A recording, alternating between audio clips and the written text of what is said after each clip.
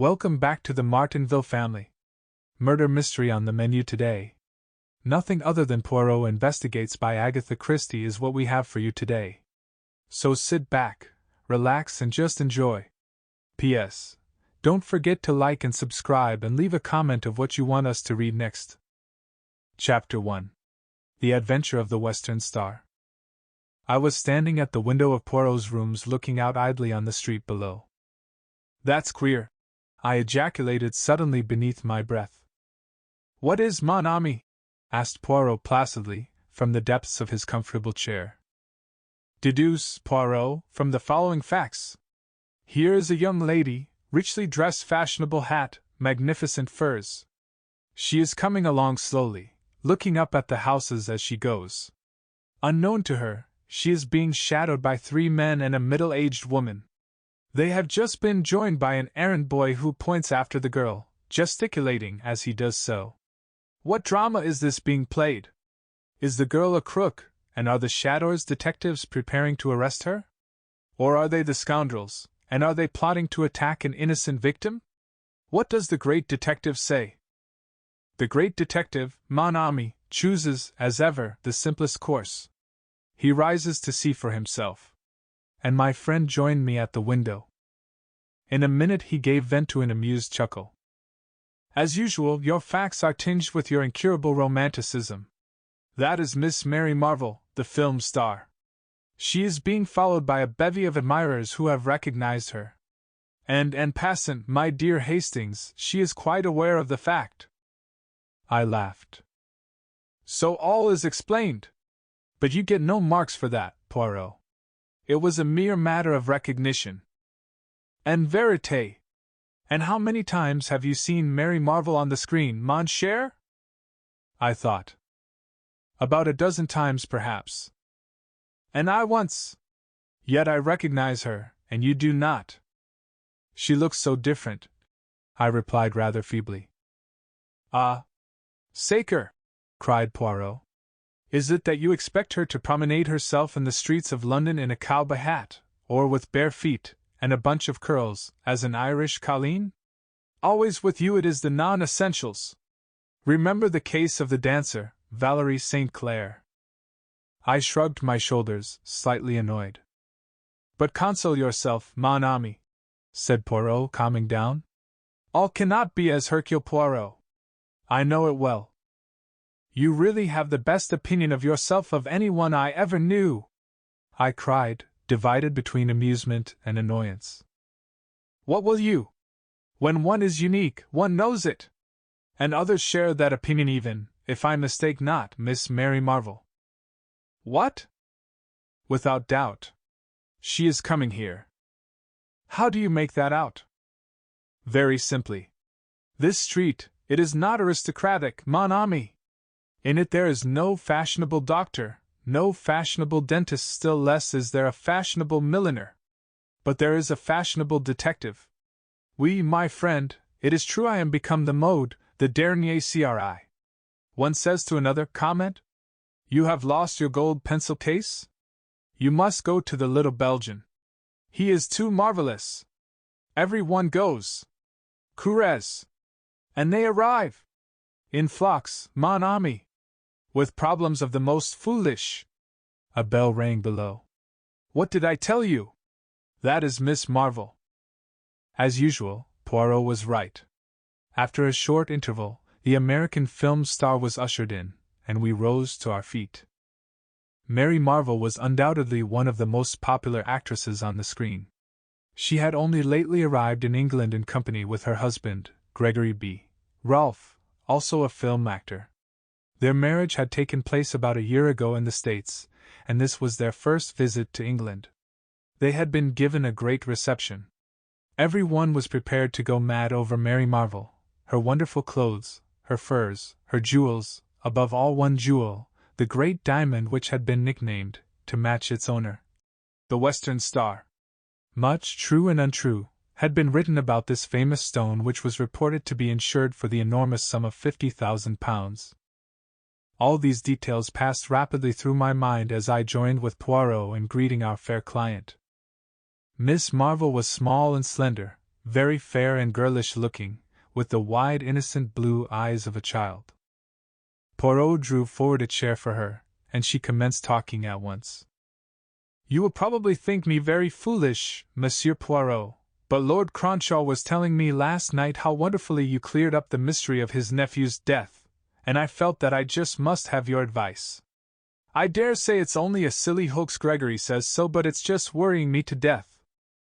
She paused for breath. Poirot beamed encouragement. "Proceed, madam. You comprehend, I am still in the dark." "It's these letters." Miss Marvell unclasped her handbag, and drew out 3 envelopes which she handed to Poirot. The latter scrutinized them closely. "Cheap paper, the name and address carefully printed. Let us see the inside." He drew out the enclosure. I had joined him, and was leaning over his shoulder. The writing consisted of a single sentence, carefully printed like the envelope. It ran as follows: "The great diamond which is the left eye of the god must return whence it came." The second letter was couched in precisely the same terms, but the third was more explicit. "You have been warned. You have not obeyed.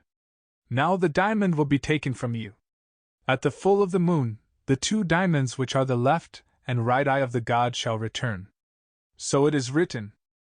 "The first letter I treated as a joke," explained Miss Marvell.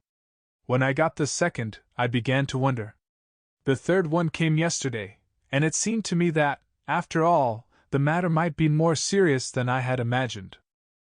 I see they did not come by post, these letters." "No, they were left by hand by a Chinaman.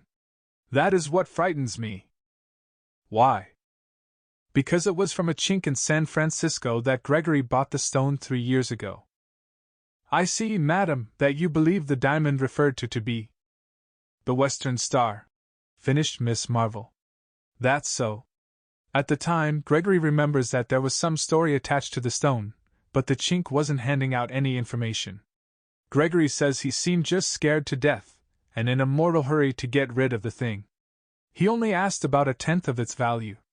It was Greg's wedding present to me." Poirot nodded thoughtfully. "The story seems of an almost unbelievable romanticism. And yet who knows? I pray of you, Hastings, hand me my little almanac." I complied. "Voyons," said Poirot, turning the leaves. "When is the date of the full moon?" "Ah, Friday next. That is in 3 days' time." "Eh bien, madam, you seek my advice, I give it to you. This belle histoire may be a hoax, but it may not. Therefore I counsel you to place the diamond in my keeping until after Friday next. Then we can take what steps we please." A slight cloud passed over the actress's face, and she replied constrainedly, "I'm afraid that's impossible." "You have it with you, Hein?" Poirot was watching her narrowly. The girl hesitated a moment, then slipped her hand into the bosom of her gown, drawing out a long thin chain. She leaned forward, unclosing her hand. In the palm, a stone of white fire, exquisitely set in platinum, lay and winked at us solemnly. Poirot drew in his breath with a long hiss. "Epatant!" he murmured. "You permit, madam?" He took the jewel in his own hand and scrutinized it keenly, then restored it to her with a little bow. "A magnificent stone without a flaw. Ah, centenaires!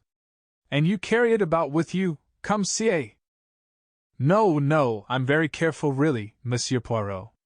As a rule it's locked up in my jewel case, and left in the hotel safe deposit. We're staying at the Magnificent, you know. I just brought it along today for you to see." "And you will leave it with me, n'est-ce pas? You will be advised by Papa Poirot?" "Well, you see, it's this way, Monsieur Poirot. On Friday we're going down to Yardley Chase to spend a few days with Lord and Lady Yardley." Her words awoke a vague echo of remembrance in my mind. Some gossip, what was it now? A few years ago Lord and Lady Yardley had paid a visit to the States. Rumor had it that his lordship had rather gone the pace out there with the assistance of some lady friends, but surely there was something more, some gossip which coupled Lady Yardley's name with that of a movie star in California. Why? It came to me in a flash. Of course it was none other than Gregory B. Rolfe. I'll let you into a little secret, Monsieur Poirot. Miss Marvel was continuing. We've got a deal on with Lord Yardley. There's some chance of our arranging to film a play down there in his ancestral pile. At Yardley Chase? I cried, interested. Why, it's one of the show places of England. Miss Marvel nodded. I guess it's the real old feudal stuff all right. But he wants a pretty stiff price, and of course I don't know yet whether the deal will go through, but Greg and I always like to combine business with pleasure. But I demand pardon if I am dense, madam. Surely it is possible to visit Yardley Chase without taking the diamond with you. A shrewd, hard look came into Miss Marvel's eyes, which belied their childlike appearance. She looked suddenly a good deal older. I want to wear it down there. Surely, I said suddenly. There are some very famous jewels in the Yardley collection, a large diamond amongst them? That's so, said Miss Marvel briefly. I heard Poirot murmur beneath his breath. Ah, c'est comme si. Then he said aloud, with his usual uncanny luck in hitting the bull's eye, he dignifies it by the name of psychology. Then you are without doubt already acquainted with Lady Yardley, or perhaps your husband is? Gregory knew her when she was out west 3 years ago, said Miss Marvel. She hesitated a moment, and then added abruptly, Do either of you ever see society gossip?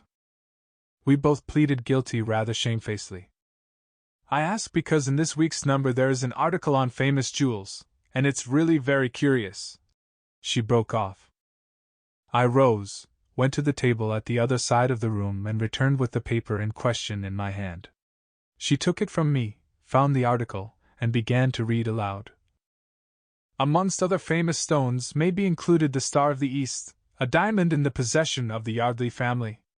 An ancestor of the present Lord Yardley brought it back with him from China, and a romantic story is said to attach to it. According to this, the stone was once the right eye of a temple god. Another diamond, exactly similar in form and size, formed the left eye, and the story goes that this jewel, too, would in course of time be stolen. One eye shall go west, the other east, till they shall meet once more. Then, in triumph shall they return to the god. It is a curious coincidence that there is at the present time a stone corresponding closely in description with this one, and known as the Star of the West, or the Western Star. It is the property of the celebrated film actress, Miss Mary Marvel. A comparison of the two stones would be interesting. She stopped. Epatant, murmured Poirot. Without doubt a romance of the first water. He turned to Mary Marvel. And you are not afraid, madam? You have no superstitious terrors? You do not fear to introduce these two Siamese twins to each other lest a Chinaman should appear and, hey presto, whisk them both back to China? His tone was mocking, but I fancied that an undercurrent of seriousness lay beneath it. I don't believe that Lady Yardley's diamond is anything like as good a stone as mine, said Miss Marvel. Anyway, I'm going to see. What more Poirot would have said I do not know, for at that moment the door flew open, and a splendid-looking man strode into the room. From his crisply curling black head to the tips of his patent leather boots, he was a hero fit for romance. I said I'd call round for you, Mary, said Gregory Rolfe. And here I am. Well, what does Monsieur Poirot say to our little problem? Just one big hoax, same as I do? Poirot smiled up at the big actor. They made a ridiculous contrast. Hoax or no hoax, Mr. Rolfe, he said dryly, I have advised Madam your wife not to take the jewel with her to Yardley Chase on Friday. I'm with you there, sir. I've already said so to Mary. But there! She's a woman through and through, and I guess she can't bear to think of another woman outshining her in the jewel line. What nonsense, Gregory! Said Mary Marvel sharply. But she flushed angrily. Poirot shrugged his shoulders. Madam, I have advised. I can do no more. C'est fini. He bowed them both to the door. Ah! La la, he observed, returning. Histoire de femmes. The good husband, he hit the nail on the head tout de même, he was not tactful. Assuredly not. I imparted to him my vague remembrances, and he nodded vigorously. So I thought. All the same, there is something curious underneath all this. With your permission, mon ami, I will take the air. Await my return, I beg of you. I shall not be long. I was half asleep in my chair when the landlady tapped on the door, and put her head in. It's another lady to see Mr. Poirot, sir. I've told her he was out, but she says as how she'll wait, seeing as she's come up from the country. Oh, show her in here, Mrs. Murchison. Perhaps I can do something for her. In another moment the lady had been ushered in. My heart gave a leap as I recognized her. Lady Yardley's portrait had figured too often in the society papers to allow her to remain unknown. Do sit down, Lady Yardley, I said, drawing forward a chair. My friend Poirot is out, but I know for a fact that he'll be back very shortly. She thanked me and sat down. A very different type, this, from Miss Mary Marvell. Tall, dark, with flashing eyes, and a pale, proud face, yet something wistful in the curves of the mouth. I felt a desire to rise to the occasion. Why not? In Poirot's presence I have frequently felt a difficulty. I do not appear at my best. And yet there is no doubt that I, too, possess the deductive sense in a marked degree. I leant forward on a sudden impulse. Lady Yardley, I said, I know why you have come here. You have received blackmailing letters about the diamond. There was no doubt as to my bolt having shot home. She stared at me open-mouthed, all color banished from her cheeks. You know? She gasped. How? I smiled. By a perfectly logical process. If Miss Marvell has had warning letters, Miss Marvell? She has been here? She has just left. As I was saying, if she, as the holder of one of the twin diamonds, has received a mysterious series of warnings, you, as the holder of the other stone, must necessarily have done the same. You see how simple it is? I am right, then, you have received these strange communications also? For a moment she hesitated, as though in doubt whether to trust me or not, then she bowed her head in assent with a little smile. That is so, she acknowledged. Were yours, too, left by hand by a Chinaman? No, they came by post, but tell me, has Miss Marvell undergone the same experience, then? I recounted to her the events of the morning. She listened attentively. It all fits in. My letters are the duplicates of hers. It is true that they came by post, but there is a curious perfume impregnating them, something in the nature of joss stick that at once suggested the East to me. What does it all mean? I shook my head. That is what we must find out. You have the letters with you? We might learn something from the postmarks. Unfortunately, I destroyed them. You understand, at the time I regarded it as some foolish joke. Can it be true that some Chinese gang are really trying to recover the diamonds? It seems too incredible. We went over the facts again and again, but could get no further towards the elucidation of the mystery. At last Lady Yardley rose. I really don't think I need wait for Monsieur Poirot. You can tell him all this, can't you? Thank you so much, Mr. She hesitated, her hand outstretched. Captain Hastings. Of course. How stupid of me. You're a friend of the Cavendishes, aren't you? It was Mary Cavendish who sent me to Monsieur Poirot. When my friend returned, I enjoyed telling him the tale of what had occurred during his absence. He cross-questioned me rather sharply over the details of our conversation, and I could read between the lines that he was not best pleased to have been absent. I also fancied that the dear old fellow was just the least inclined to be jealous.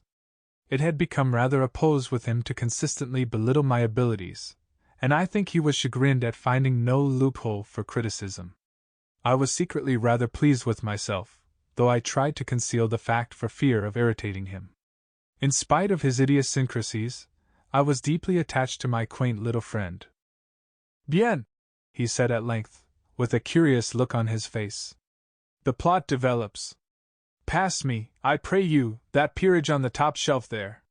He turned the leaves. Ah, here we are. Yardley.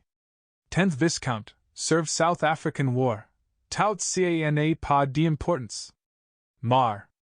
1907 Honorable Maud Stopperton, 4th daughter of 3rd Baron Cotterell. Has ISS 2 daughters, born 1908, 1910. clubs, residences. Voila, that does not tell us much. But tomorrow morning we see this milord. What? Yes. I telegraphed to him. I thought you had washed your hands of the case. I am not acting for Miss Marvel since she refuses to be guided by my advice. What I do now is for my own satisfaction, the satisfaction of Hercule Poirot. Decidedly, I must have a finger in this pie. And you calmly wire Lord Yardley to dash up to town just to suit your convenience. He won't be pleased. Au contraire, if I preserve for him his family diamond, he ought to be very grateful. Then you really think there is a chance of it being stolen? I asked eagerly. Almost a certainty, replied Poirot placidly. Everything points that way. But how? Poirot stopped my eager questions with an airy gesture of the hand. Not now, I pray you. Let us not confuse the mind. And observe that peerage how you have replaced him. See you not that the tallest books go in the top shelf, the next tallest in the row beneath, and so on. Thus we have order, method, which, as I have often told you, Hastings, exactly, I said hastily, and put the offending volume in its proper place. Lord Yardley turned out to be a cheery, loud-voiced sportsman with a rather red face, but with a good-humored bonhomie about him that was distinctly attractive and made up for any lack of mentality. Extraordinary business this, Monsieur Poirot. Can't make head or tail of it. Seems my wife's been getting odd kind of letters, and that this Miss Marvel's had 'em too. What does it all mean? Poirot handed him the copy of Society Gossip. First, milord, I would ask you if these facts are substantially correct? The peer took it. His face darkened with anger as he read. Damned nonsense! He spluttered. There's never been any romantic story attaching to the diamond. It came from India originally, I believe. I never heard of all this Chinese god stuff. Still, the stone is known as the Star of the East. Well, what if it is? He demanded wrathfully. Poirot smiled a little, but made no direct reply. What I would ask you to do, milord, is to place yourself in my hands. If you do so unreservedly, I have great hopes of averting the catastrophe. Then you think there's actually something in these wildcat tales? Will you do as I ask you? Of course I will, but... Bien. Then permit that I ask you a few questions. This affair of Yardley Chase, is it, as you say, all fixed up between you and Mr. Rolfe? Oh, he told you about it, did he? No, there's nothing settled. He hesitated, the brick-red color of his face deepening. Might as well get the thing straight. I've made rather an ass of myself in many ways, Monsieur Poirot, and I'm head over ears in debt, but I want to pull up. I'm fond of the kids, and I want to straighten things up, and be able to live on at the old place. Gregory Rolfe is offering me big money enough to set me on my feet again. I don't want to do it, I hate the thought of all that crowd play acting round the chase, but I may have to unless... He broke off. Poirot eyed him keenly. You have, then, another string to your bow? Permit that I make a guess? It is to sell the Star of the East? Lord Yardley nodded. That's it. It's been in the family for some generations, but it's not entailed. Still, it's not the easiest thing in the world to find a purchaser. Hofburg, the Hatton Garden man, is on the lookout for a likely customer, but he'll have to find one soon, or it's a washout. One more question, permettez Lady Yardley, which plan does she approve? Oh, she's bitterly opposed to my selling the jewel. You know what women are. She's all for this film stunt. I comprehend, said Poirot. He remained a moment or so in thought, then rose briskly to his feet. You return to Yardley Chase at once? Bien.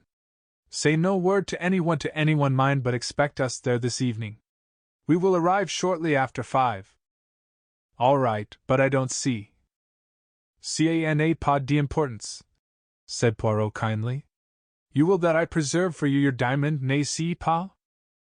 Yes, but... Then do as I say. A sadly bewildered nobleman left the room. It was 5:30 when we arrived at Yardley Chase, and followed the dignified butler to the old panelled hall with its fire of blazing logs. A pretty picture met our eyes, Lady Yardley and her 2 children, the mother's proud dark head bent down over the 2 fair ones. Lord Yardley stood near, smiling down on them.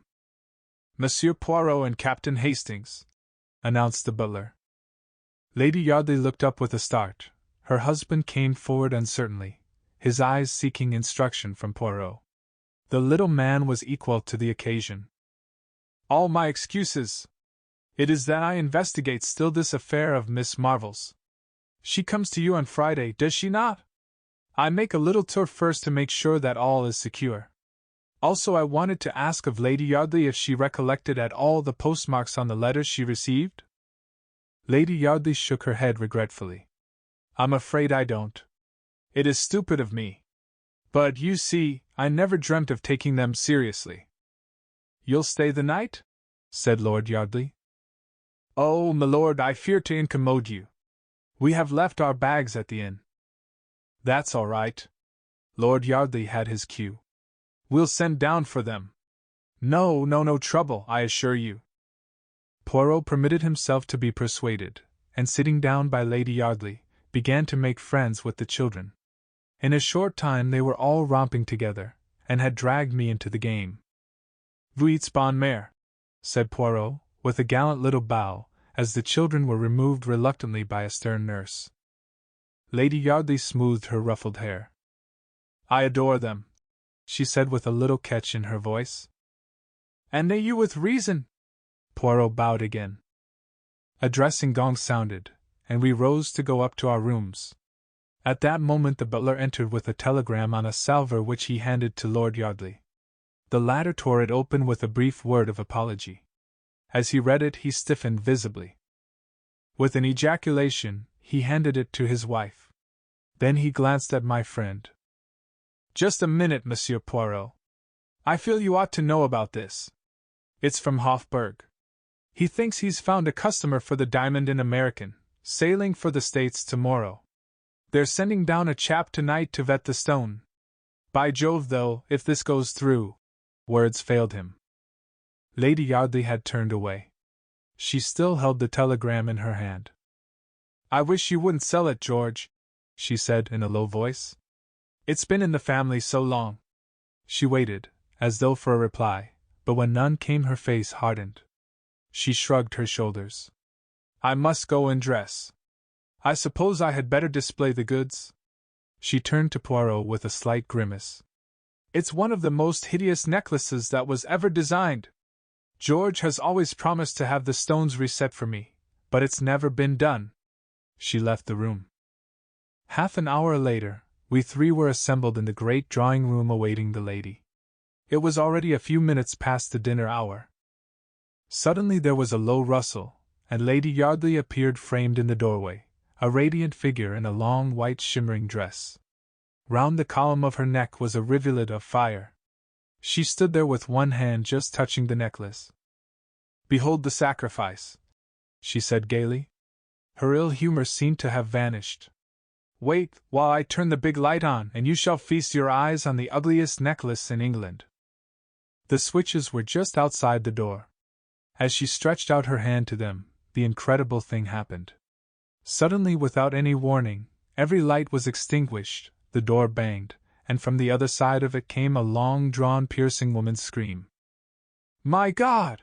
Cried Lord Yardley. That was Maud's voice. What has happened? We rushed blindly for the door, cannonading into each other in the darkness. It was some minutes before we could find it. What a sight met our eyes!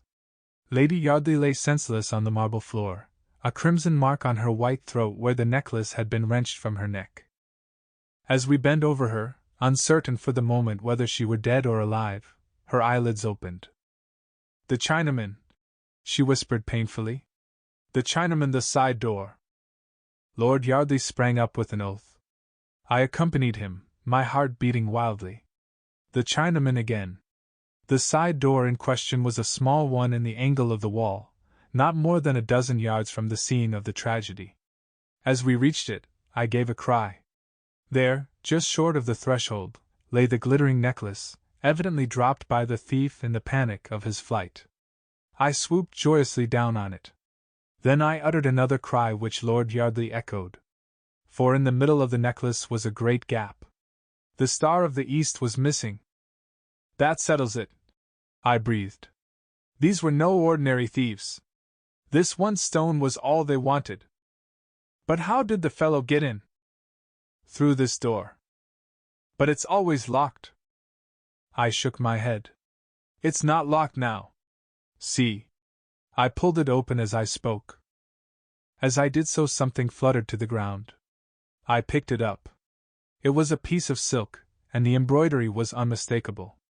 It had been torn from a Chinaman's robe. In his haste it caught in the door, I explained. "Come, hurry! He cannot have gone far as yet." But in vain we hunted and searched. In the pitch darkness of the night, the thief had found it easy to make his getaway. We returned reluctantly, and Lord Yardley sent off one of the footmen post haste to fetch the police. Lady Yardley, aptly ministered to by Poirot, who is as good as a woman in these matters, was sufficiently recovered to be able to tell her story. "I was just going to turn on the other light," she said, "when a man sprang on me from behind. He tore my necklace from my neck with such force that I fell headlong to the floor. As I fell, I saw him disappearing through the side door. Then I realized by the pigtail and the embroidered robe that he was a Chinaman." She stopped with a shudder. The butler reappeared. He spoke in a low voice to Lord Yardley. "A gentleman from Mr. Hofburg's, lord. He says you expect him." "Good heavens!" cried the distracted nobleman. "I must see him, I suppose?" "No, not here, Mullings, in the library." I drew Poirot aside. "Look here, my dear fellow, hadn't we better get back to London?" "You think so, Hastings?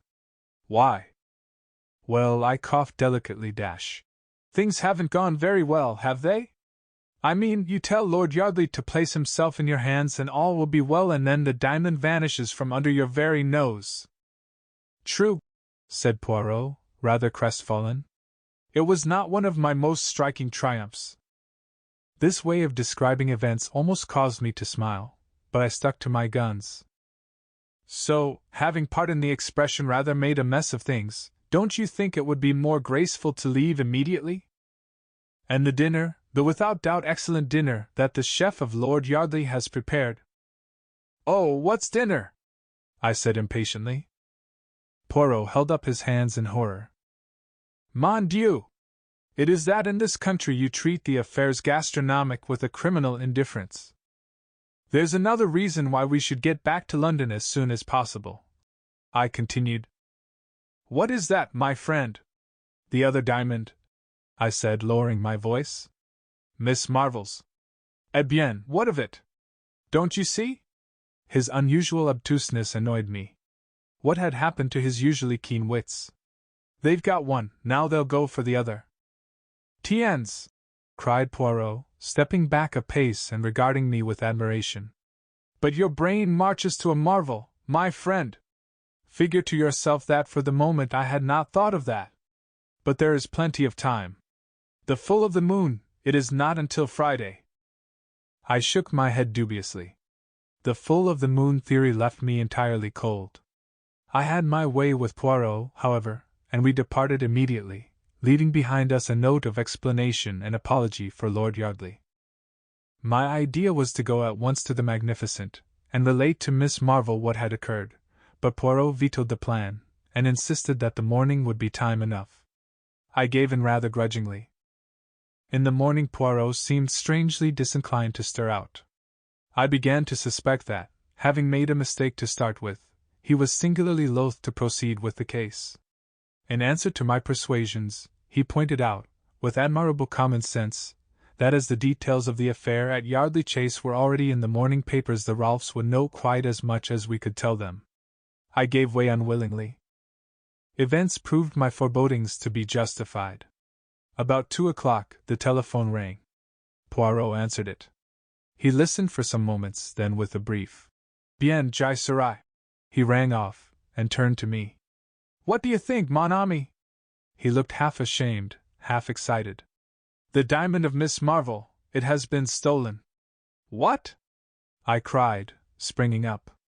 And what about the full of the moon now? Poirot hung his head. When did this happen? This morning, I understand. I shook my head sadly. If only you had listened to me. You see, I was right. It appears so, mon ami, said Poirot cautiously. Appearances are deceptive, they say, but it certainly appears so. As we hurried in a taxi to the Magnificent, I puzzled out the true inwardness of the scheme. That full of the moon idea was clever. The whole point of it was to get us to concentrate on the Friday, and so be off our guard beforehand. It is a pity you did not realize that. Ma foi, said Poirot airily, his nonchalance quite restored after its brief eclipse. One cannot think of everything. I felt sorry for him. He did so hate failure of any kind. Cheer up, I said consolingly. Better luck next time. At the Magnificent, we were ushered at once into the manager's office. Gregory Rolfe was there with 2 men from Scotland Yard. A pale-faced clerk sat opposite them. Rolfe nodded to us as we entered. We're getting to the bottom of it, he said. But it's almost unbelievable. How the guy had the nerve I can't think. A very few minutes sufficed to give us the facts. Mr. Rolfe had gone out of the hotel at 11:15. At 11:30, a gentleman, so like him in appearance as to pass muster, entered the hotel and demanded the jewel case from the safe deposit. He duly signed the receipt, remarking carelessly as he did so, "Looks a bit different from my ordinary one, but I hurt my hand getting out of the taxi." The clerk merely smiled and remarked that he saw very little difference. Rolfe laughed and said, "Well, don't run me in as a crook this time, anyway. I've been getting threatening letters from a Chinaman, and the worst of it is I look rather like a Chink myself. It's something about the eyes." I looked at him, said the clerk who was telling us this, and I saw at once what he meant. The eyes slanted up at the corners like an Oriental's. I'd never noticed it before. "Darn it all, man," roared Gregory Rolfe, leaning forward. "Do you notice it now?" The man looked up at him and started. "No, sir," he said. "I can't say I do." And indeed there was nothing even remotely Oriental about the frank brown eyes that looked into ours. The Scotland Yard man grunted. Bold customer. Thought the eyes might be noticed, and took the bull by the horns to disarm suspicion. He must have watched you out of the hotel, sir, and nipped in as soon as you were well away. "What about the jewel case?" I asked. "It was found in a corridor of the hotel. Only one thing had been taken, the Western Star." We stared at each other. The whole thing was so bizarre, so unreal. Poirot hopped briskly to his feet. "I have not been of much use, I fear," he said regretfully. "Is it permitted to see Madame?" "I guess she's prostrated with the shock," explained Rolfe. "Then perhaps I might have a few words alone with you, monsieur?" "Certainly." In about 5 minutes Poirot reappeared. "Now, my friend," he said gaily, "to a post office. I have to send a telegram." "Who to?" "Lord Yardley." He discounted further inquiries by slipping his arm through mine. Come, mon ami. I know all that you feel about this miserable business. I have not distinguished myself. You, in my place, might have distinguished yourself. Bien. All is admitted. Let us forget it and have lunch." It was about 4 o'clock when we entered Poirot's rooms.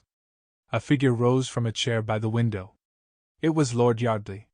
He looked haggard and distraught. "I got your wire and came up at once. Look here, I've been round to Hofburg, and they know nothing about that man of theirs last night, or the wire either. Do you think that?" Poirot held up his hand. "My excuses. I sent that wire, and hired the gentleman in question." "You but why?" "What?" The nobleman spluttered impotently. "My little idea was to bring things to a head," explained Poirot placidly. "Bring things to a head? Oh, my God!" cried Lord Yardley.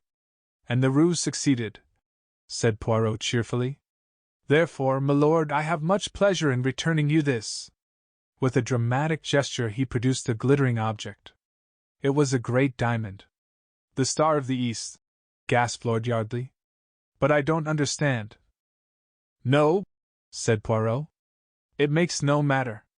Believe me, it was necessary for the diamond to be stolen. I promise you that it should be preserved to you, and I have kept my word. You must permit me to keep my little secret. Convey, I beg of you, the assurances of my deepest respect to Lady Yardley, and tell her how pleased I am to be able to restore her jewel to her. What beau temps, is it not? Good day, milord." And smiling and talking, the amazing little man conducted the bewildered nobleman to the door. He returned gently rubbing his hands. "Poirot," I said, "am I quite demented?" "No, mon ami, but you are, as always, in a mental fog. How did you get the diamond?" "From Mr. Rolfe." "Rolfe?" "Mais oui. The warning letters, the Chinaman, the article in Society Gossip, all sprang from the ingenious brain of Mr. Rolfe. The two diamonds, supposed to be so miraculously alike, they did not exist. There was only one diamond, my friend. Originally in the Yardley collection, for 3 years it has been in the possession of Mr. Rolfe. He stole it this morning with the assistance of a touch of grease paint at the corner of each eye. Ah, I must see him on the film, he is indeed an artist, cela. But why should he steal his own diamond?" I asked, puzzled. "For many reasons. To begin with, Lady Yardley was getting restive." "Lady Yardley?" "You comprehend, she was left much alone in California. Her husband was amusing himself elsewhere. Mr. Rolfe was handsome, he had an air about him of romance. But au fond, he is very businesslike, see, monsieur. He made love to Lady Yardley, and then he blackmailed her. I taxed the lady with the truth the other night, and she admitted it. She swore that she had only been indiscreet, and I believe her. But undoubtedly Rolfe had letters of hers that could be twisted to bear a different interpretation. Terrified by the threat of a divorce, and the prospect of being separated from her children, she agreed to all he wished. She had no money of her own, and she was forced to permit him to substitute a paste replica for the real stone. The coincidence of the date of the appearance of the Western Star struck me at once. All goes well. Lord Yardley prepares to range himself to settle down. And then comes the menace of the possible sale of the diamond. The substitution will be discovered. Without doubt she writes off frantically to Gregory Rolfe, who has just arrived in England. He soothes her by promising to arrange all and prepares for a double robbery. In this way he will quiet the lady, who might conceivably tell all to her husband, an affair which would not suit our blackmailer at all. He will have £50,000 insurance money, aha, you had forgotten that, and he will still have the diamond. At this point I put my finger in the pie. The arrival of a diamond expert is announced. Lady Yardley, as I felt sure she would, immediately arranges a robbery and does it very well too. But Hercule Poirot, he sees nothing but facts. What happens in actuality? The lady switches off the light, bangs the door, throws the necklace down the passage, and screams. She has already wrenched out the diamond with pliers upstairs. "But we saw the necklace round her neck," I objected. "I demand pardon, my friend. Her hand concealed the part of it where the gap would have shown. To place a piece of silk in the door beforehand is child's play. Of course, as soon as Rolfe read of the robbery, he arranged his own little comedy. And very well he played it. What did you say to him?" I asked with lively curiosity. "I said to him that Lady Yardley had told her husband all, that I was empowered to recover the jewel, and that if it were not immediately handed over proceedings would be taken. Also a few more little lies which occurred to me. He was as wax in my hands." I pondered the matter. "It seems a little unfair on Mary Marvell. She has lost her diamond through no fault of her own." "Bah!" said Poirot brutally. "She has a magnificent advertisement. That is all she cares for, that one. Now the other, she is different. Bonne mère, très femme." "Yes," I said doubtfully, hardly sharing Poirot's views on femininity. "I suppose it was Rolfe who sent her the duplicate letters." "Pas du tout," said Poirot briskly. "She came by the advice of Mary Cavendish to seek my aid in her dilemma. Then she heard that Mary Marvell, whom she knew to be her enemy, had been here, and she changed her mind, jumping at a pretext that you, my friend, offered her. A very few questions sufficed to show me that you told her of the letters, not she you. She jumped at the chance your words offered. I don't believe it, I cried, stum. Si, mon ami, it is a pity that you study not the psychology. She told you that the letters were destroyed? Oh la, never does a woman destroy a letter if she can avoid it. Not even if it would be more prudent to do so. It's all very well, I said, my anger rising, but you've made a perfect fool of me.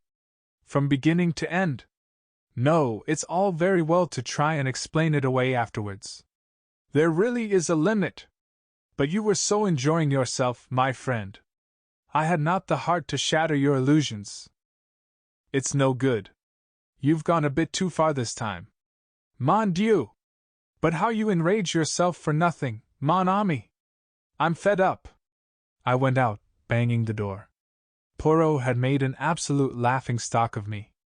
I decided that he needed a sharp lesson. I would let some time elapse before I forgave him. He had encouraged me to make a perfect fool of myself. 2. The tragedy at Marsden Manor. I had been called away from town for a few days, and on my return found Poirot in the act of strapping up his small valise. A la bonne heure, Hastings. I feared you would not have returned in time to accompany me. You are called away on a case, then? Yes, though I am bound to admit that, on the face of it, the affair does not seem promising.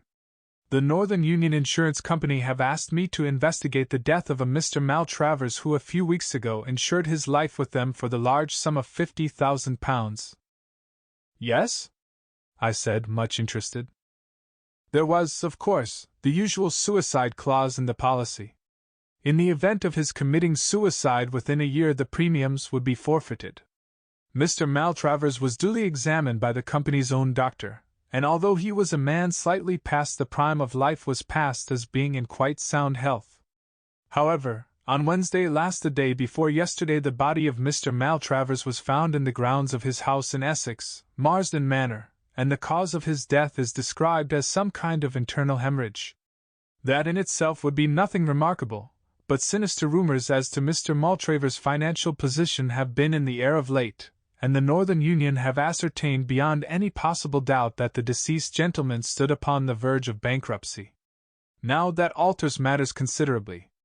Maltravers had a beautiful young wife, and it is suggested that he got together all the ready money he could for the purpose of paying the premiums on a life insurance for his wife's benefit, and then committed suicide. Such a thing is not uncommon. In any case, my friend Alfred Wright, who is a director of the Northern Union, has asked me to investigate the facts of the case, but, as I told him, I am not very hopeful of success. If the cause of the death had been heart failure, I should have been more sanguine. Heart failure may always be translated as the inability of the local GP to discover what his patient really did die of, but a hemorrhage seems fairly definite. Still, we can but make some necessary inquiries. 5 minutes to pack your bag, Hastings, and we will take a taxi to Liverpool Street. About an hour later, we alighted from a Great Eastern train at the little station of Marsden. Inquiries at the station yielded the information that Marsden Manor was about a mile distant. Poirot decided to walk, and we betook ourselves along the main street. What is our plan of campaign? I asked. First, I will call upon the doctor. I have ascertained that there is only one doctor in Marsden, Dr. Ralph Bernard.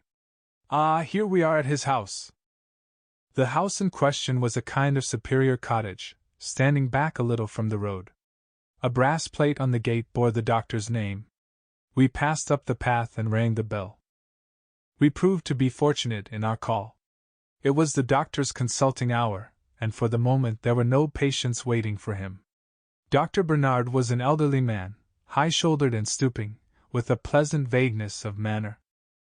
Poirot introduced himself and explained the purpose of our visit, adding that insurance companies were bound to investigate fully in a case of this kind. Of course, said Dr. Bernard vaguely. I suppose, as he was such a rich man, his life was insured for a big sum? You consider him a rich man, doctor? The doctor looked rather surprised. Was he not? He kept 2 cars, you know, and Marsden Manor is a pretty big place to keep up, although I believe he bought it very cheap. I understand that he had had considerable losses of late, said Poirot, watching the doctor narrowly.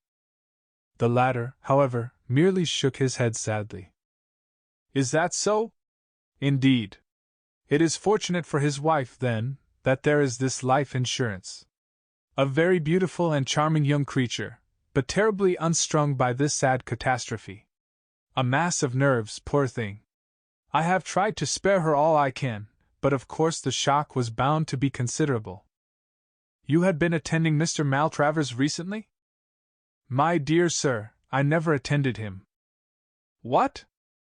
I understand Mr. Maltravers was a Christian Scientist or something of that kind. But you examined the body? Certainly.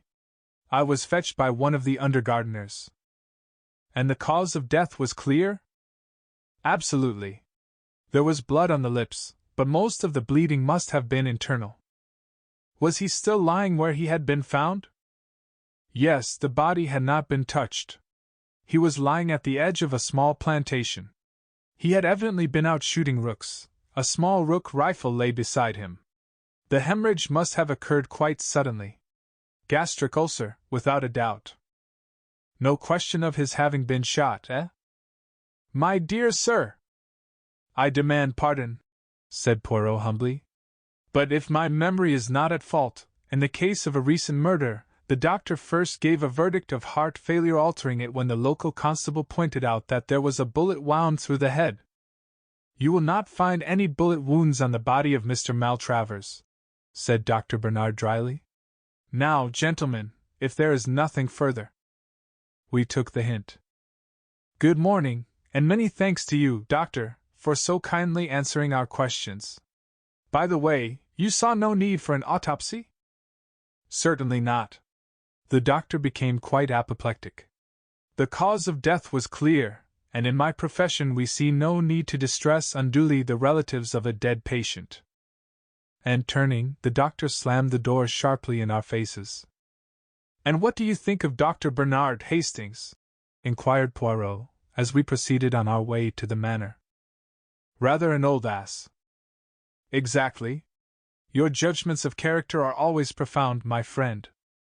I glanced at him uneasily, but he seemed perfectly serious. A twinkle, however, came into his eye, and he added slyly. That is to say, when there is no question of a beautiful woman. I looked at him coldly. On our arrival at the manor house, the door was opened to us by a middle-aged parlour-maid. Poirot handed her his card, and a letter from the insurance company for Mrs. Maltravers. She showed us into a small morning-room, and retired to tell her mistress. About 10 minutes elapsed, and then the door opened, and a slender figure in widow's weeds stood upon the threshold. Monsieur Poirot? She faltered. Madam! Poirot sprang gallantly to his feet and hastened towards her. I cannot tell you how I regret to derange you in this way. But what will you? Less affairs they know no mercy. Mrs. Maltravers permitted him to lead her to a chair. Her eyes were red with weeping, but the temporary disfigurement could not conceal her extraordinary beauty. She was about 27 or 8, and very fair, with large blue eyes and a pretty pouting mouth. It is something about my husband's insurance, is it? But must I be bothered now so soon? Courage, my dear madam. Courage. You see, your late husband insured his life for rather a large sum, and in such a case the company always has to satisfy itself as to a few details.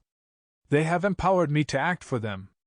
You can rest assured that I will do all in my power to render the matter not too unpleasant for you. Will you recount to me briefly the sad events of Wednesday? I was changing for tea when my maid came up. One of the gardeners had just run to the house. He had found. Her voice trailed away. Poirot pressed her hand sympathetically. I comprehend. Enough! You had seen your husband earlier in the afternoon? Not since lunch. I had walked down to the village for some stamps, and I believe he was out pottering round the grounds. Shooting rooks, eh? Yes, he usually took his little rook rifle with him, and I heard 1 or 2 shots in the distance. Where is this little rook rifle now? In the hall, I think. She led the way out of the room and found and handed the little weapon to Poirot, who examined it cursorily. 2 shots fired, I see, he observed, as he handed it back. And now, madam, if I might see. He paused delicately. The servant shall take you, she murmured, averting her head. The parlour-maid, summoned, led Poirot upstairs. I remained with the lovely and unfortunate woman. It was hard to know whether to speak or remain silent. I essayed 1 or 2 general reflections to which she responded absently, and in a very few minutes Poirot rejoined us. I thank you for all your courtesy, madam. I do not think you need be troubled any further with this matter. By the way, do you know anything of your husband's financial position? She shook her head. Nothing whatever. I am very stupid over business things. I see. Then you can give us no clue as to why he suddenly decided to insure his life? He had not done so previously, I understand.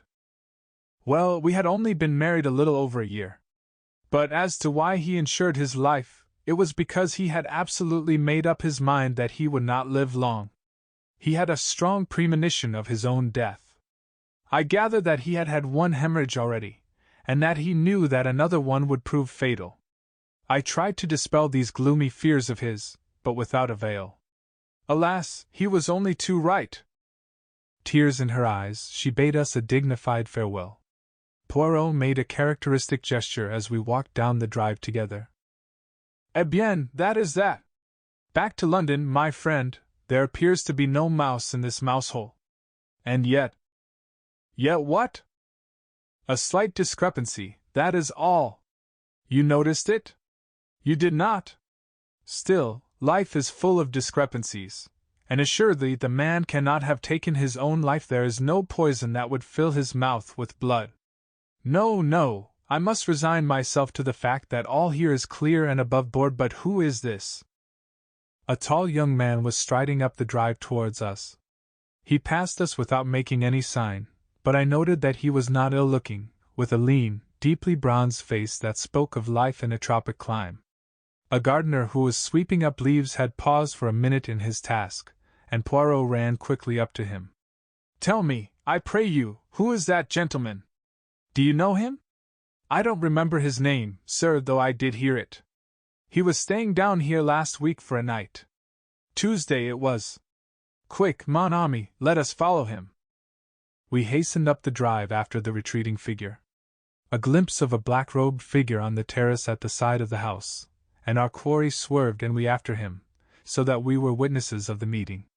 Mrs. Maltravers almost staggered where she stood, and her face blanched noticeably. You! She gasped. I thought you were on the sea on your way to East Africa? I got some news from my lawyers that detained me, explained the young man. My old uncle in Scotland died unexpectedly and left me some money. Under the circumstances, I thought it better to cancel my passage. Then I saw this bad news in the paper, and I came down to see if there was anything I could do. You'll want someone to look after things for you a bit, perhaps. At that moment they became aware of our presence. Poirot stepped forward, and with many apologies explained that he had left his stick in the hall. Rather reluctantly, it seemed to me, Mrs. Maltravers made the necessary introduction. Monsieur Poirot, Captain Black. A few minutes' chat ensued, in the course of which Poirot elicited the fact that Captain Black was putting up at the Anchor Inn. The missing stick not having been discovered, which was not surprising, Poirot uttered more apologies and we withdrew. We returned to the village at a great pace, and Poirot made a bee-line for the Anchor Inn. Here we establish ourselves until our friend the captain returns, he explained. You notice that I emphasized the point that we were returning to London by the first train? Possibly you thought I meant it. But no, you observed Mrs. Maltravers' face when she caught sight of this young Black? She was clearly taken aback, and he was very devoted, did you not think so? And he was here on Tuesday night, the day before Mr. Maltravers died. We must investigate the doings of Captain Black, Hastings. In about half an hour we espied our quarry approaching the inn. Poirot went out and accosted him and presently brought him up to the room we had engaged. "I have been telling Captain Black of the mission which brings us here," he explained. "You can understand, Monsieur le Capitaine, that I am anxious to arrive at Mr. Maltravers' state of mind immediately before his death, and that at the same time I do not wish to distress Mrs. Maltravers unduly by asking her painful questions. Now you were here just before the occurrence, and can give us equally valuable information." "I'll do anything I can to help you, I'm sure," replied the young soldier. "But I'm afraid I didn't notice anything out of the ordinary. You see, although Maltravers was an old friend of my people's, I didn't know him very well myself." "You came down when?" "Tuesday afternoon. I went up to town early Wednesday morning, as my boat sailed from Tilbury about 12 o'clock. But some news I got made me alter my plans, as I dare say you've heard me explain to Mrs. Maltravers." "You were returning to East Africa, I understand?" "Yes. I've been out there ever since the war, a great country." "Exactly. Now what was the talk about at dinner on Tuesday night?" "Oh, I don't know. The usual odd topics. Maltravers asked after my people, and then we discussed the question of German reparations, and then Mrs. Maltravers asked a lot of questions about East Africa, and I told them one or two yarns. That's about all, I think." "Thank you." Poirot was silent for a moment, then he said gently, "With your permission, I should like to try a little experiment. You have told us all that your conscious self knows. I want now to question your subconscious self." "Psychoanalysis, what?" said Black, with visible alarm. "Oh, no," said Poirot reassuringly. "You see, it is like this: I give you a word, you answer with another, and so on. Any word, the first one you think of. Shall we begin?" "All right," said Black slowly, but he looked uneasy. "Note down the words, please, Hastings," said Poirot. Then he took from his pocket his big turnip-faced watch and laid it on the table beside him. "We will commence. Day." There was a moment's pause, and then Black replied, "Night." As Poirot proceeded, his answers came quicker. "Name," said Poirot. "Place." "Bernard Shaw." "Tuesday." "Dinner." "Journey." "Ship." "Country." "Uganda." "Story." "Lions." "Rook rifle." "Farm." "Shot." "Suicide." "Elephant." "Tusks." "Money." "Lawyers." "Thank you, Captain Black. Perhaps you could spare me a few minutes in about half an hour's time?" "Certainly."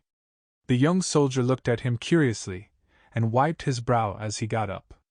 "And now, Hastings," said Poirot, smiling at me as the door closed behind him.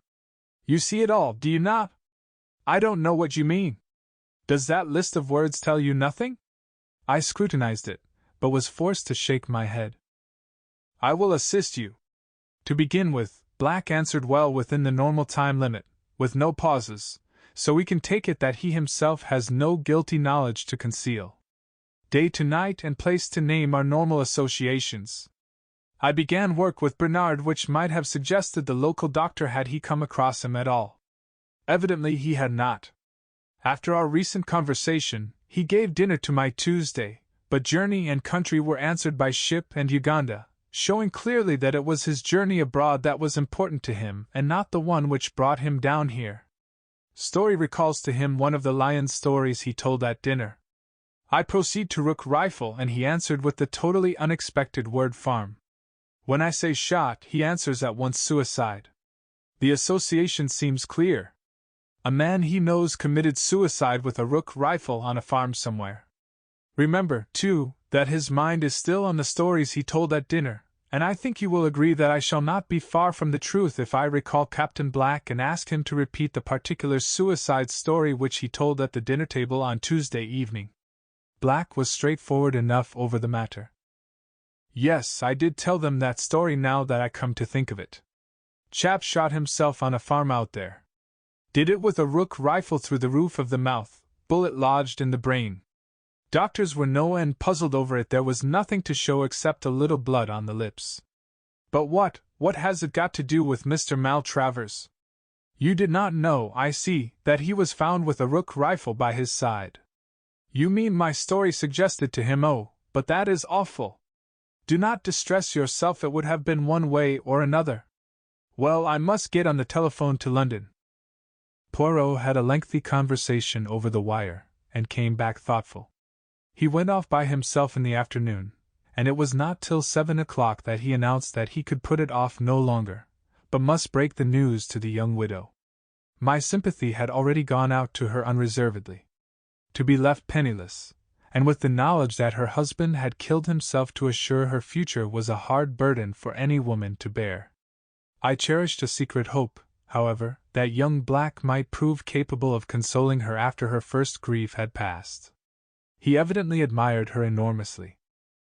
Our interview with the lady was painful. She refused vehemently to believe the facts that Poirot advanced, and when she was at last convinced, broke down into bitter weeping. An examination of the body turned our suspicions into certainty. Poirot was very sorry for the poor lady, but, after all, he was employed by the insurance company, and what could he do? As he was preparing to leave, he said gently to Mrs. Maltravers, "Madam, you of all people should know that there are no dead." "What do you mean?" she faltered, her eyes growing wide. "Have you never taken part in any spiritualistic seances? You are mediumistic, you know." "I have been told so." "But you do not believe in spiritualism, surely?" "Madam, I have seen some strange things. You know that they say in the village that this house is haunted?" She nodded, and at that moment the parlour-maid announced that dinner was ready. "Won't you just stay and have something to eat?" We accepted gratefully, and I felt that our presence could not but help distract her a little from her own griefs.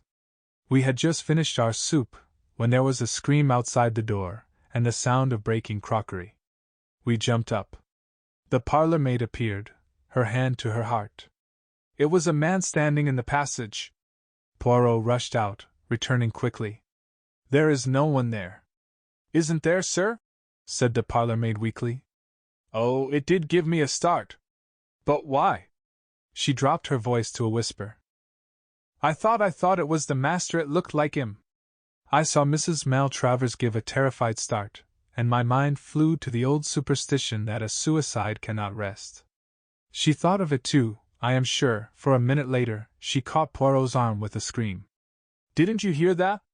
Those 3 taps on the window? That's how he always used to tap when he passed round the house."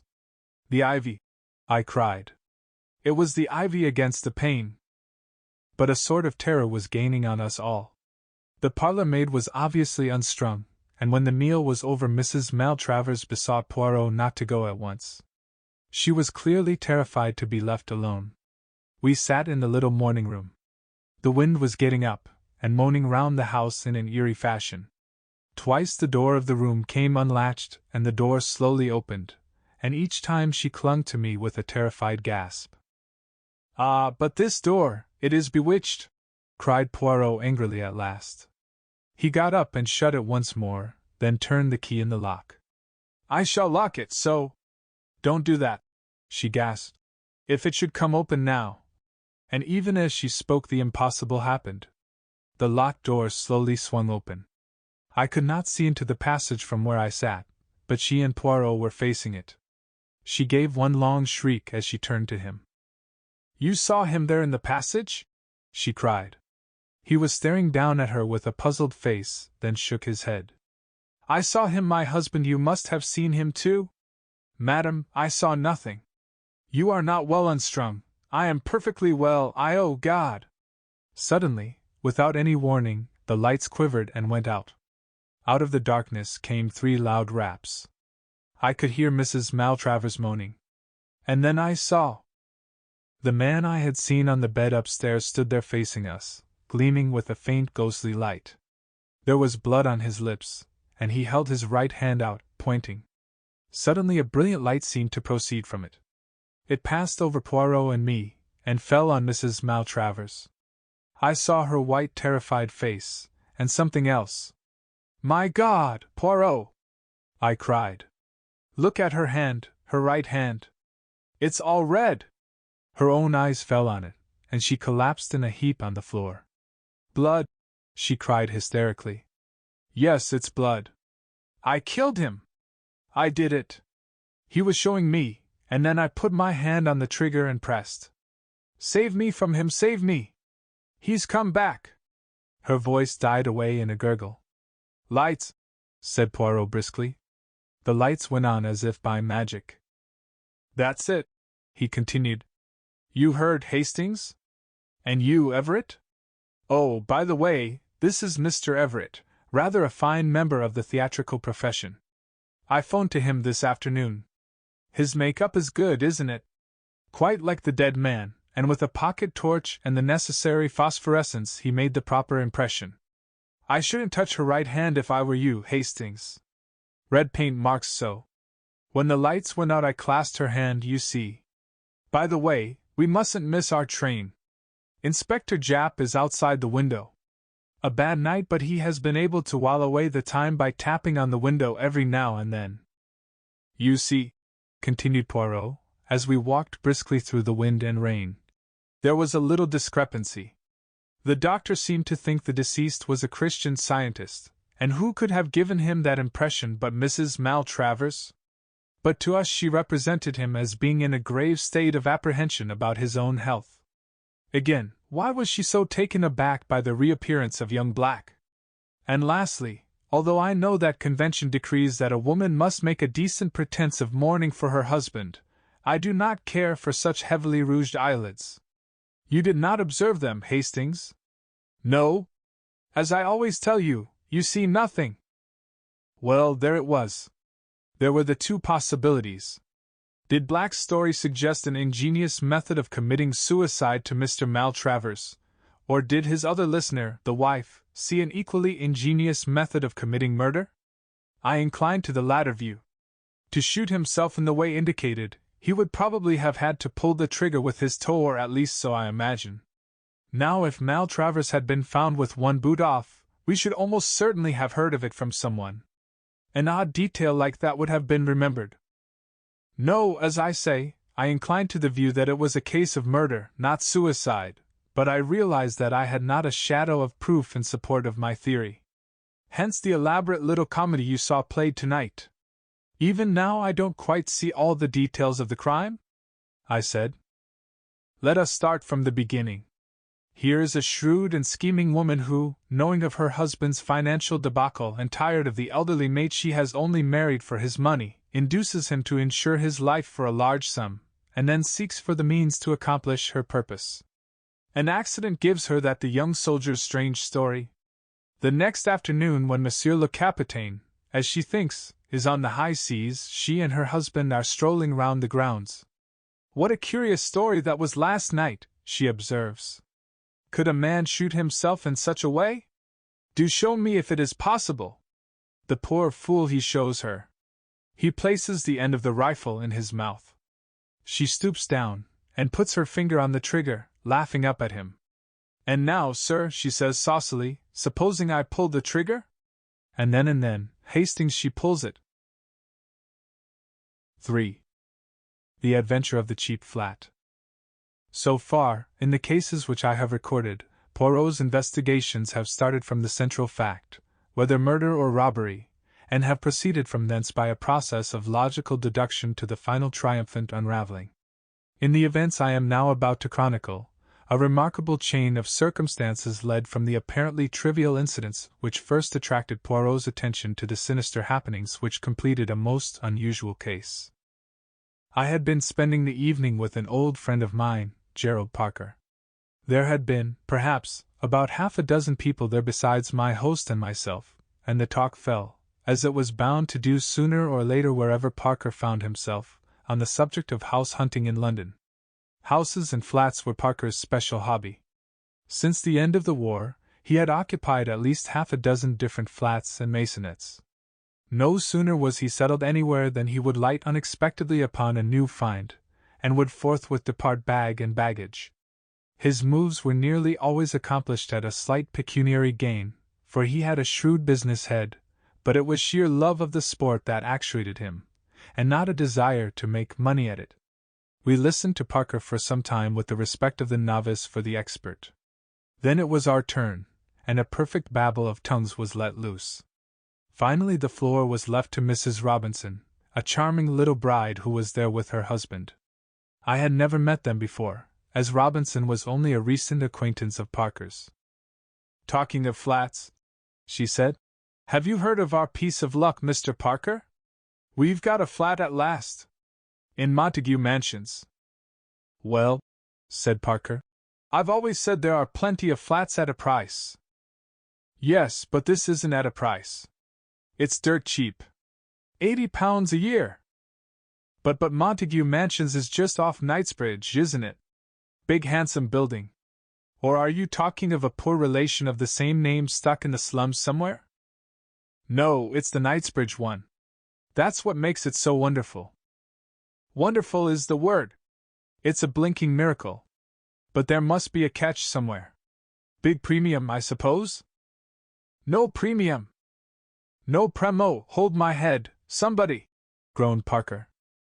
"But we've got to buy the furniture," continued Mrs. Robinson. "Ah!" Parker brisked up. "I knew there was a catch. For £50. And it's beautifully furnished." "I give it up," said Parker. "The present occupants must be lunatics with a taste for philanthropy." Mrs. Robinson was looking a little troubled. A little pucker appeared between her dainty brows. "It is queer, isn't it? You don't think that the place is haunted?" "Never heard of a haunted flat," declared Parker decisively. "No." Mrs. Robinson appeared far from convinced. "But there were several things about it all that struck me as well queer." "For instance," I suggested. "Ah," said Parker, "our criminal expert's attention is aroused. Unburden yourself to him, Mrs. Robinson. Hastings is a great unraveler of mysteries." I laughed, embarrassed but not wholly displeased with the role thrust upon me. "Oh, not really queer, Captain Hastings, but when we went to the agents, Stosser and Paul, we hadn't tried them before because they only have the expensive Mayfair flats, but we thought at any rate it would do no harm. Everything they offered us was £400 and £500 a year, or else huge premiums, and then, just as we were going, they mentioned that they had a flat at 80, but that they doubted if it would be any good our going there, because it had been on their books some time and they had sent so many people to see it that it was almost sure to be taken snapped up, as the clerk put it, only people were so tiresome in not letting them know, and then they went on sending, and people get annoyed at being sent to a place that had, perhaps, been let some time." Mrs. Robinson paused for some much-needed breath, and then continued. "We thanked him, and said that we quite understood it would probably be no good, but that we should like an order all the same just in case. And we went there straight away in a taxi, for, after all, you never know. Number 4 was on the second floor, and just as we were waiting for the lift, Elsie Ferguson, she's a friend of mine, Captain Hastings, and they are looking for a flat too, came hurrying down the stairs. 'Ahead of you for once, my dear,' she said. 'But it's no good. It's already let.' That seemed to finish it, but well, as John said, the place was very cheap, we could afford to give more, and perhaps if we offered a premium. A horrid thing to do, of course, and I feel quite ashamed of telling you, but you know what flat hunting is." I assured her that I was well aware that in the struggle for house room the baser side of human nature frequently triumphed over the higher, and that the well-known rule of dog eat dog always applied. "So we went up and, would you believe it, the flat wasn't let at all. We were shown over it by the maid, and then we saw the mistress, and the thing was settled then and there. Immediate possession and £50 for the furniture. We signed the agreement next day, and we are to move in tomorrow." Mrs. Robinson paused triumphantly.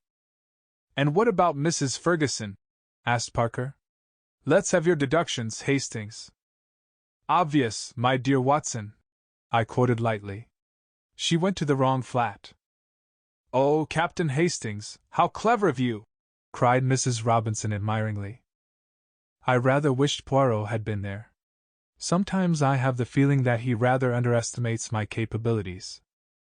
The whole thing was rather amusing, and I propounded the thing as a mock problem to Poirot on the following morning. He seemed interested, and questioned me rather narrowly as to the rents of flats in various localities. "A curious story," he said thoughtfully. "Excuse me, Hastings, I must take a short stroll." When he returned, about an hour later, his eyes were gleaming with a peculiar excitement. He laid his stick on the table, and brushed the nap of his hat with his usual tender care before he spoke. "It is as well, mon ami, that we have no affairs of moment on hand. We can devote ourselves wholly to the present investigation." "What investigation are you talking about?" "The remarkable cheapness of your friend's, Mrs. Robinson's, new flat." "Poirot, you are not serious." "I am most serious. Figure to yourself, my friend, that the real rent of those flats is £350. I have just ascertained that from the landlord's agents. And yet this particular flat is being sublet at £80. Why? There must be something wrong with it. Perhaps it is haunted, as Mrs. Robinson suggested." Poirot shook his head in a dissatisfied manner. "Then again, how curious it is that her friend tells her the flat is let, and when she goes up, behold, it is not so at all. But surely you agree with me that the other woman must have gone to the wrong flat. That is the only possible solution." "You may or may not be right on that point, Hastings. The fact still remains that numerous other applicants were sent to see it, and yet, in spite of its remarkable cheapness, it was still in the market when Mrs. Robinson arrived. That shows that there must be something wrong about it. Mrs. Robinson did not seem to notice anything amiss. Very curious, is it not? Did she impress you as being a truthful woman, Hastings?" "She was a delightful creature." "Evidement. Since she renders you incapable of replying to my question. Describe her to me, then." "Well, she's tall and fair. Her hair's really a beautiful shade of auburn." "Always you have had a penchant for auburn hair," murmured Poirot. "But continue." "Blue eyes and a very nice complexion, and well, that's all, I think," I concluded lamely. "And her husband?" "Oh, he's quite a nice fellow, nothing startling." "Dark or fair?" "I don't know, betwixt and between, and just an ordinary sort of face." Poirot nodded. "Yes, there are hundreds of these average men, and, anyway, you bring more sympathy and appreciation to your description of women. Do you know anything about these people? Does Parker know them well?" "They are just recent acquaintances, I believe. But surely, Poirot, you don't think for an instant—" Poirot raised his hand. "Tout doucement, mon ami. Have I said that I think anything? All I say is it is a curious story. And there is nothing to throw light upon it, except perhaps the lady's name, Hastings?" "Her name is Stella," I said stiffly. "But I don't see—" Poirot interrupted me with a tremendous chuckle. Something seemed to be amusing him vastly. "And Stella means a star, does it not? Famous! What on earth? And stars give light. Voila! Calm yourself, Hastings. Do not put on that air of injured dignity. Come, we will go to Montague Mansions and make a few inquiries." I accompanied him, nothing loath. The mansions were a handsome block of buildings in excellent repair. A uniformed porter was sunning himself on the threshold, and it was to him that Poirot addressed himself. "Pardon, but could you tell me if a Mr. and Mrs. Robinson reside here?" The porter was a man of few words and apparently of a sour or suspicious disposition. He hardly looked at us and grunted out, "Number 4. Second floor." "I thank you. Can you tell me how long they have been here?" 6 months. I started forward in amazement, conscious as I did so of Poirot's malicious grin. "Impossible!" I cried. "You must be making a mistake. 6 months. Are you sure? The lady I mean is tall and fair with reddish gold hair and—" "That's her," said the porter. "Come in the Michaelmas quarter, they did. Just 6 months ago." He appeared to lose interest in us, and retreated slowly up the hall. I followed Poirot outside. "Eh bien, Hastings?" my friend demanded slyly. "Are you so sure now that delightful women always speak the truth?" I did not reply. Poirot had steered his way into Brompton Road before I asked him what he was going to do and where we were going. To the house agent's, Hastings. I have a great desire to have a flat in Montague Mansions. If I am not mistaken, several interesting things will take place there before long. We were fortunate in our quest. Number 8, on the 4th floor, was to be let furnished at 10 guineas a week. Poirot promptly took it for a month. Outside in the street again, he silenced my protests. But I make money nowadays. Why should I not indulge a whim? By the way, Hastings, have you a revolver? Yes, somewhere, I answered, slightly thrilled. Do you think that you will need it? It is quite possible. The idea pleases you, I see. Always the spectacular and romantic appeals to you. The following day saw us installed in our temporary home. The flat was pleasantly furnished. It occupied the same position in the building as that of the Robinsons, but was 2 floors higher. The day after our installation was a Sunday. In the afternoon, Poirot left the front door ajar, and summoned me hastily as a bang reverberated from somewhere below. Look over the banisters. Are those your friends? Do not let them see you. I craned my neck over the staircase. That's them, I declared in an ungrammatical whisper. Good. Wait a while. About half an hour later, a young woman emerged in brilliant and varied clothing. With a sigh of satisfaction, Poirot tiptoed back into the flat. C'est after the master and mistress, the maid. The flat should now be empty. What are we going to do? I asked uneasily. Poirot had trotted briskly into the scullery, and was hauling at the rope of the coal lift. We are about to descend after the method of the dustbins, he explained cheerfully. No one will observe us. The Sunday concert, the Sunday afternoon out, and finally the Sunday nap after the Sunday dinner of England le Rose befall, these will distract attention from the doings of Hercule Poirot. Come, my friend. He stepped into the rough wooden contrivance, and I followed him gingerly. Are we going to break into the flat? I asked dubiously. Poirot's answer was not too reassuring. Not precisely today, he replied. Pulling on the rope, we descended slowly till we reached the 2nd floor. Poirot uttered an exclamation of satisfaction as he perceived that the wooden door into the scullery was open. You observe? Never do they bolt these doors in the daytime. And yet anyone could mount or descend as we have done. At night, yes, though not always then, and it is against that we are going to make provision.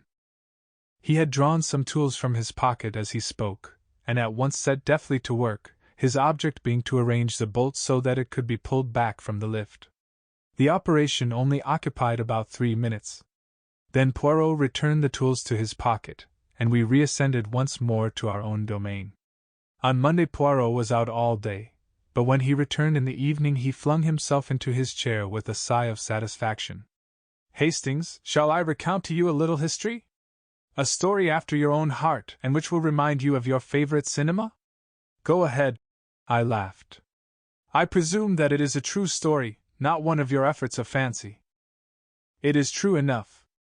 Inspector Japp of Scotland Yard will vouch for its accuracy, since it was through his kind offices that it came to my ears. Listen, Hastings. A little over 6 months ago some important naval plans were stolen from an American government department. They showed the position of some of the most important harbor defenses, and would be worth a considerable sum to any foreign government, that of Japan, for example. Suspicion fell upon a young man named Luigi Valdarno, an Italian by birth, who was employed in a minor capacity in the department, and who was missing at the same time as the papers. Whether Luigi Valdarno was the thief or not, he was found 2 days later on the East Side in New York, shot dead. The papers were not on him. Now, for some time past, Luigi Valdarno had been going about with a Miss Elsa Hart, a young concert singer who had recently appeared and who lived with a brother in an apartment in Washington. Nothing was known of the antecedents of Miss Elsa Hart, and she disappeared suddenly about the time of Valdarno's death. There are reasons for believing that she was in reality an accomplished international spy who has done much nefarious work under various aliases. The American Secret Service, whilst doing their best to trace her, also kept an eye upon certain insignificant Japanese gentlemen living in Washington.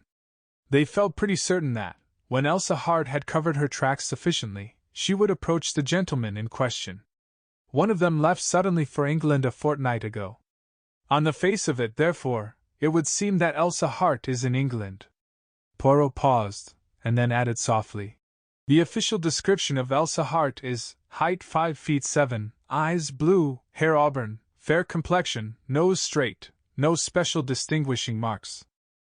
"Mrs. Robinson!" I gasped. "Well, there is a chance of it, anyhow," amended Poirot. "Also, I learned that a swarthy man, a foreigner of some kind, was inquiring about the occupants of number 4 only this morning. Therefore, mon ami, I fear that you must forswear your beauty's sleep tonight, and join me in my all-night vigil in the flat below, armed with that excellent revolver of yours, bien entendu." "Rather," I cried with enthusiasm. "When shall we start?" "The hour of midnight is both solemn and suitable, I fancy. Nothing is likely to occur before then." At 12 o'clock precisely, we crept cautiously into the coal lift and lowered ourselves to the second floor. Under Poirot's manipulation, the wooden door quickly swung inwards, and we climbed into the flat. From the scullery we passed into the kitchen, where we established ourselves comfortably in 2 chairs with the door into the hall ajar. "Now we have but to wait," said Poirot contentedly, closing his eyes. To me, the waiting appeared endless. I was terrified of going to sleep. Just when it seemed to me that I had been there about 8 hours and had, as I found out afterwards, in reality been exactly 1 hour and 20 minutes, a faint scratching sound came to my ears. Poirot's hand touched mine. I rose, and together we moved carefully in the direction of the hall. The noise came from there. Poirot placed his lips to my ear. "Outside the front door. They are cutting out the lock. When I give the word, not before, fall upon him from behind and hold him fast. Be careful, he will have a knife." Presently there was a rending sound, and a little circle of light appeared through the door. It was extinguished immediately, and then the door was slowly opened. Poirot and I flattened ourselves against the wall. I heard a man's breathing as he passed us. Then he flashed on his torch, and as he did so, Poirot hissed in my ear, "Alice!" We sprang together. Poirot with a quick movement enveloped the intruder's head with a light woolen scarf whilst I pinioned his arms. The whole affair was quick and noiseless. I twisted a dagger from his hand, and as Poirot brought down the scarf from his eyes, whilst keeping it wound tightly round his mouth, I jerked up my revolver where he could see it, and understand that resistance was useless. As he ceased to struggle, Poirot put his mouth close to his ear and began to whisper rapidly. After a minute the man nodded. Then, enjoining silence with a movement of the hand, Poirot led the way out of the flat and down the stairs. Our captive followed, and had brought up the rear with the revolver. When we were out in the street, Poirot turned to me. "There is a taxi waiting just round the corner. Give me the revolver. We shall not need it now. But if this fellow tries to escape?" Poirot smiled. "He will not." I returned in a minute with the waiting taxi. The scarf had been unwound from the stranger's face, and I gave a start of surprise. "He's not a Jap," I ejaculated in a whisper to Poirot. "Observation was always your strong point, Hastings. Nothing escapes you. No, the man is not a Jap. He is an Italian." We got into the taxi, and Poirot gave the driver an address in St. John's Wood. I was by now completely fogged. I did not like to ask Poirot where we were going in front of our captive, and strove in vain to obtain some light upon the proceedings. We alighted at the door of a small house standing back from the road. A returning wayfarer, slightly drunk, was lurching along the pavement and almost collided with Poirot, who said something sharply to him which I did not catch. All 3 of us went up the steps of the house. Poirot rang the bell and motioned us to stand a little aside. There was no answer, and he rang again, and then seized the knocker, which he plied for some minutes vigorously. A light appeared suddenly above the fanlight, and the door was opened cautiously a little way. "What the devil do you want?" a man's voice demanded harshly. "I want the doctor.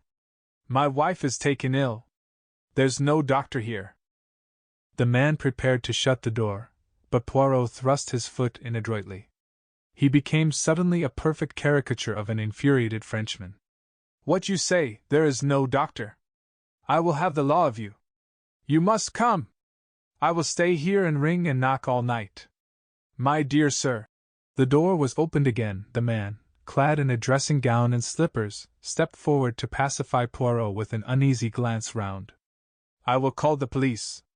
Poirot prepared to descend the steps. No, don't do that for heaven's sake. The man dashed after him. With a neat push, Poirot sent him staggering down the steps. In another minute all three of us were inside the door, and it was pushed to and bolted. Quick in here. Poirot led the way into the nearest room, switching on the light as he did so. And you behind the curtain. Si, signor, said the Italian, and slid rapidly behind the full folds of rose-colored velvet which draped the embrasure of the window. Not a minute too soon. Just as he disappeared from view, a woman rushed into the room. She was tall, with reddish hair, and held a scarlet kimono round her slender form. Where is my husband? She cried, with a quick, frightened glance. Who are you? Poirot stepped forward with a bow. It is to be hoped your husband will not suffer from a chill. I observed that he had slippers on his feet, and that his dressing gown was a warm one. Who are you? What are you doing in my house? It is true that none of us have the pleasure of your acquaintance, madam. It is especially to be regretted, as one of our number has come specially from New York in order to meet you. The curtains parted and the Italian stepped out. To my horror I observed that he was brandishing my revolver, which Poirot must doubtless have put down through inadvertence in the cab. The woman gave a piercing scream and turned to fly, but Poirot was standing in front of the closed door. Let me by! She shrieked. He will murder me. Who was it dat croaked Luigi Valdarno? Asked the Italian hoarsely, brandishing the weapon, and sweeping each one of us with it. We dared not move. My God, Poirot, this is awful. What shall we do? I cried. You will oblige me by refraining from talking so much, Hastings. I can assure you that our friend will not shoot until I give the word. You's sure o' dat, eh? Said the Italian, leering unpleasantly. It was more than I was, but the woman turned to Poirot like a flash. What is it you want? Poirot bowed. I do not think it is necessary to insult Miss Elsa Hart's intelligence by telling her. With a swift movement, the woman snatched up a big black velvet cat which served as a cover for the telephone. They are stitched in the lining of that. Clever, murmured Poirot appreciatively. He stood aside from the door. Good evening, madam. I will detain your friend from New York whilst you make your getaway. What a fool! Roared the big Italian, and raising the revolver he fired point blank at the woman's retreating figure just as I flung myself upon him. But the weapon merely clicked harmlessly, and Poirot's voice rose in mild reproof. Never will you trust your old friend, Hastings. I do not care for my friends to carry loaded pistols about with them, and never would I permit a mere acquaintance to do so. No, no, mon ami. This to the Italian, who was swearing hoarsely. Poirot continued to address him in a tone of mild reproof. See now what I have done for you. I have saved you from being hanged. And do not think that our beautiful lady will escape. No, no, the house is watched, back and front. Straight into the arms of the police they will go. Is not that a beautiful and consoling thought? Yes, you may leave the room now. But be careful, be very careful. Ah, he is gone! And my friend Hastings looks at me with eyes of reproach. But it was all so simple. It was clear, from the first, that out of several hundred, probably, applicants for number 4, Montague Mansions, only the Robinsons were considered suitable. Why? What was there that singled them out from the rest at practically a glance? Their appearance? Possibly, but it was not so unusual. Their name, then? But there's nothing unusual about the name of Robinson, I cried. It's quite a common name. Ah, sapristi, but exactly. That was the point. Elsa Hart and her husband, or brother or whatever he really is, come from New York, and take a flat in the name of Mr. and Mrs. Robinson. Suddenly they learn that one of these secret societies, the Mafia, or the Camorra, to which doubtless Luigi Valdarno belonged, is on their track. What do? They hit on a scheme of transparent simplicity. Evidently they knew that their pursuers were not personally acquainted with either of them. What then can be simpler? They offered the flat at an absurdly low rental. Of the thousands of young couples in London looking for flats, there cannot fail to be several Robinsons. It is only a matter of waiting. If you will look at the name of Robinson in the telephone directory, you will realize that a fair-haired Mrs. Robinson was pretty sure to come along sooner or later. Then what will happen? The avenger arrives. He knows the name, he knows the address. He strikes. All is over, vengeance is satisfied, and Miss Elsa Hart has escaped by the skin of her teeth once more. By the way, Hastings, you must present me to the real Mrs. Robinson, that delightful and truthful creature. What will they think when they find their flat has been broken into? We must hurry back. Ah, that sounds like Jap and his friends arriving. A mighty tattoo sounded on the knocker. How did you know this address? I asked as I followed Poirot out into the hall. Oh, of course, you had the first Mrs. Robinson followed when she left the other flat. A la bonne heure, Hastings. You use your grey cells at last. Now for a little surprise for Jap. Softly unbolting the door, he stuck the cat's head round the edge and ejaculated a piercing meow. The Scotland Yard inspector, who was standing outside with another man, jumped in spite of himself. Oh, it's only Monsieur Poirot at one of his little jokes, he exclaimed, as Poirot's head followed that of the cat. Let us in, monsieur. You have our friends safe and sound? Yes, we've got the birds all right. But they hadn't got the goods with them. I see. So you come to search? Well, I am about to depart with Hastings, but I should like to give you a little lecture upon the history and habits of the domestic cat. For the Lord's sake, have you gone completely balmy? The cat, declaimed Poirot, was worshipped by the ancient Egyptians. It is still regarded as a symbol of good luck if a black cat crosses your path. This cat crossed your path tonight, Jap. To speak of the interior of any animal or any person is not, I know, considered polite in England. But the interior of this cat is perfectly delicate. I refer to the lining. With a sudden grunt, the second man seized the cat from Poirot's hand. Oh, I forgot to introduce you, said Jap. Mr. Poirot, this is Mr. Burt of the United States Secret Service. The American's trained fingers had felt what he was looking for. He held out his hand, and for a moment speech failed him. Then he rose to the occasion. Pleased to meet you, said Mr. Burt. 4. The Mystery of Hunter's Lodge. After all, murmured Poirot, it is possible that I shall not die this time. Coming from a convalescent influenza patient, I hailed the remark as showing a beneficial optimism. I myself had been the first sufferer from the disease. Poirot in his turn had gone down.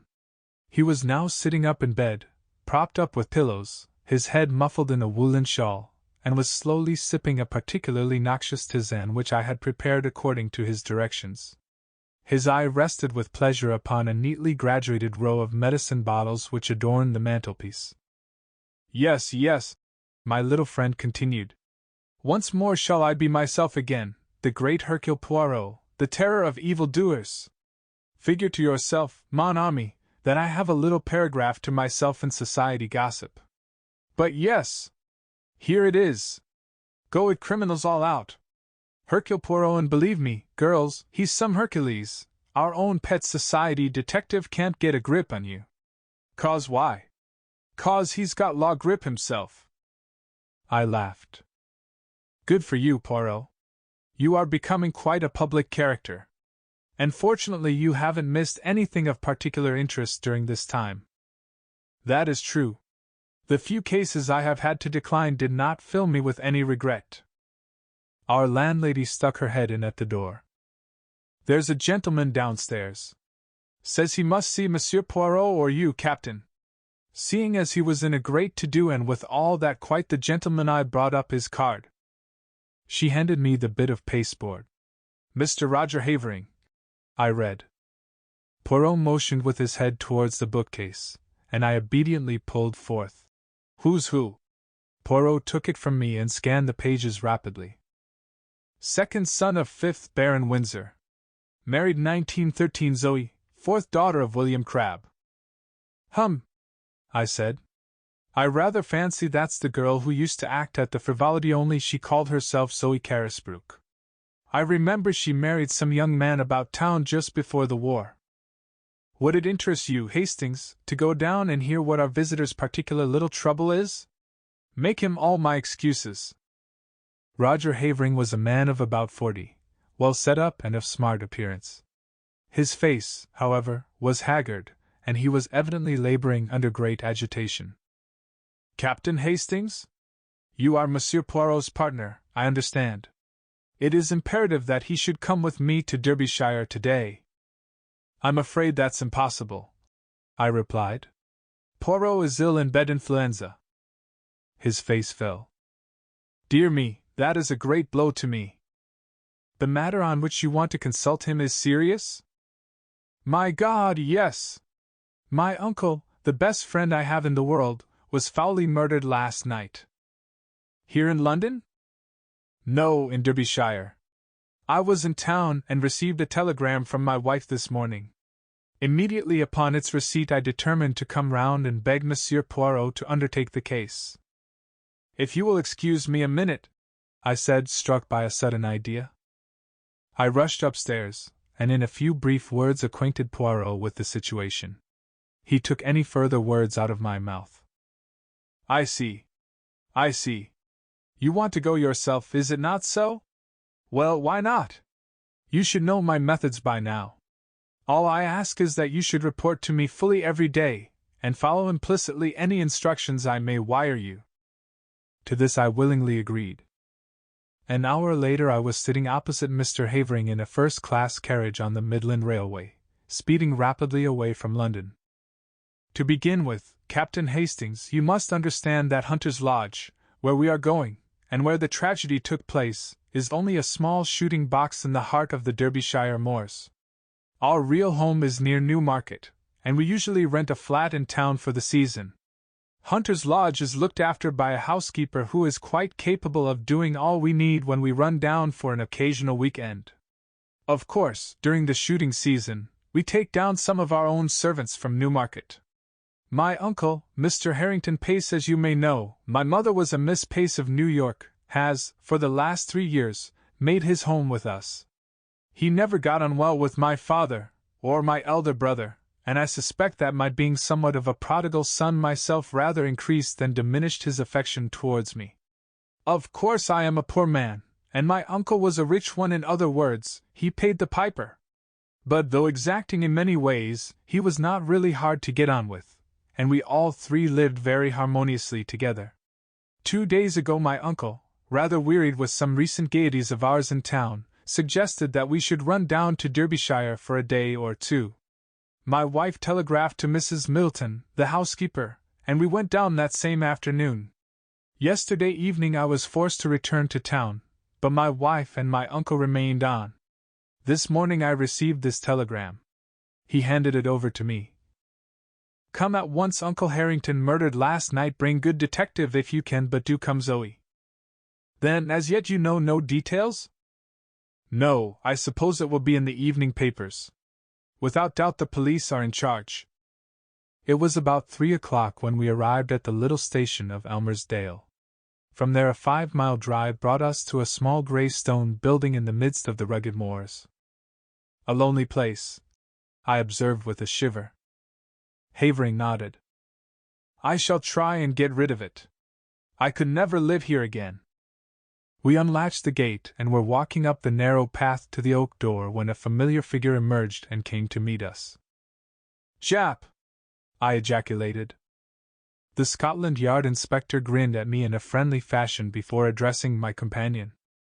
Mr. Havering, I think? I've been sent down from London to take charge of this case, and I'd like a word with you, if I may, sir. My wife. I've seen your good lady, sir, and the housekeeper. I won't keep you a moment, but I'm anxious to get back to the village now that I've seen all there is to see here. I know nothing as yet as to what. Exactly, said Jap soothingly. But there are just one or two little points I'd like your opinion about all the same. Captain Hastings here, he knows me, and he'll go on up to the house and tell them you're coming. What have you done with the little man, by the way, Captain Hastings? He's ill in bed with influenza. Is he now? I'm sorry to hear that. Rather the case of the cart without the horse, your being here without him, isn't it? And on his rather ill-timed jest I went on to the house. I rang the bell, as Jap had closed the door behind him. After some moments it was opened to me by a middle-aged woman in black. Mr. Havering will be here in a moment, I explained. He has been detained by the inspector. I have come down with him from London to look into the case. Perhaps you can tell me briefly what occurred last night. Come inside, sir. She closed the door behind me, and we stood in the dimly lighted hall. It was after dinner last night, sir, that the man came. He asked to see Mr. Pace, sir, and seeing that he spoke the same way, I thought it was an American gentleman friend of Mr. Pace's, and I showed him into the gun room, and then went to tell Mr. Pace. He wouldn't give any name, which, of course, was a bit odd, now I come to think of it. I told Mr. Pace, and he seemed puzzled-like, but he said to the mistress, "Excuse me, Zoe, while I just see what this fellow wants." He went off to the gun room, and I went back to the kitchen, but after a while I heard loud voices, as if they were quarreling, and I came out into the hall. At the same time, the mistress she comes out too, and just then there was a shot, and then a dreadful silence. We both ran to the gun-room door, but it was locked, and we had to go round to the window. It was open, and there inside was Mr. Pace, all shot and bleeding. What became of the man? He must have got away through the window, sir, before we got to it. And then? Mrs. Havering sent me to fetch the police. 5 miles to walk it was. They came back with me, and the constable he stayed all night, and this morning the police gentleman from London arrived. What was this man like who called to see Mr. Pace? The housekeeper reflected. He had a black beard, sir, and was about middle-aged, and had on a light overcoat. Beyond the fact that he spoke like an American, I didn't notice much about him. I see. Now I wonder if I can see Mrs. Havering? She's upstairs, sir. Shall I tell her? If you please. Tell her that Mr. Havering is outside with Inspector Japp, and that the gentleman he has brought back with him from London is anxious to speak to her as soon as possible. Very good, sir. I was in a fever of impatience to get at all the facts. Japp had 2 or 3 hours start of me, and his anxiety to be gone made me keen to be close at his heels. Mrs. Havering did not keep me waiting long. In a few minutes I heard a light step descending the stairs, and looked up to see a very handsome young woman coming towards me. She wore a flame-colored jumper that set off the slender boyishness of her figure. On her dark head was a little hat of flame-colored leather. Even the present tragedy could not dim the vitality of her personality. I introduced myself, and she nodded in quick comprehension. Of course I have often heard of you and your colleague, Monsieur Poirot. You have done some wonderful things together, haven't you? It was very clever of my husband to get you so promptly. Now will you ask me questions? That is the easiest way, isn't it, of getting to know all you want to about this dreadful affair? Thank you, Mrs. Havering. Now what time was it that this man arrived? It must have been just before 9 o'clock. We had finished dinner, and were sitting over our coffee and cigarettes. Your husband had already left for London? Yes, he went up by the 6.15. Did he go by car to the station, or did he walk? Our own car isn't down here. One came out from the garage in Elmersdale to fetch him in time for the train. Was Mr. Pace quite his usual self? Absolutely. Most normal in every way. Now, can you describe this visitor at all? I'm afraid not. I didn't see him.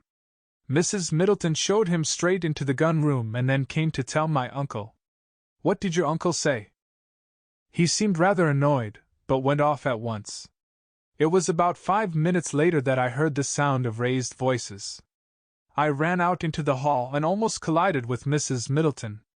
Then we heard the shot. The gun room door was locked on the inside, and we had to go right round the house to the window. Of course that took some time, and the murderer had been able to get well away. My poor uncle," her voice faltered, "had been shot through the head. I saw at once that he was dead. I sent Mrs. Middleton for the police. I was careful to touch nothing in the room but to leave it exactly as I found it." I nodded approval. "Now, as to the weapon? Well, I can make a guess at it, Captain Hastings. A pair of revolvers of my husband's were mounted upon the wall. One of them is missing. I pointed this out to the police, and they took the other one away with them. When they have extracted the bullet, I suppose they will know for certain. May I go to the gun room?" "Certainly. The police have finished with it. But the body has been removed." She accompanied me to the scene of the crime. At that moment Havering entered the hall, and with a quick apology his wife ran to him. I was left to undertake my investigations alone. I may as well confess at once that they were rather disappointing. In detective novels clues abound, but here I could find nothing that struck me as out of the ordinary except a large bloodstain on the carpet where I judged the dead man had fallen. I examined everything with painstaking care and took a couple of pictures of the room with my little camera which I had brought with me.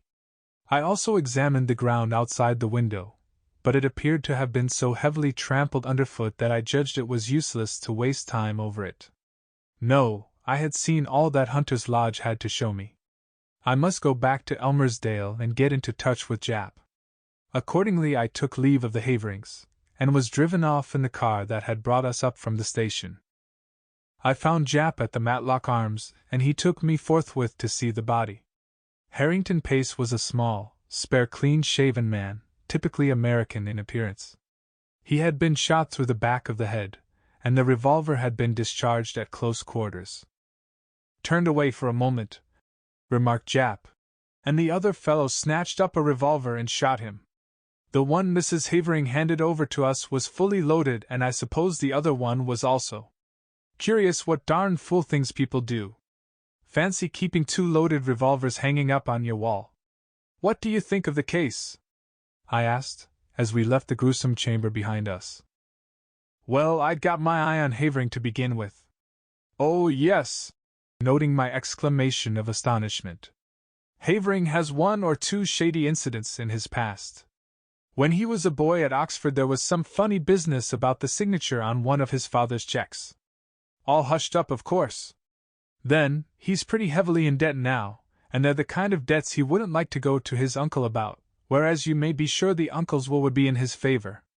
Yes, I'd got my eye on him, and that's why I wanted to speak to him before he saw his wife, but their statements dovetail all right, and I've been to the station and there's no doubt whatever that he left by the 6.15. That gets up to London about 10.30. He went straight to his club, he says, and if that's confirmed all right, why, he couldn't have been shooting his uncle here at 9 o'clock in a black beard. Ah, yes, I was going to ask you what you thought about that beard." Jap winked. "I think it grew pretty fast, grew in the 5 miles from Elmersdale to Hunter's Lodge. Americans that I've met are mostly clean-shaven. Yes, it's amongst Mr. Pace's American associates that we'll have to look for the murderer. I questioned the housekeeper first, and then her mistress, and their stories agree all right, but I'm sorry Mrs. Havering didn't get a look at the fellow. She's a smart woman, and she might have noticed something that would set us on the track." I sat down and wrote a minute and lengthy account to Poirot.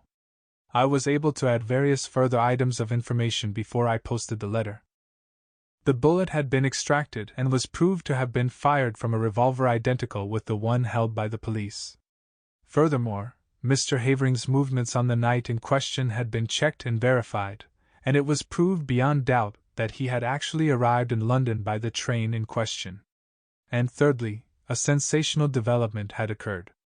A city gentleman, living at Ealing, on crossing Haven Green to get to the district railway station that morning, had observed a brown paper parcel stuck between the railings.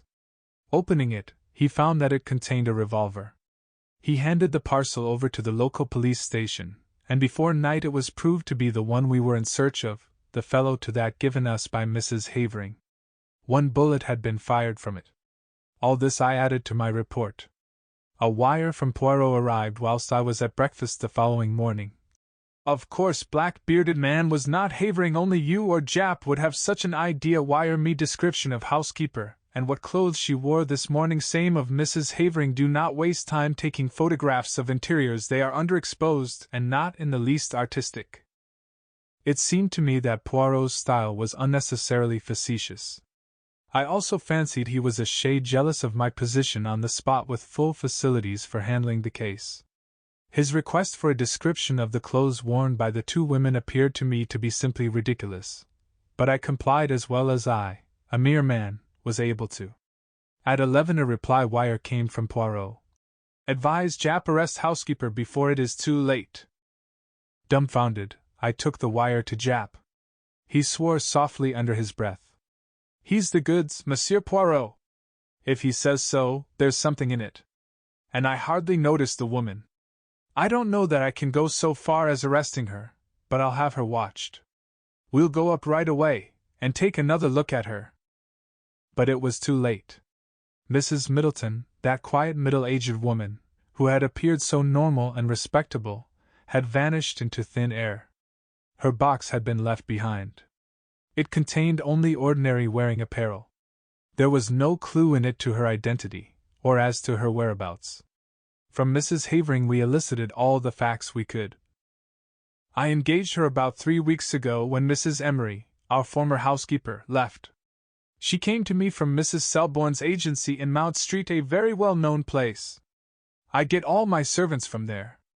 They sent several women to see me, but this Mrs. Middleton seemed much the nicest, and had splendid references. I engaged her on the spot, and notified the agency of the fact. I can't believe that there was anything wrong with her. She was such a nice, quiet woman. The thing was certainly a mystery. Whilst it was clear that the woman herself could not have committed the crime, since at the moment the shot was fired Mrs. Havering was with her in the hall, nevertheless she must have some connection with the murder, or why should she suddenly take to her heels and bolt? I wired the latest development to Poirot, and suggested returning to London and making inquiries at Selborne's agency.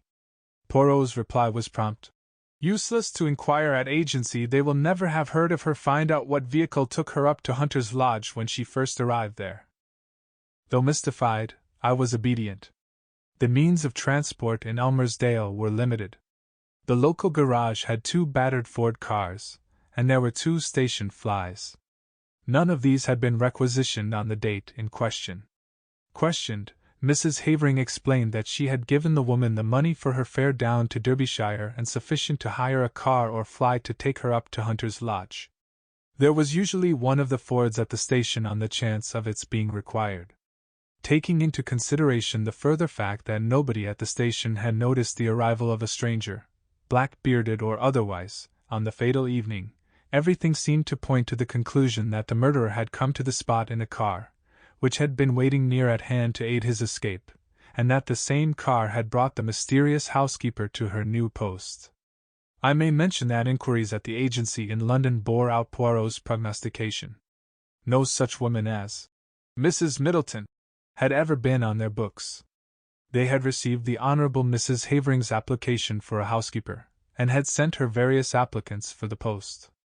When she sent them the engagement fee, she omitted to mention which woman she had selected. Somewhat crestfallen, I returned to London. I found Poirot established in an armchair by the fire in a garish silk dressing gown. He greeted me with much affection. Mon ami Hastings! But how glad I am to see you! Veritably I have for you a great affection. And you have enjoyed yourself? You have run to and fro with the good Jap? You have interrogated and investigated to your heart's content? Poirot, I cried. The thing's a dark mystery. It will never be solved. It is true that we are not likely to cover ourselves with glory over it. No, indeed. It's a hard nut to crack. Oh, as far as that goes, I am very good at cracking the nuts. A veritable squirrel. It is not that which embarrasses me. I know well enough who killed Mr. Harrington Pace. You know? How did you find out? Your illuminating answers to my wires supplied me with the truth. See here, Hastings, let us examine the facts methodically and in order. Mr. Harrington Pace is a man with a considerable fortune which at his death will doubtless pass to his nephew. Point number 1. His nephew is known to be desperately hard up. Point number 2. His nephew is also known to be, shall we say, a man of rather loose moral fiber? Point number 3. But Roger Havering is proved to have journeyed straight up to London. Precisement 10 therefore, as Mr. Havering left Elmersdale at 6:15, and since Mr. Pace cannot have been killed before he left, or the doctor would have spotted the time of the crime as being given wrongly when he examined the body, we conclude quite rightly that Mr. Havering did not shoot his uncle. But there is a Mrs. Havering, Hastings. Impossible! The housekeeper was with her when the shot was fired. Ah, yes, the housekeeper. But she has disappeared. She will be found. I think not. There is something peculiarly elusive about that housekeeper, don't you think so, Hastings? It struck me at once. She played her part, I suppose, and then got out in the nick of time. And what was her part? Well, presumably to admit her confederate, the black-bearded man. Oh, no, that was not her part. Her part was what you have just mentioned, to provide an alibi for Mrs. Havering at the moment the shot was fired. And no one will ever find her, mon ami, because she does not exist. There's no sec person, as your so great Shakespeare says. It was Dickens, I murmured, unable to suppress a smile. But what do you mean, Poirot? I mean that Zoe Havering was an actress before her marriage, that you and Jap only saw the housekeeper in a dark hall, a dim middle-aged figure in black with a faint subdued voice, and finally that neither you nor Jap, nor the local police whom the housekeeper fetched, ever saw Mrs. Middleton and her mistress at one and the same time. It was child's play for that clever and daring woman. On the pretext of summoning her mistress, she runs upstairs, slips on a bright jumper and a hat with black curls attached which she jams down over the great transformation. A few deft touches, and the make-up is removed, a slight dusting of rouge, and the brilliant Zoe Havering comes down with her clear ringing voice.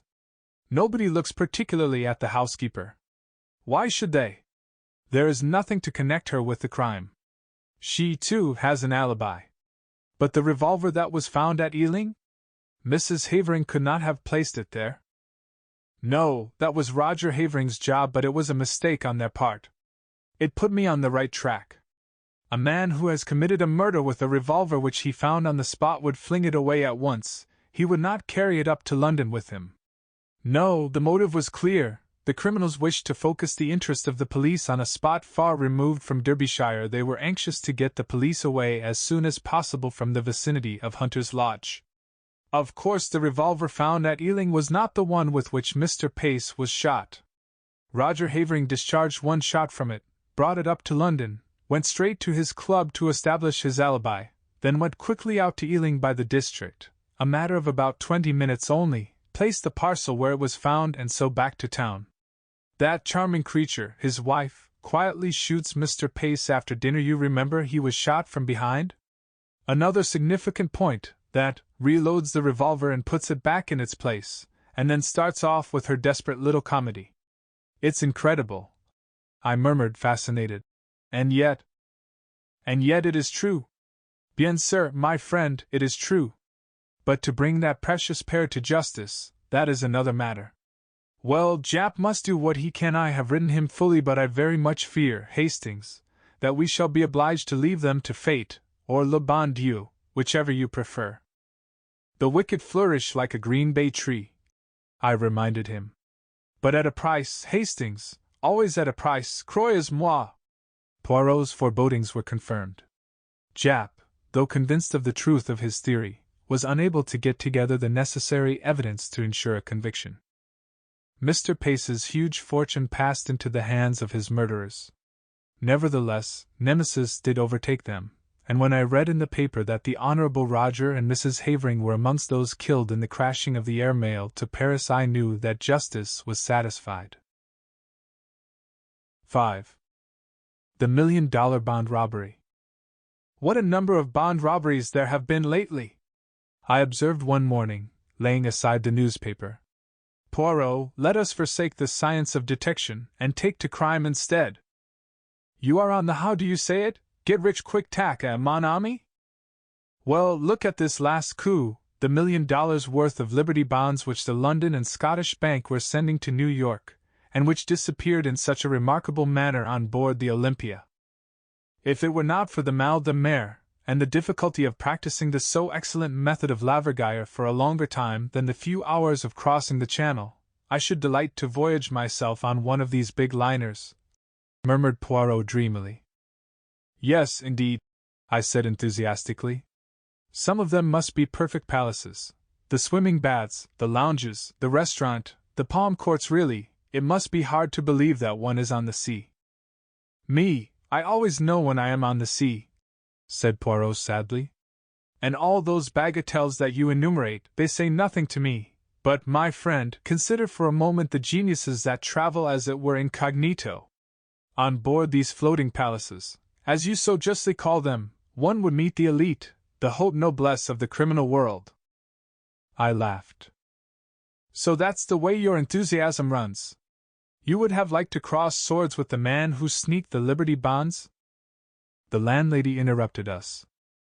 A young lady as wants to see you, Mr. Poirot. Here's her card. The card bore the inscription, Miss Esme Farquhar, and Poirot, after diving under the table to retrieve a stray crumb, and putting it carefully in the waste-paper basket, nodded to the landlady to admit her. In another minute one of the most charming girls I have ever seen was ushered into the room. She was perhaps about 25, with big brown eyes and a perfect figure. She was well dressed and perfectly composed in manner. Sit down, I beg of you, mademoiselle. This is my friend, Captain Hastings, who aids me in my little problems. I am afraid it is a big problem I have brought you today, Monsieur Poirot, said the girl, giving me a pleasant bow as she seated herself. I dare say you have read about it in the papers. I am referring to the theft of Liberty bonds on the Olympia. Some astonishment must have shown itself in Poirot's face, for she continued quickly. You are doubtless asking yourself what I have to do with a grave institution like the London and Scottish Bank. In one sense nothing, in another sense everything. You see, Monsieur Poirot, I am engaged to Mr. Philip Ridgway. Aha! And Mr. Philip Ridgway was in charge of the bonds when they were stolen. Of course no actual blame can attach to him, it was not his fault in any way. Nevertheless, he is half distraught over the matter, and his uncle, I know, insists that he must carelessly have mentioned having them in his possession. It is a terrible setback in his career. Who is his uncle? Mr. Vavasour, joint general manager of the London and Scottish Bank. Suppose, Miss Farquhar, that you recount to me the whole story? Very well. As you know, the bank wished to extend their credits in America, and for this purpose decided to send over $1 million in Liberty bonds. Mr. Vavasour selected his nephew, who had occupied a position of trust in the bank for many years and who was conversant with all the details of the bank's dealings in New York, to make the trip. The Olympia sailed from Liverpool on the 23rd, and the bonds were handed over to Philip on the morning of that day by Mr. Vavasour and Mr. Shaw, the two joint general managers of the London and Scottish Bank. They were counted, enclosed in a package, and sealed in his presence, and he then locked the package at once in his portmanteau. A portmanteau with an ordinary lock? No, Mr. Shaw insisted on a special lock being fitted to it by Hubsas. Philip, as I say, placed the package at the bottom of the trunk. It was stolen just a few hours before reaching New York. A rigorous search of the whole ship was made, but without result. The bonds seemed literally to have vanished into thin air. Poirot made a grimace. But they did not vanish absolutely, since I gather that they were sold in small parcels within half an hour of the docking of the Olympia. Well, undoubtedly the next thing is for me to see Mr. Ridgway. I was about to suggest that you should lunch with me at the Cheshire Cheese. Philip will be there. He is meeting me, but does not yet know that I have been consulting you on his behalf. We agreed to this suggestion readily enough, and drove there in a taxi. Mr. Philip Ridgway was there before us, and looked somewhat surprised to see his fiancée arriving with two complete strangers. He was a nice-looking young fellow, tall and spruce, with a touch of graying hair at the temples, though he could not have been much over 30. Miss Farquhar went up to him and laid her hand on his arm. "You must forgive my acting without consulting you, Philip," she said. "Let me introduce you to Monsieur Hercule Poirot, of whom you must often have heard, and his friend, Captain Hastings." Ridgway looked very astonished. "Of course I have heard of you, Monsieur Poirot," he said, as he shook hands. "But I had no idea that Esme was thinking of consulting you about my trouble." "I was afraid you would not let me do it, Philip," said Miss Farquhar meekly. "So you took care to be on the safe side," he observed, with a smile. "I hope Monsieur Poirot will be able to throw some light on this extraordinary puzzle, for I confess frankly that I am nearly out of my mind with worry and anxiety about it." Indeed, his face looked drawn and haggard and showed only too clearly the strain under which he was laboring. "Well, well," said Poirot. "Let us lunch, and over lunch we will put our heads together and see what can be done. I want to hear Mr. Ridgway's story from his own lips." Whilst we discussed the excellent steak and kidney pudding of the establishment, Philip Ridgway narrated the circumstances leading to the disappearance of the bonds. His story agreed with that of Miss Farquhar in every particular. When he had finished, Poirot took up the thread with a question. "What exactly led you to discover that the bonds had been stolen, Mr. Ridgway?" He laughed rather bitterly. "The thing stared me in the face, Monsieur Poirot. I couldn't have missed it. My cabin trunk was half out from under the bunk and all scratched and cut about where they tried to force the lock. But I understood that it had been opened with a key?" "That's so. They tried to force it, but couldn't. And in the end they must have got it unlocked somehow or other." "Curious," said Poirot, his eyes beginning to flicker with the green light I knew so well. "Very curious. They waste much time trying to prise it open, and then sapristi! They find that they have the key all the time, for each of Hubbs's locks are unique. That's just why they couldn't have had the key. It never left me day or night." "You are sure of that?" "I can swear to it, and besides, if they had had the key or a duplicate, why should they waste time trying to force an obviously unforceable lock?" "Ah, there is exactly the question we are asking ourselves. I venture to prophesy that the solution, if we ever find it, will hinge on that curious fact. I'd beg of you not to assault me if I asked you one more question. Are you perfectly certain you did not leave the trunk unlocked?" Philip Ridgway merely looked at him, and Poirot gesticulated apologetically. "Ah, but these things can happen, I assure you. Very well, the bonds were stolen from the trunk. What did the thief do with them? How did he manage to get ashore with them?" "Ah," cried Ridgway. "That's just it. How? Word was passed to the customs authorities, and every soul that left the ship was gone over with a tooth comb." "And the bonds, I gather, made a bulky package?" "Certainly they did. They could hardly have been hidden on board, and anyway we know they weren't, because they were offered for sale within half an hour of the Olympia's arrival, long before I got the cables going and the numbers sent out. One broker swears he bought some of them even before the Olympia got in. But you can't send bonds by wireless." "Not by wireless, but did any tug come alongside?" "Only the official ones, and that was after the alarm was given, when everyone was on the lookout. I was watching out myself for their being passed over to someone that way. My God, Monsieur Poirot, this thing will drive me mad. People are beginning to say I stole them myself." "But you also were searched on landing, weren't you?" asked Poirot gently. "Yes." The young man stared at him in a puzzled manner. "You do not catch my meaning, I see," said Poirot, smiling enigmatically. "Now I should like to make a few inquiries at the bank." Ridgway produced a card and scribbled a few words on it. "Send this in and my uncle will see you at once." Poirot thanked him, bade farewell to Miss Farquhar, and together we started out for Threadneedle Street and the head office of the London and Scottish Bank. On production of Ridgway's card, we were led through the labyrinth of counters and desks, skirting paying in clerks and paying out clerks and up to a small office on the first floor where the joint general managers received us.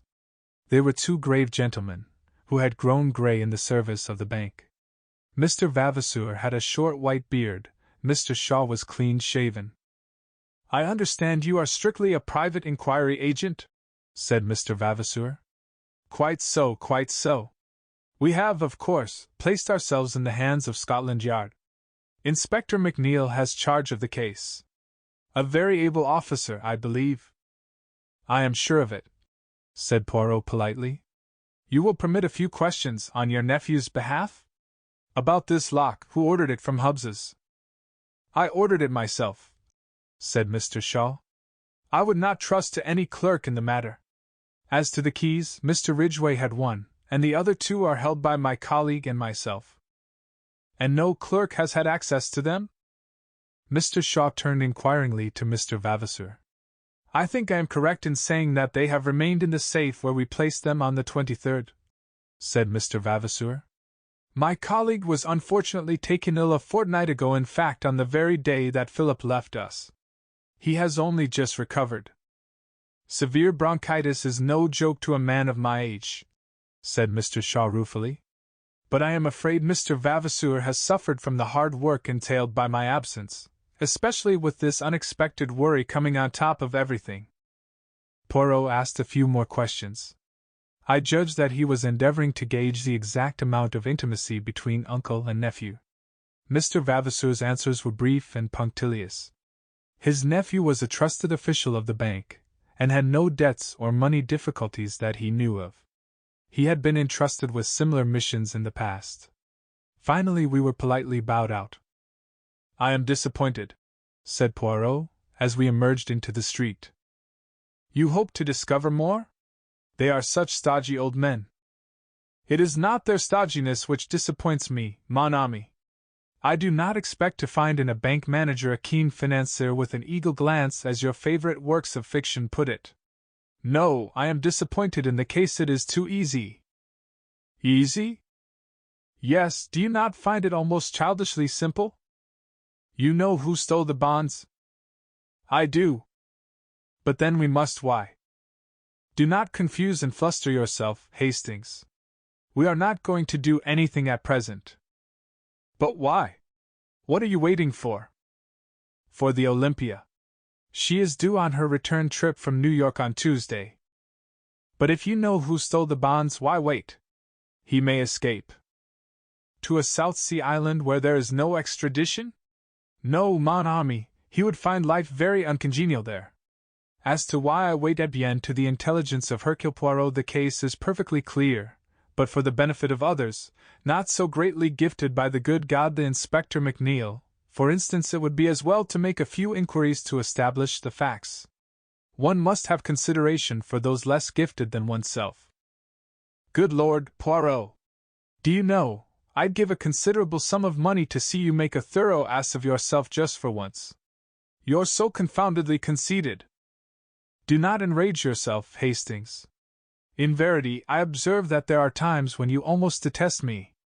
Alas, I suffered the penalties of greatness." The little man puffed out his chest, and sighed so comically that I was forced to laugh.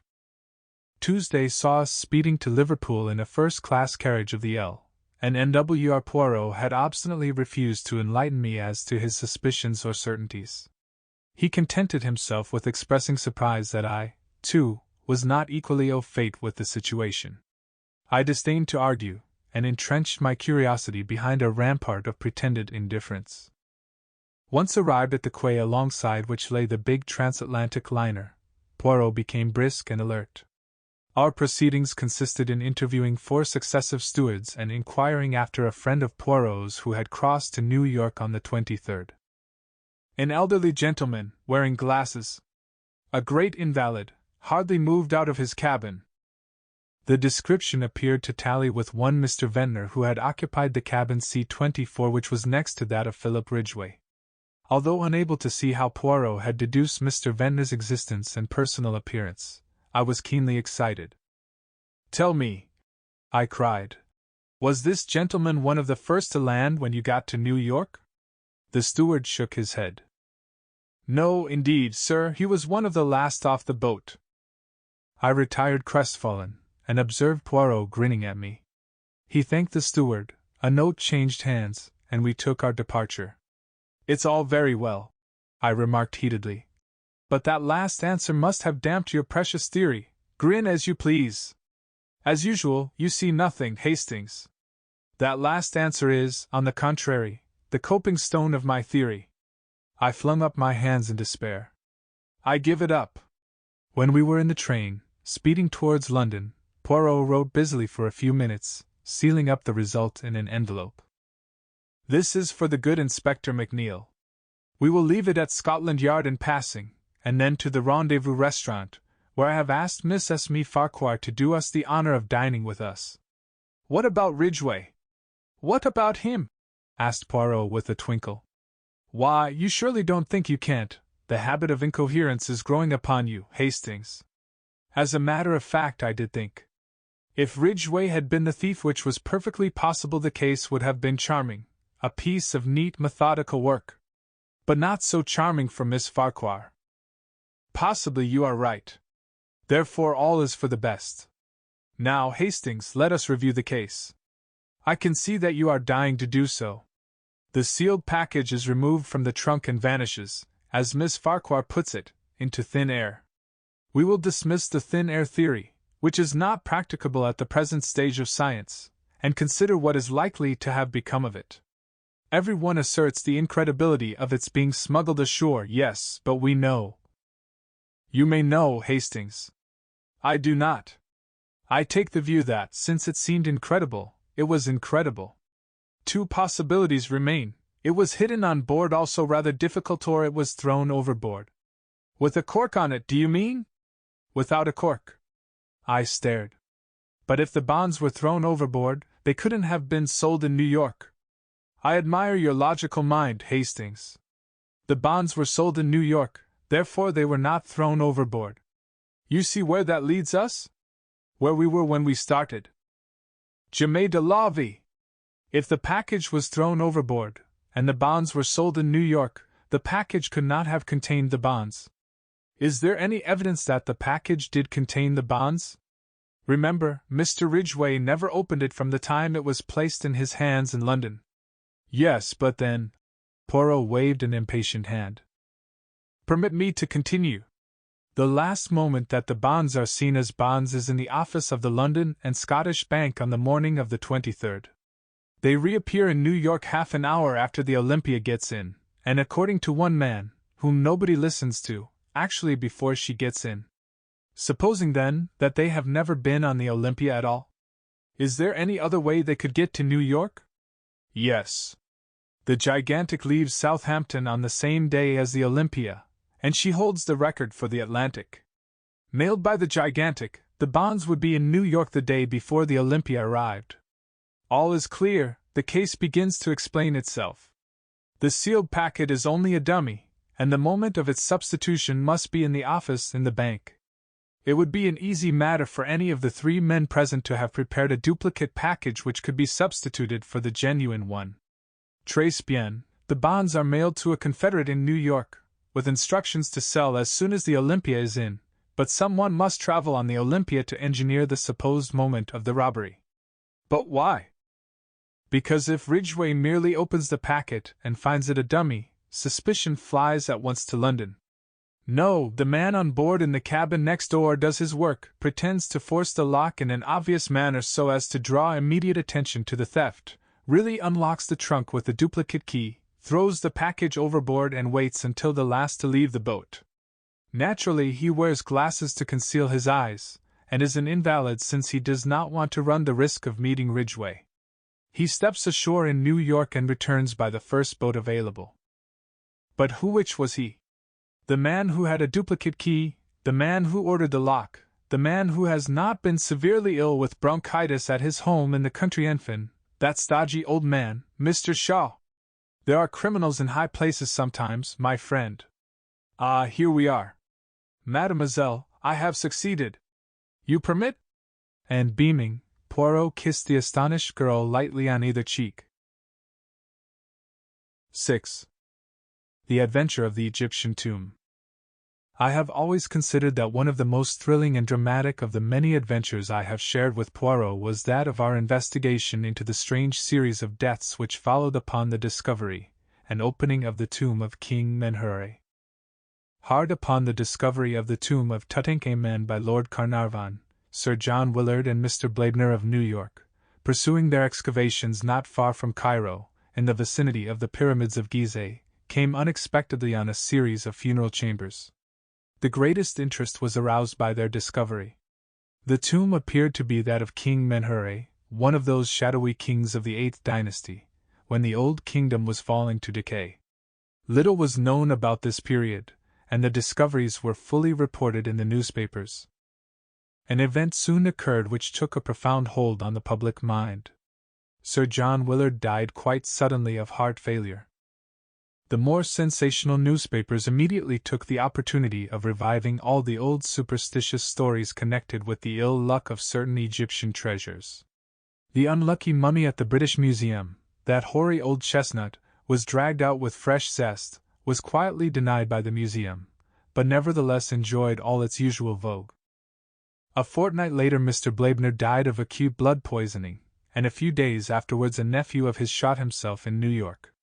The Curse of Menhere was the talk of the day, and the magic power of dead and gone Egypt was exalted to a fetish point. It was then that Poirot received a brief note from Lady Willard, widow of the dead archaeologist, asking him to go and see her at her house in Kensington Square. I accompanied him.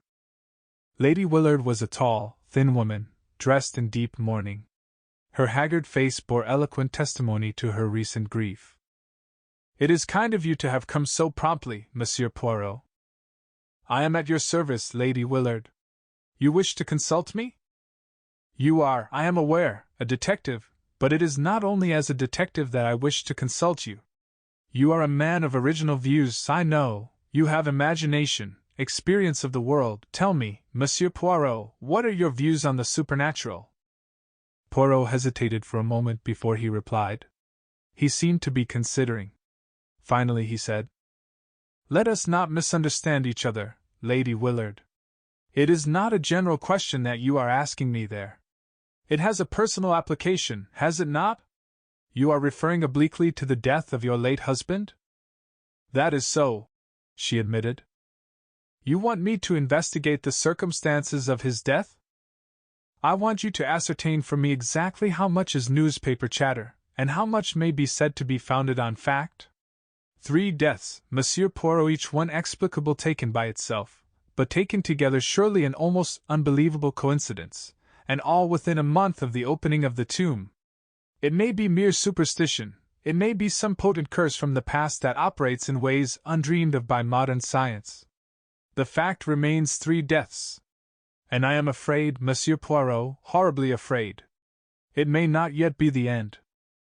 "For whom do you fear?" "For my son.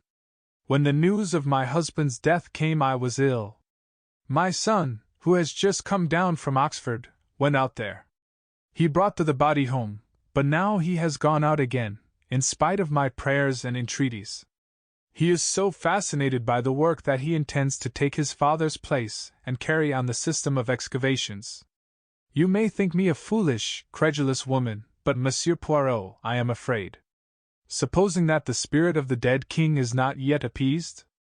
Perhaps to you I seem to be talking nonsense." "No, indeed, Lady Willard," said Poirot quickly. "I, too, believe in the force of superstition, one of the greatest forces the world has ever known." I looked at him in surprise. I should never have credited Poirot with being superstitious. But the little man was obviously in earnest. "What you really demand is that I shall protect your son? I will do my utmost to keep him from harm." "Yes, in the ordinary way, but against an occult influence? In volumes of the Middle Ages, Lady Willard, you will find many ways of counteracting black magic. Perhaps they knew more than we moderns with all our boasted science. Now let us come to facts, that I may have guidance. Your husband had always been a devoted Egyptologist, hadn't he?" "Yes, from his youth upwards. He was one of the greatest living authorities upon the subject." But Mr. Blaibner, I understand, was more or less of an amateur? Oh, quite. He was a very wealthy man who dabbled freely in any subject that happened to take his fancy. My husband managed to interest him in Egyptology, and it was his money that was so useful in financing the expedition. And the nephew? What do you know of his tastes? Was he with the party at all? I do not think so. In fact, I never knew of his existence till I read of his death in the paper. I do not think he and Mr. Blaibner can have been at all intimate. He never spoke of having any relations. Who are the other members of the party? Well, there is Dr. Toswell, a minor official connected with the British Museum, Mr. Schneider of the Metropolitan Museum in New York, a young American secretary, Dr. Ames, who accompanies the expedition in his professional capacity, and Hassan, my husband's devoted native servant. Do you remember the name of the American secretary? Harper, I think, but I cannot be sure. He had not been with Mr. Blaibner very long, I know. He was a very pleasant young fellow. Thank you, Lady Willard. If there is anything else? For the moment, nothing. Leave it now in my hands, and be assured that I will do all that is humanly possible to protect your son. They were not exactly reassuring words, and I observed Lady Willard wince as he uttered them. Yet, at the same time, the fact that he had not pooh-poohed her fears seemed in itself to be a relief to her. For my part, one had never before suspected that Poirot had so deep a vein of superstition in his nature. I tackled him on the subject as we went homewards. His manner was grave and earnest. But yes, Hastings, I believe in these things. You must not underrate the force of superstition. What are we going to do about it? Toujours pratique, the good Hastings. Eh bien, to begin with, we are going to cable to New York for fuller details of young Mr. Blaibner's death. He duly sent off his cable. The reply was full and precise. Young Rupert Blaibner had been in low water for several years. He had been a beachcomber and a remittance man in several South Sea islands, but had returned to New York 2 years ago, where he had rapidly sunk lower and lower. The most significant thing, to my mind, was that he had recently managed to borrow enough money to take him to Egypt. I've a good friend there I can borrow from, he had declared. Here, however, his plans had gone awry. He had returned to New York cursing his skinflint of an uncle who cared more for the bones of dead and gone kings than his own flesh and blood. It was during his sojourn in Egypt that the death of Sir John Willard occurred. Rupert had plunged once more into his life of dissipation in New York, and then, without warning, he had committed suicide, leaving behind him a letter which contained some curious phrases. It seemed written in a sudden fit of remorse. He referred to himself as a leper and an outcast, and the letter ended by declaring that such as he were better dead. A shadowy theory leapt into my brain. I had never really believed in the vengeance of a long-dead Egyptian king. I saw here a more modern crime. Supposing this young man had decided to do away with his uncle, preferably by poison. By mistake, Sir John Willard receives the fatal dose. The young man returns to New York, haunted by his crime. The news of his uncle's death reaches him. He realizes how unnecessary his crime has been, and stricken with remorse takes his own life. I outlined my solution to Poirot. He was interested. It is ingenious what you have thought of there. Decidedly it is ingenious. It may even be true. But you leave out of count the fatal influence of the tomb. I shrugged my shoulders. You still think that has something to do with it? So much so, mon ami, that we start for Egypt tomorrow. What? I cried, astonished. I have said it. An expression of conscious heroism spread over Poirot's face. Then he groaned. But oh, he lamented. The sea! The hateful sea! It was a week later. Beneath our feet was the golden sand of the desert. The hot sun poured down overhead. Poirot, the picture of misery, wilted by my side. The little man was not a good traveler.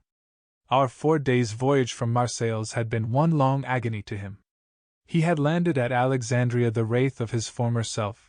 Even his usual neatness had deserted him. We had arrived in Cairo and had driven out at once to the Mina House Hotel, right in the shadow of the pyramids. The charm of Egypt had laid hold of me. Not so Poirot. Dressed precisely the same as in London, he carried a small clothes brush in his pocket, and waged an unceasing war on the dust which accumulated on his dark apparel. "And my boots," he wailed. "Regard them, Hastings.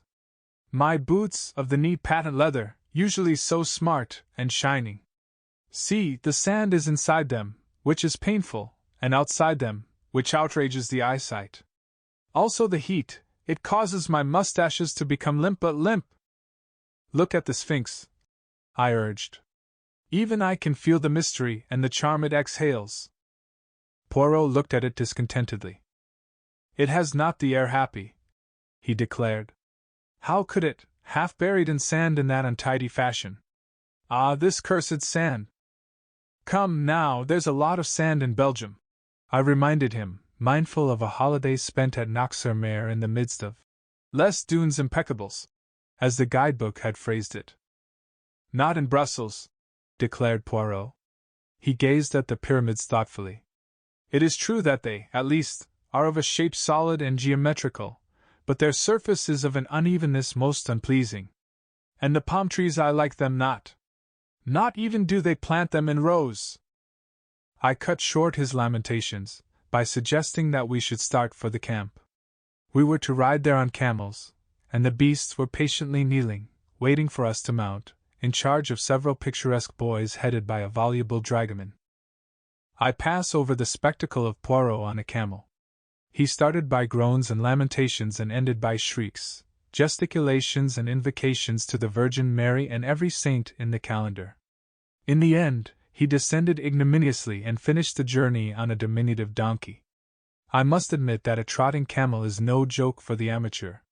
I was stiff for several days. At last we neared the scene of the excavations. A sunburnt man with a grey beard, in white clothes and wearing a helmet, came to meet us. "Monsieur Poirot and Captain Hastings? We received your cable. I'm sorry that there was no one to meet you in Cairo. An unforeseen event occurred which completely disorganized our plans." Poirot paled. His hand, which had stolen to his clothes brush, stayed its course. "Not another death?" he breathed. "Yes." "Sir Guy Willard?" I cried. "No, Captain Hastings. My American colleague, Mr. Schneider." "And the cause?" demanded Poirot. "Tetanus." I blanched. All around me I seemed to feel an atmosphere of evil, subtle and menacing. A horrible thought flashed across me. Supposing I were the next? "Mon Dieu," said Poirot in a very low voice. "I do not understand this. It is horrible. Tell me, monsieur, there is no doubt that it was tetanus." "I believe not. But Dr. Ames will tell you more than I can do." "Ah, of course, you are not the doctor. My name is Toswell." This, then, was the British expert described by Lady Willard as being a minor official at the British Museum. There was something at once grave and steadfast about him that took my fancy. "If you will come with me," continued Dr. Toswell, "I will take you to Sir Guy Willard. He was most anxious to be informed as soon as you should arrive." We were taken across the camp to a large tent. Dr. Toswell lifted up the flap and we entered. 3 men were sitting inside. "Monsieur Poirot and Captain Hastings have arrived, Sir Guy," said Toswell. The youngest of the 3 men jumped up and came forward to greet us. There was a certain impulsiveness in his manner which reminded me of his mother. He was not nearly so sunburned as the others, and that fact, coupled with a certain haggardness round the eyes, made him look older than his 22 years. He was clearly endeavoring to bear up under a severe mental strain. He introduced his 2 companions, Dr. Ames, a capable-looking man of 30-odd, with a touch of graying hair at the temples, and Mr. Harper, the secretary, a pleasant lean young man wearing the national insignia of horn-rimmed spectacles. After a few minutes' desultory conversation the latter went out, and Dr. Toswell followed him. We were left alone with Sir Guy and Dr. Ames. "Please ask any questions you want to ask, Monsieur Poirot," said Willard. "We are utterly dumbfounded at this strange series of disasters, but it can't be, anything but coincidence." There was a nervousness about his manner which rather belied the words.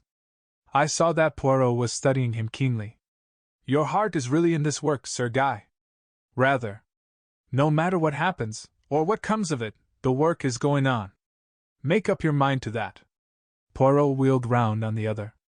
"What have you to say to that, Monsieur le Docteur?" "Well," drawled the doctor, "I'm not for quitting myself." Poirot made one of those expressive grimaces of his. "Then, évidemment, we must find out just how we stand. When did Mr. Schneider's death take place?" 3 days ago." "You are sure it was tetanus?" "Dead sure." "It couldn't have been a case of strychnine poisoning, for instance?" "No, Monsieur Poirot." "I see what you're getting at. But it was a clear case of tetanus. Did you not inject antiserum?" "Certainly we did," said the doctor dryly. "Every conceivable thing that could be done was tried." "Had you the antiserum with you?" "No. We procured it from Cairo." "Have there been any other cases of tetanus in the camp?" "No, not one." "Are you certain that the death of Mr. Blaibner was not due to tetanus?" "Absolutely plumb certain. He had a scratch upon his thumb which became poisoned, and septicemia set in. It sounds pretty much the same to a layman, I dare say, but the two things are entirely different. Then we have 4 deaths all totally dissimilar, 1 heart failure, 1 blood poisoning, 1 suicide, and 1 tetanus." "Exactly, Monsieur Poirot." "Are you certain that there is nothing which might link the 4 together?" "I don't quite understand you." "I will put it plainly. Was any act committed by those 4 men which might seem to denote disrespect to the spirit of Menhere?" The doctor gazed at Poirot in astonishment. "You're talking through your hat, Monsieur Poirot. Surely you've not been guided into believing all that fool talk?" "Absolute nonsense," muttered Willard angrily. Poirot remained placidly immovable, blinking a little out of his green cat's eyes. "So you do not believe it, Monsieur le Docteur?" "No, sir, I do not," declared the doctor emphatically. "I am a scientific man, and I believe only what science teaches." "Was there no science then in ancient Egypt?" asked Poirot softly. He did not wait for a reply, and indeed Dr. Ames seemed rather at a loss for the moment. "No, no, do not answer me, but tell me this. What do the native workmen think?" "I guess," said Dr. Ames, "that, where white folk lose their heads, natives aren't going to be far behind. I'll admit that they're getting what you might call scared, but they've no cause to be." "I wonder," said Poirot noncommittally. Sir Guy leant forward. "Surely," he cried incredulously, "you cannot believe but the thing's absurd. You can know nothing of ancient Egypt if you think that." For answer Poirot produced a little book from his pocket, an ancient tattered volume. As he held it out I saw its title, The Magic of the Egyptians and Chaldeans. Then, wheeling round, he strode out of the tent. The doctor stared at me. "What is his little idea?" The phrase, so familiar on Poirot's lips, made me smile as it came from another. "I don't know exactly," I confessed. "He's got some plan of exorcising the evil spirits, I believe." I went in search of Poirot, and found him talking to the lean-faced young man who had been the late Mr. Blaibner's secretary. "No," Mr. Harper was saying. "I've only been 6 months with the expedition. Yes, I knew Mr. Blaibner's affairs pretty well. Can you recount to me anything concerning his nephew? He turned up here one day, not a bad-looking fellow. I'd never met him before, but some of the others had, Ames, I think, and Schneider. The old man wasn't at all pleased to see him. They were at it in no time, hammer and tongs. 'Not a cent,' the old man shouted. 'Not 1 cent now or when I'm dead. I intend to leave my money to the furtherance of my life's work. I've been talking it over with Mr. Schneider today. And a bit more of the same.' Young Blaibner lit out for Cairo right away." "Was he in perfectly good health at the time?" "The old man?" "No, the young one. I believe he did mention there was something wrong with him. But it couldn't have been anything serious, or I should have remembered. One thing more, has Mr. Blaibner left a will?" "So far as we know, he has not." Are you remaining with the expedition, Mr. Harper? No, sir, I am not. I'm for New York as soon as I can square up things here. You may laugh if you like, but I'm not going to be this blasted old Menherore's next victim. He'll get me if I stop here. The young man wiped the perspiration from his brow. Poirot turned away. Over his shoulder he said with a peculiar smile, Remember, he got one of his victims in New York. Oh, hell, said Mr. Harper forcibly. That young man is nervous, said Poirot thoughtfully. He is on the edge, but absolutely on the edge. I glanced at Poirot curiously, but his enigmatical smile told me nothing. In company with Sir Guy Willard and Dr. Toswell we were taken round the excavations. The principal finds had been removed to Cairo, but some of the tomb furniture was extremely interesting. The enthusiasm of the young baronet was obvious, but I fancied that I detected a shade of nervousness in his manner, as though he could not quite escape from the feeling of menace in the air. As we entered the tent which had been assigned to us, for a wash before joining the evening meal, a tall dark figure in white robes stood aside to let us pass with a graceful gesture and a murmured greeting in Arabic. Poirot stopped. You are Hassan, the late Sir John Willard's servant? I served my lord Sir John, now I serve his son. He took a step nearer to us and lowered his voice. You are a wise one, they say, learned in dealing with evil spirits. Let the young master depart from here. There is evil in the air around us. And with an abrupt gesture, not waiting for a reply, he strode away. Evil in the air, muttered Poirot. Yes, I feel it. Our meal was hardly a cheerful one. The floor was left to Dr. Toswell, who discoursed at length upon Egyptian antiquities. Just as we were preparing to retire to rest, Sir Guy caught Poirot by the arm and pointed. A shadowy figure was moving amidst the tents. It was no human one. I recognized distinctly the dog-headed figure I had seen carved on the walls of the tomb. My blood literally froze at the sight. Mon Dieu! Murmured Poirot, crossing himself vigorously. Anubis, the jackal-headed, the god of departing souls. Someone is hoaxing us, cried Dr. Toswell, rising indignantly to his feet. It went into your tent, Harper, muttered Sir Guy, his face dreadfully pale. No, said Poirot, shaking his head. Into that of the Dr. Ames. The doctor stared at him incredulously.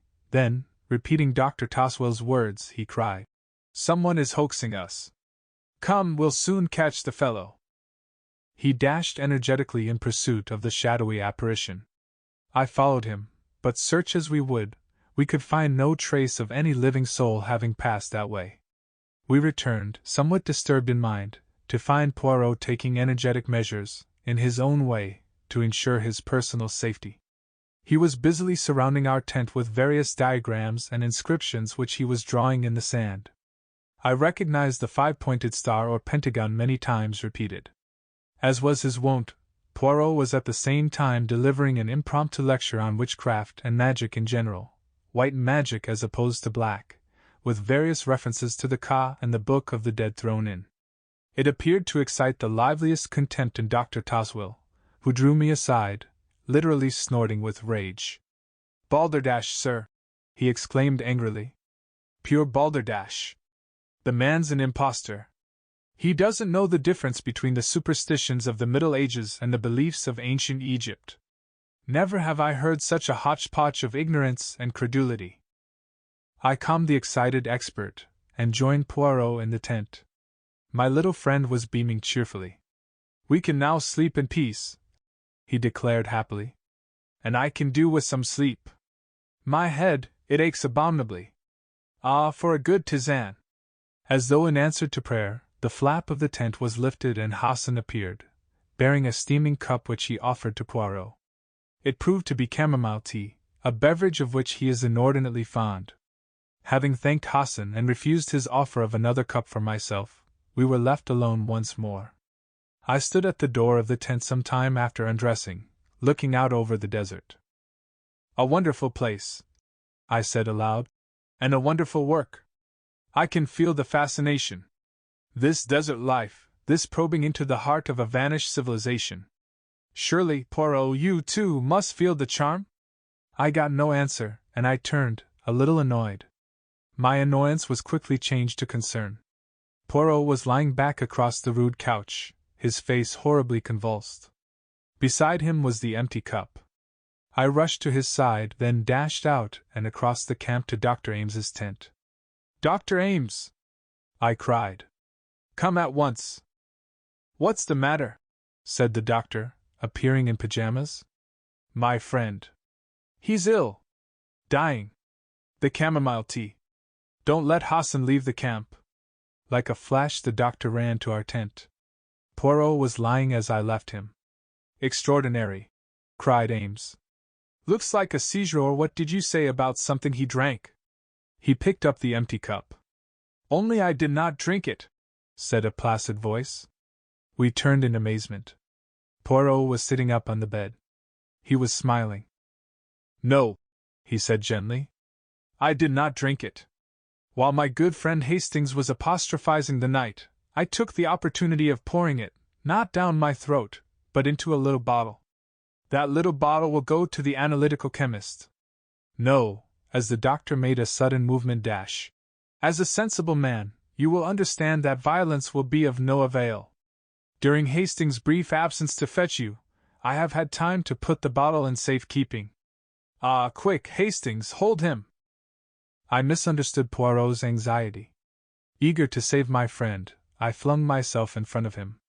But the doctor's swift movement had another meaning. His hand went to his mouth, a smell of bitter almonds filled the air, and he swayed forward and fell.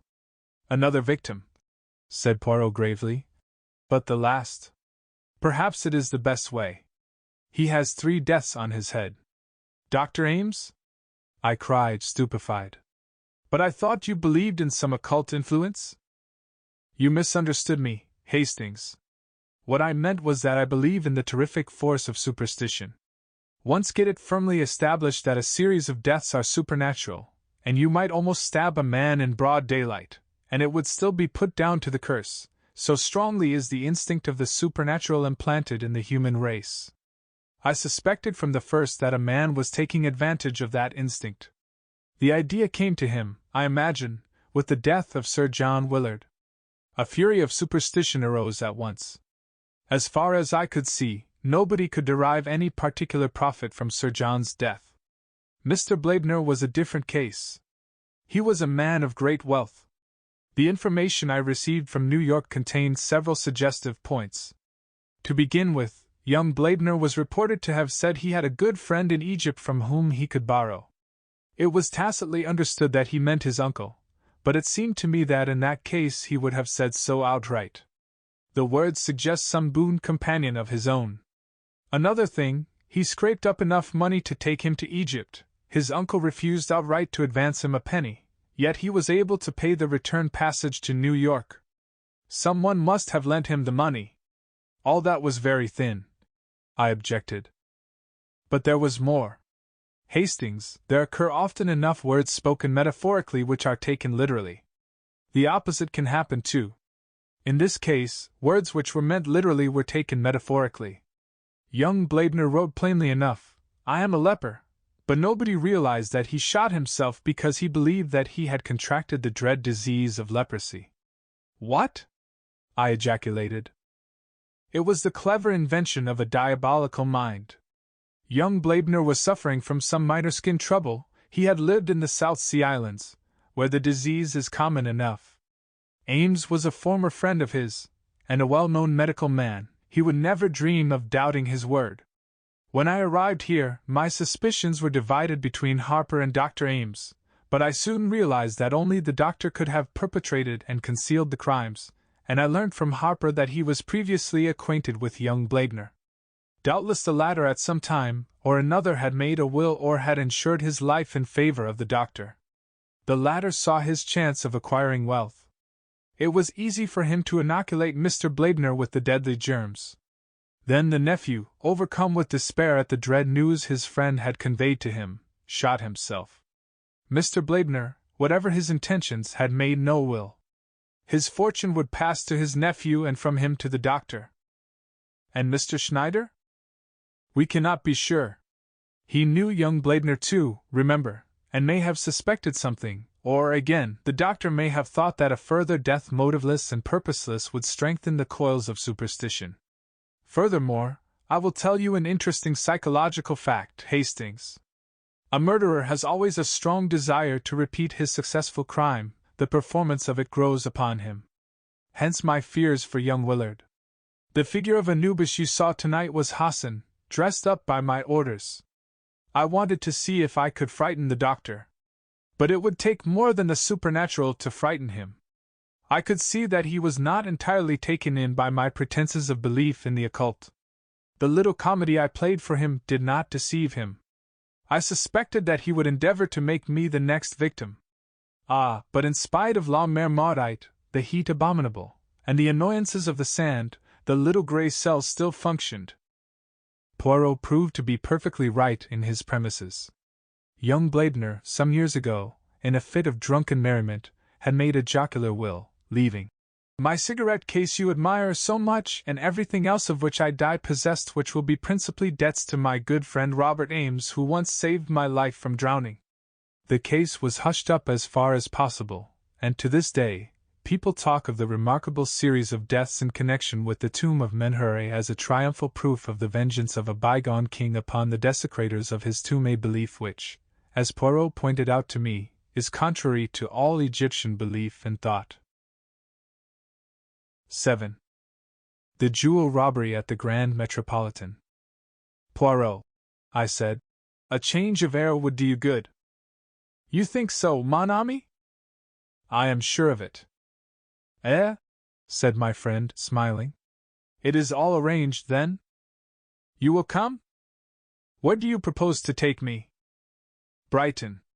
As a matter of fact, a friend of mine in the city put me on to a very good thing, and well, I have money to burn, as the saying goes. I think a weekend at the Grand Metropolitan would do us all the good in the world. Thank you, I accept most gratefully. You have the good heart to think of an old man. And the good heart, it is in the end worth all the little grey cells. Yes, I who speak to you am in danger of forgetting that sometimes. I did not quite relish the implication. I fancy that Poirot is sometimes a little inclined to underestimate my mental capacities. But his pleasure was so evident that I put my slight annoyance aside. Then, that's all right, I said hastily. Saturday evening saw us dining at the Grand Metropolitan in the midst of a gay throng. All the world and his wife seemed to be at Brighton. The dresses were marvelous, and the jewels worn sometimes with more love of display than good taste were something magnificent. Hein, it is a sight this, murmured Poirot. This is the home of the profiteer, is it not so, Hastings? Supposed to be, I replied. But we'll hope they aren't all tarred with the profiteering brush. Poirot gazed round him placidly. The sight of so many jewels makes me wish I had turned my brains to crime, instead of to its detection. What a magnificent opportunity for some thief of distinction! Regard, Hastings, that stout woman by the pillar. She is, as you would say, plastered with gems. I followed his eyes. Why, I exclaimed, it's Mrs. Opelson. You know her? Slightly. Her husband is a rich stockbroker who made a fortune in the recent oil boom. After dinner we ran across the Opelsons in the lounge, and I introduced Poirot to them. We chatted for a few minutes, and ended by having our coffee together. Poirot said a few words in praise of some of the costlier gems displayed on the lady's ample bosom, and she brightened up at once. It's a perfect hobby of mine, Mr. Poirot. I just love jewelry. Ed knows my weakness, and every time things go well he brings me something new. You are interested in precious stones? I have had a good deal to do with them one time and another, madam. My profession has brought me into contact with some of the most famous jewels in the world. He went on to narrate, with discreet pseudonyms, the story of the historic jewels of a reigning house, and Mrs. Opelson listened with bated breath. There now! She exclaimed, as he ended. If it isn't just like a play! You know, I've got some pearls of my own that have a history attached to them.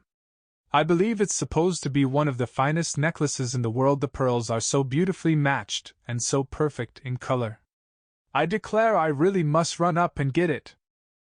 Oh, madam, protested Poirot, you are too amiable. Pray do not derange yourself. Oh, but I'd like to show it to you. The buxom dame waddled across to the lift briskly enough. Her husband, who had been talking to me, looked at Poirot inquiringly. Madam, your wife is so amiable as to insist on showing me her pearl necklace, explained the latter. Oh, the pearls! Opalson smiled in a satisfied fashion. Well, they are worth seeing. Cost a pretty penny, too. Still, the money's there all right. I could get what I paid for them any day, perhaps more. May have to, too, if things go on as they are now. Money's confoundedly tight in the city. All this infernal EPD. He rambled on, launching into technicalities where I could not follow him. He was interrupted by a small page boy who approached and murmured something in his ear. What? I'll come at once. Not taken ill, is she? Excuse me, gentlemen. He left us abruptly. Poirot leaned back and lit one of his tiny Russian cigarettes. Then, carefully and meticulously, he arranged the empty coffee cups in a neat row, and beamed happily on the result. The minutes passed. The Opalsons did not return. Curious, I remarked at length. I wonder when they will come back. Poirot watched the ascending spirals of smoke, and then said thoughtfully, They will not come back. Why? Because, my friend, something has happened. What sort of thing? How do you know? I asked curiously. Poirot smiled. A few moments ago the manager came hurriedly out of his office and ran upstairs. He was much agitated. The lift boy is deep in talk with one of the pages. The lift bell has rung 3 times, but he heeds it not. Thirdly, even the waiters are distrait, and to make a waiter distrait. Poirot shook his head with an air of finality. The affair must indeed be of the first magnitude. Ah, it is as I thought. Here come the police. 2 men had just entered the hotel, one in uniform, the other in plain clothes. They spoke to a page, and were immediately ushered upstairs.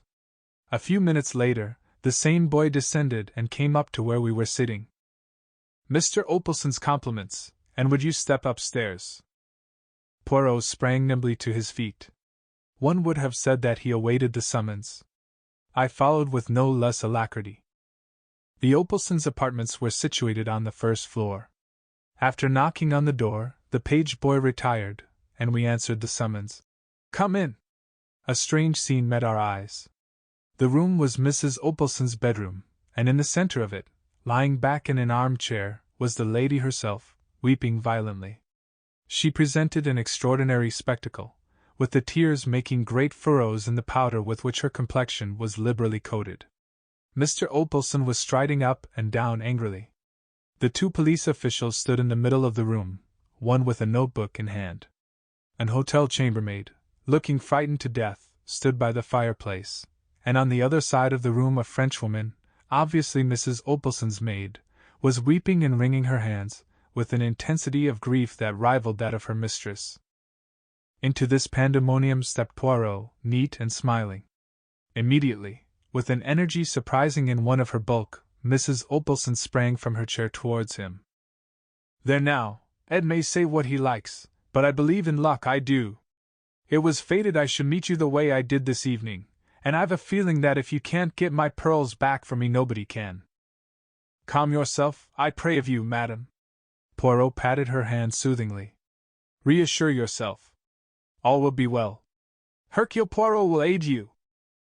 Mr. Opalson turned to the police inspector. There will be no objection to my calling in this gentleman, I suppose? None at all, sir, replied the man civilly, but with complete indifference. Perhaps now your lady's feeling better she'll just let us have the facts? Mrs. Opalson looked helplessly at Poirot. He led her back to her chair.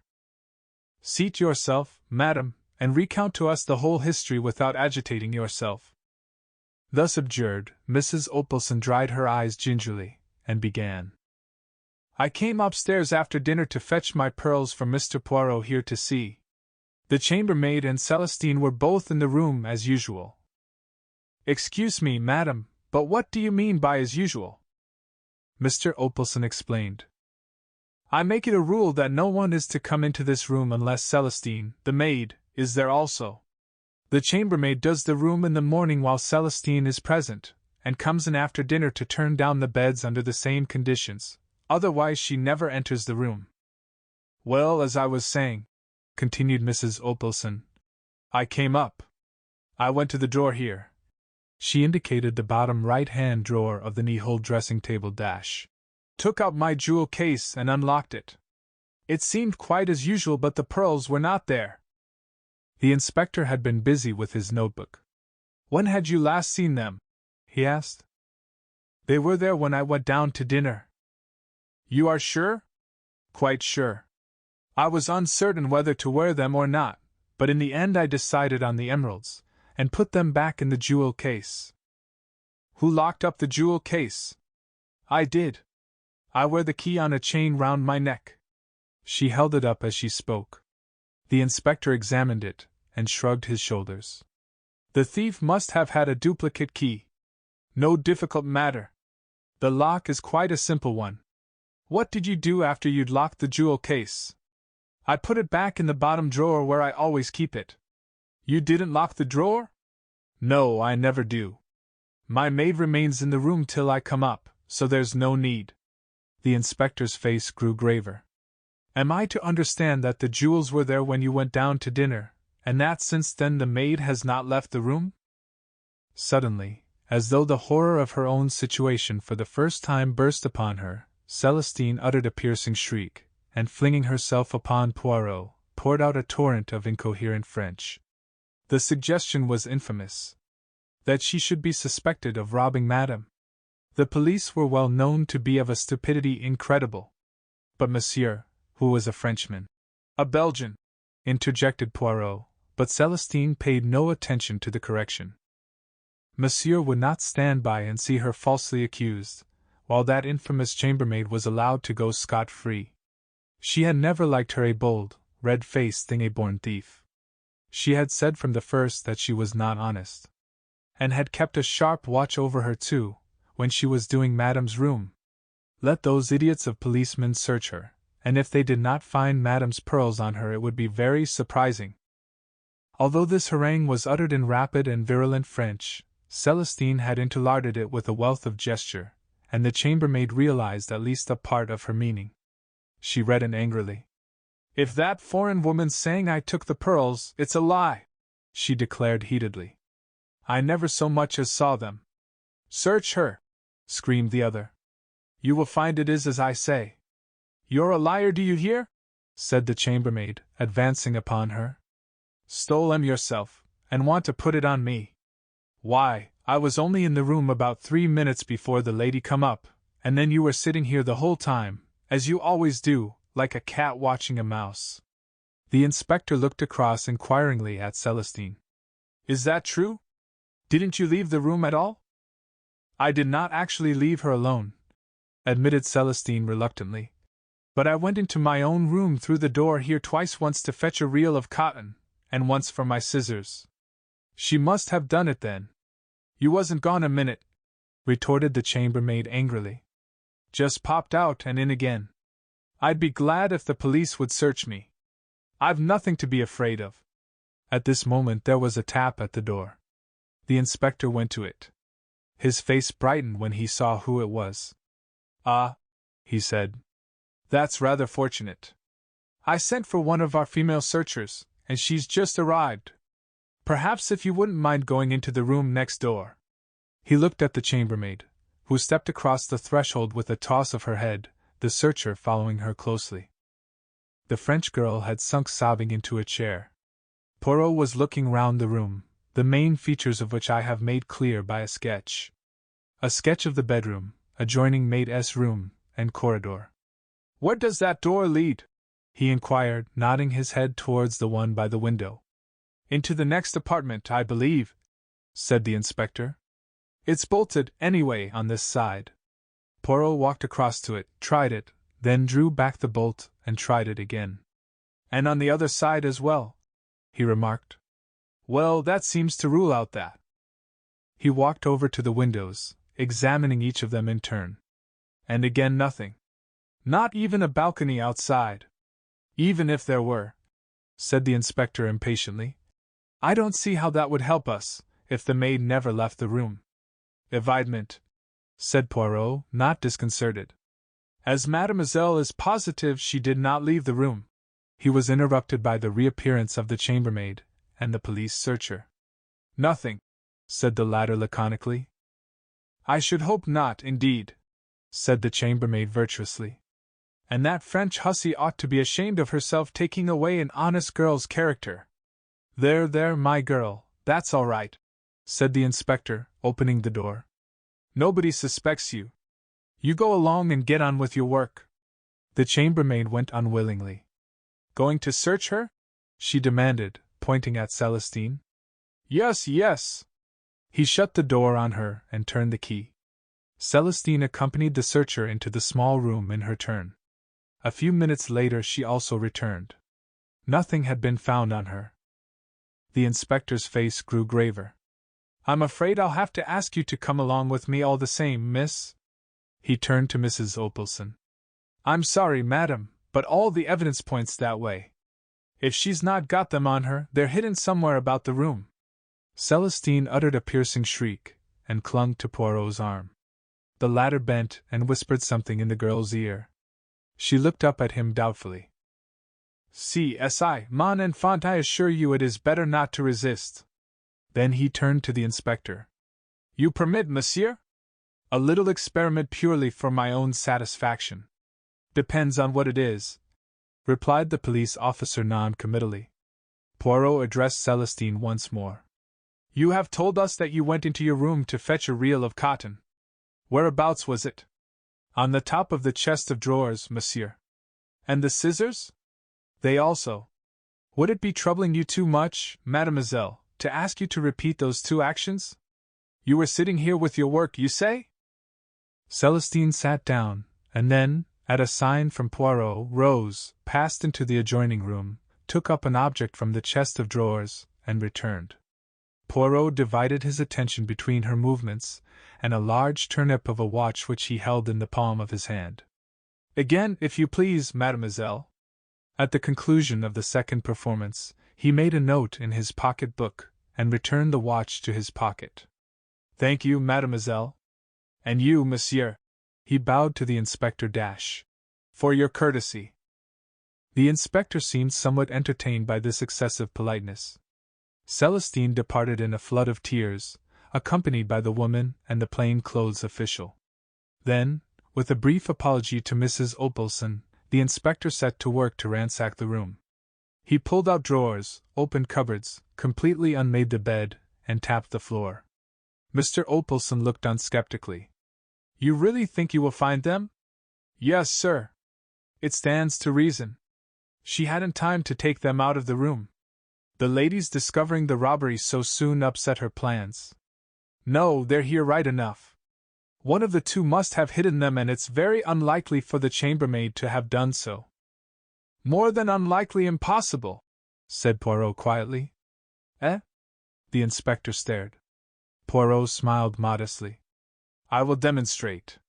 Hastings, my good friend, take my watch in your hand with care. It is a family heirloom. Just now I timed mademoiselle's movements. Her first absence from the room was of 12 seconds, her second of 15. Now observe my actions. Madame will have the kindness to give me the key of the jewel case. I thank you. My friend Hastings will have the kindness to say go. Go, I said. With almost incredible swiftness, Poirot wrenched open the drawer of the dressing table, extracted the jewel case, fitted the key in the lock, opened the case, selected a piece of jewellery, shut and locked the case, and returned it to the drawer, which he pushed to again. His movements were like lightning. Well, mon ami? He demanded of me breathlessly. 46 seconds, I replied. You see? He looked round. There would not have been time for the chambermaid even to take the necklace out, far less hide it. Then that settles it on the maid, said the inspector with satisfaction, and returned to his search. He passed into the maid's bedroom next door. Poirot was frowning thoughtfully. Suddenly he shot a question at Mr. Opelson. This necklace it was, without doubt, insured? Mr. Opelson looked a trifle surprised at the question. Yes, he said hesitatingly. That is so. But what does that matter? Broke in Mrs. Opelson tearfully. It's my necklace I want. It was unique. No money could be the same. I comprehend, madam, said Poirot soothingly. I comprehend perfectly. To la femme sentiment is everything, is it not so? But monsieur, who has not the so fine susceptibility, will doubtless find some slight consolation in the fact. Of course, said Mr. Opelson rather uncertainly. Still, he was interrupted by a shout of triumph from the inspector. He came in dangling something from his fingers. With a cry, Mrs. Opelson heaved herself up from her chair. She was a changed woman. Oh, my necklace! She clasped it to her breast with both hands. We crowded round. Where was it? Demanded Opelson. Maid's bed. In among the springs of the wire mattress. She must have stolen it, and hidden it there before the chambermaid arrived on the scene. You permit, madam? Said Poirot gently. He took the necklace from her and examined it closely, then handed it back with a bow. I'm afraid, madam, you'll have to hand it over to us for the time being, said the inspector. We shall want it for the charge. But it shall be returned to you as soon as possible. Mr. Opelson frowned. Is that necessary? I'm afraid so, sir. Just a formality. Oh, let him take it, Ed, cried his wife. I'd feel safer if he did. I shouldn't sleep a wink thinking someone else might try and get hold of it. That wretched girl! And I would never have believed it of her. There, my dear, don't take on so. I felt a gentle pressure on my arm. It was Poirot. Shall we slip away, my friend? I think our services are no longer needed. Once outside, however, he hesitated, and then, much to my surprise, he remarked, I should rather like to see the room next door. The door was not locked, and we entered. The room, which was a large double one, was unoccupied. Dust lay about rather noticeably, and my sensitive friend gave a characteristic grimace as he ran his finger round a rectangular mark on a table near the window. The service leaves to be desired, he observed dryly. He was staring thoughtfully out of the window, and seemed to have fallen into a brown study. Well? I demanded impatiently. What did we come in here for? He started. Je vous demande pardon, mon ami. I wished to see if the door was really bolted on this side also. Well, I said, glancing at the door which communicated with the room we had just left. It is bolted. Poirot nodded. He still seemed to be thinking. And anyway, I continued, what does it matter? The case is over.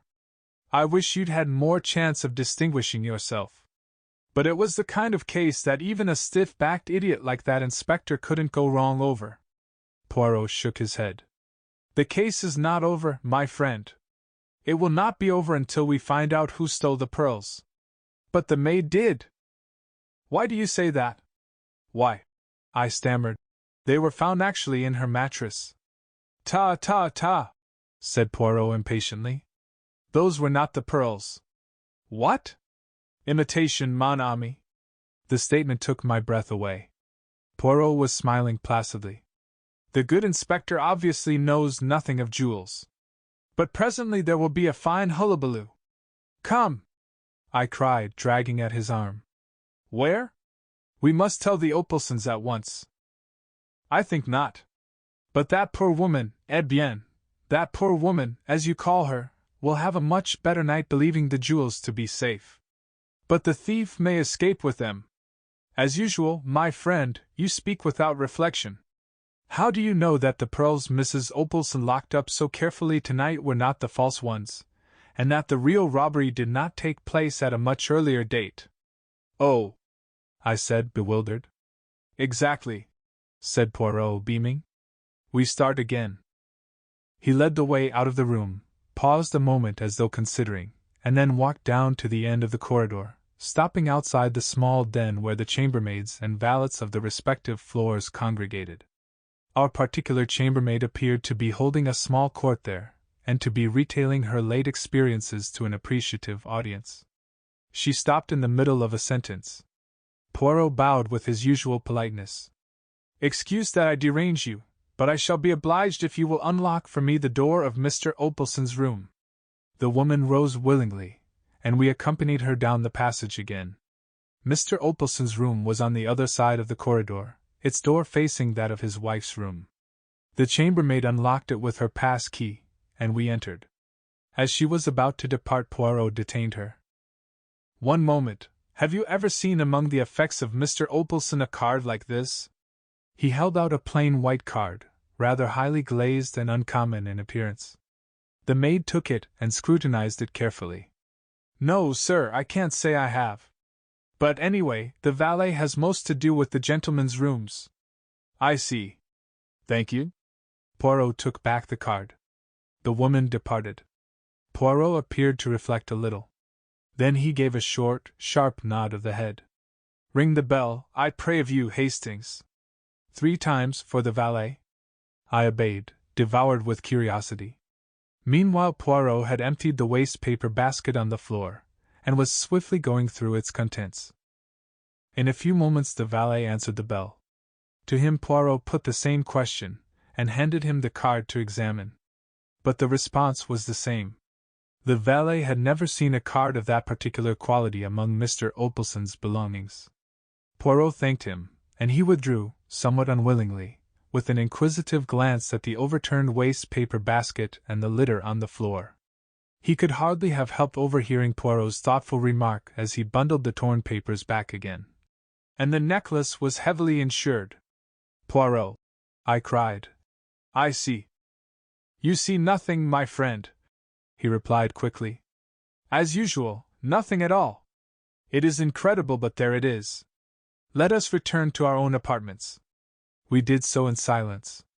Once there, to my intense surprise, Poirot effected a rapid change of clothing. "I go to London tonight," he explained. "It is imperative." "What?" "Absolutely. The real work, that of the brain, those brave little grey cells, it is done. I go to seek the confirmation. I shall find it. Impossible to deceive Hercule Poirot. You'll come a cropper one of these days," I observed, rather disgusted by his vanity. "Do not be enraged, I beg of you, mon ami. I count on you to do me a service of your friendship." "Of course," I said eagerly, rather ashamed of my moroseness. "What is it?" "The sleeve of my coat that I have taken off. Will you brush it? See you, a little white powder has clung to it. You without doubt observed me run my finger round the drawer of the dressing table?" "No, I didn't." "You should observe my actions, my friend. Thus I obtained the powder on my finger, and being a little overexcited, I rubbed it on my sleeve, an action without method which I deplore, false to all my principles." "But what was the powder?" I asked, not particularly interested in Poirot's principles. "Not the poison of the Borgias," replied Poirot, with a twinkle. "I see your imagination mounting. I should say it was French chalk." "French chalk?" "Yes, cabinet makers use it to make drawers run smoothly." I laughed. "You old sinner! I thought you were working up to something exciting. Au revoir, my friend. I save myself. I fly." The doors shut behind him. With a smile, half of derision, half of affection, I picked up the coat, and stretched out my hand for the clothes brush. The next morning, hearing nothing from Poirot, I went out for a stroll, met some old friends, and lunched with them at their hotel. In the afternoon we went for a spin. A punctured tire delayed us, and it was past 8 when I got back to the Grand Metropolitan.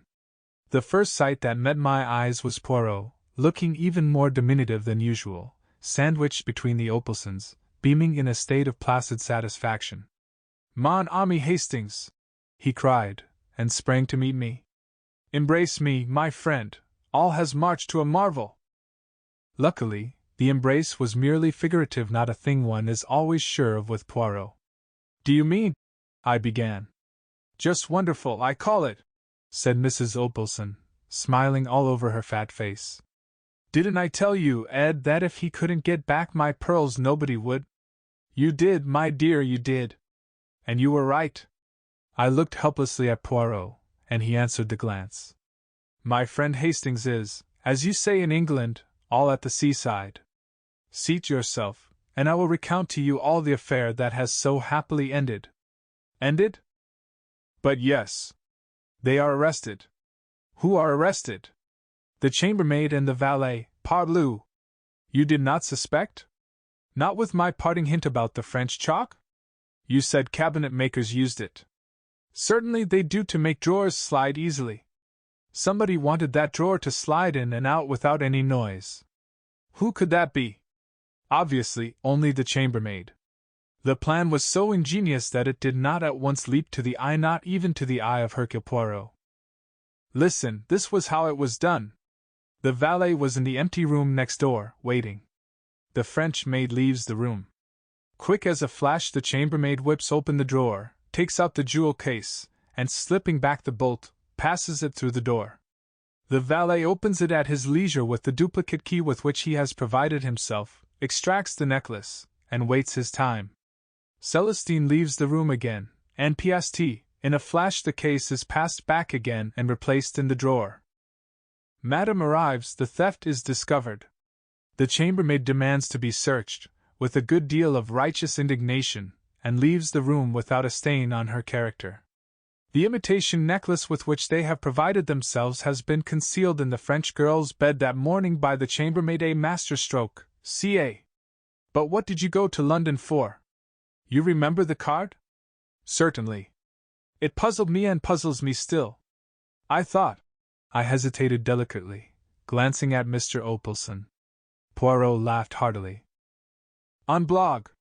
For the benefit of the valet.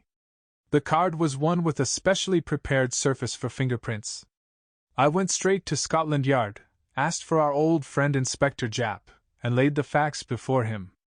As I had suspected, the fingerprints proved to be those of two well-known jewel thieves who have been wanted for some time. Japp came down with me, the thieves were arrested, and the necklace was discovered in the valet's possession. A clever pair, but they failed in method. Have I not told you, Hastings, at least 36 times, that without method, at least 36,000 times? I interrupted. But where did their method break down? Mon ami, it is a good plan to take a place as chambermaid or valet, but you must not shirk your work. They left an empty room undusted, and therefore, when the man put down the jewel case on the little table near the communicating door, it left a square mark. I remember, I cried. Before I was undecided. Then I knew. There was a moment's silence. And I've got my pearls, said Mrs. Opelson as a sort of Greek chorus. Well, I said, I'd better have some dinner. Poirot accompanied me. This ought to mean kudos for you, I observed. Pas du tout, replied Poirot tranquilly. Japp and the local inspector will divide the credit between them. But, he tapped his pocket dash. I have a check here, from Mr. Opelson, and how say you, my friend? This week-end has not gone according to plan. Shall we return here next week-end at my expense this time? 8. The Kidnapped Prime Minister. Now that war and the problems of war are things of the past, I think I may safely venture to reveal to the world the part which my friend Poirot played in a moment of national crisis. The secret has been well guarded. Not a whisper of it reached the press. But now that the need for secrecy has gone by, I feel it is only just that England should know the debt it owes to my quaint little friend, whose marvelous brains so ably averted a great catastrophe. One evening after dinner, I will not particularize the date, it suffices to say that it was at the time when peace by negotiation was the parrot cry of England's enemies. My friend and I were sitting in his rooms. After being invalid out of the army, I had been given a recruiting job, and it had become my custom to drop in on Poirot in the evenings after dinner and talk with him of any cases of interest that he might have on hand. I was attempting to discuss with him the sensational news of that day, no less than an attempted assassination of Mr. David McAdam, England's Prime Minister. The account in the papers had evidently been carefully censored. No details were given, save that the Prime Minister had had a marvelous escape, the bullet just grazing his cheek. I considered that our police must have been shamefully careless for such an outrage to be possible. I could well understand that the German agents in England would be willing to risk much for such an achievement. Fighting Mac, as his own party had nicknamed him, had strenuously and unequivocally combated the pacifist influence which was becoming so prevalent. He was more than England's Prime Minister, he was England, and to have removed him from his sphere of influence would have been a crushing and paralyzing blow to Britain. Poirot was busy mopping a grey suit with a minute sponge. Never was there a dandy such as Hercule Poirot. Neatness and order were his passion. Now, with the odor of benzine filling the air, he was quite unable to give me his full attention. "In a little minute I am with you, my friend. I have all but finished. The spot of grease, he is not good, I remove him so." He waved his sponge. I smiled as I lit another cigarette. "Anything interesting on?" I inquired, after a minute or two. "I assist how do you call it, Charlady to find her husband. A difficult affair, needing the tact. For I have a little idea that when he is found he will not be pleased. What would you? For my part, I sympathize with him. He was a man of discrimination to lose himself." I laughed. "At last! The spot of grease, he is gone. I am at your disposal. I was asking you what you thought of this attempt to assassinate MacAdam?" "Enfantillage," replied Poirot promptly. "One can hardly take it seriously. To fire with the rifle never does it succeed. It is a device of the past." "It was very near succeeding this time," I reminded him. Poirot shook his head impatiently. He was about to reply when the landlady thrust her head round the door and informed him that there were 2 gentlemen below who wanted to see him. "They won't give their names, sir, but they says as it's very important." "Let them mount," said Poirot, carefully folding his grey trousers. In a few minutes the 2 visitors were ushered in, and my heart gave a leap as in the foremost I recognized no less a personage than Lord Esther, leader of the House of Commons, whilst his companion, Mr. Bernard Dodge, was also a member of the War Cabinet, and, as I knew, a close personal friend of the Prime Minister. "Monsieur Poirot?" said Lord Esther interrogatively. My friend bowed. The great man looked at me and hesitated. "My business is private." "You may speak freely before Captain Hastings," said my friend, nodding to me to remain. "He has not all the gifts, no. But I answer for his discretion." Lord Esther still hesitated, but Mr. Dodge broke in abruptly. "Oh, come on, don't let's beat about the bush. As far as I can see, the whole of England will know the hole we're in soon enough. Time's everything." "Pray be seated, messers," said Poirot politely. "Will you take the big chair, milord?" Lord Esther started slightly. "You know me?" Poirot smiled. "Certainly. I read the little papers with the pictures. How should I not know you? Monsieur Poirot, I have come to consult you upon a matter of the most vital urgency. I must ask for absolute secrecy." "You have the word of Hercule Poirot, I can say no more," said my friend grandiloquently. "It concerns the Prime Minister. We are in grave trouble." "We're up a tree," interposed Mr. Dodge. "The injury is serious, then?" I asked. "What injury?" "The bullet wound." "Oh, that!" cried Mr. Dodge contemptuously. "That's old history. As my colleague says," continued Lord Esther, "that affair is over and done with. Luckily it failed. I wished I could say as much for the second attempt." "There has been a second attempt, then?" "Yes, though not of the same nature. Monsieur Poirot, the Prime Minister has disappeared." "What?" "He has been kidnapped." "Impossible!" I cried, stupefied. Poirot threw a withering glance at me, which I knew enjoined me to keep my mouth shut. "Unfortunately, impossible as it seems, it is only too true," continued his lordship. Poirot looked at Mr. Dodge. "You said just now, monsieur, that time was everything. What did you mean by that? The two men exchanged glances, and then Lord Esther said, You have heard, Monsieur Poirot, of the approaching Allied conference? My friend nodded. For obvious reasons, no details have been given of when and where it is to take place. But although it has been kept out of the newspapers, the date is, of course, widely known in diplomatic circles. The conference is to be held tomorrow Thursday evening at Versailles. Now you perceive the terrible gravity of the situation. I will not conceal from you that the Prime Minister's presence at the conference is a vital necessity. The pacifist propaganda, started and maintained by the German agents in our midst, has been very active. It is the universal opinion that the turning point of the conference will be the strong personality of the Prime Minister. His absence may have the most serious results, possibly a premature and disastrous peace. And we have no one who can be sent in his place.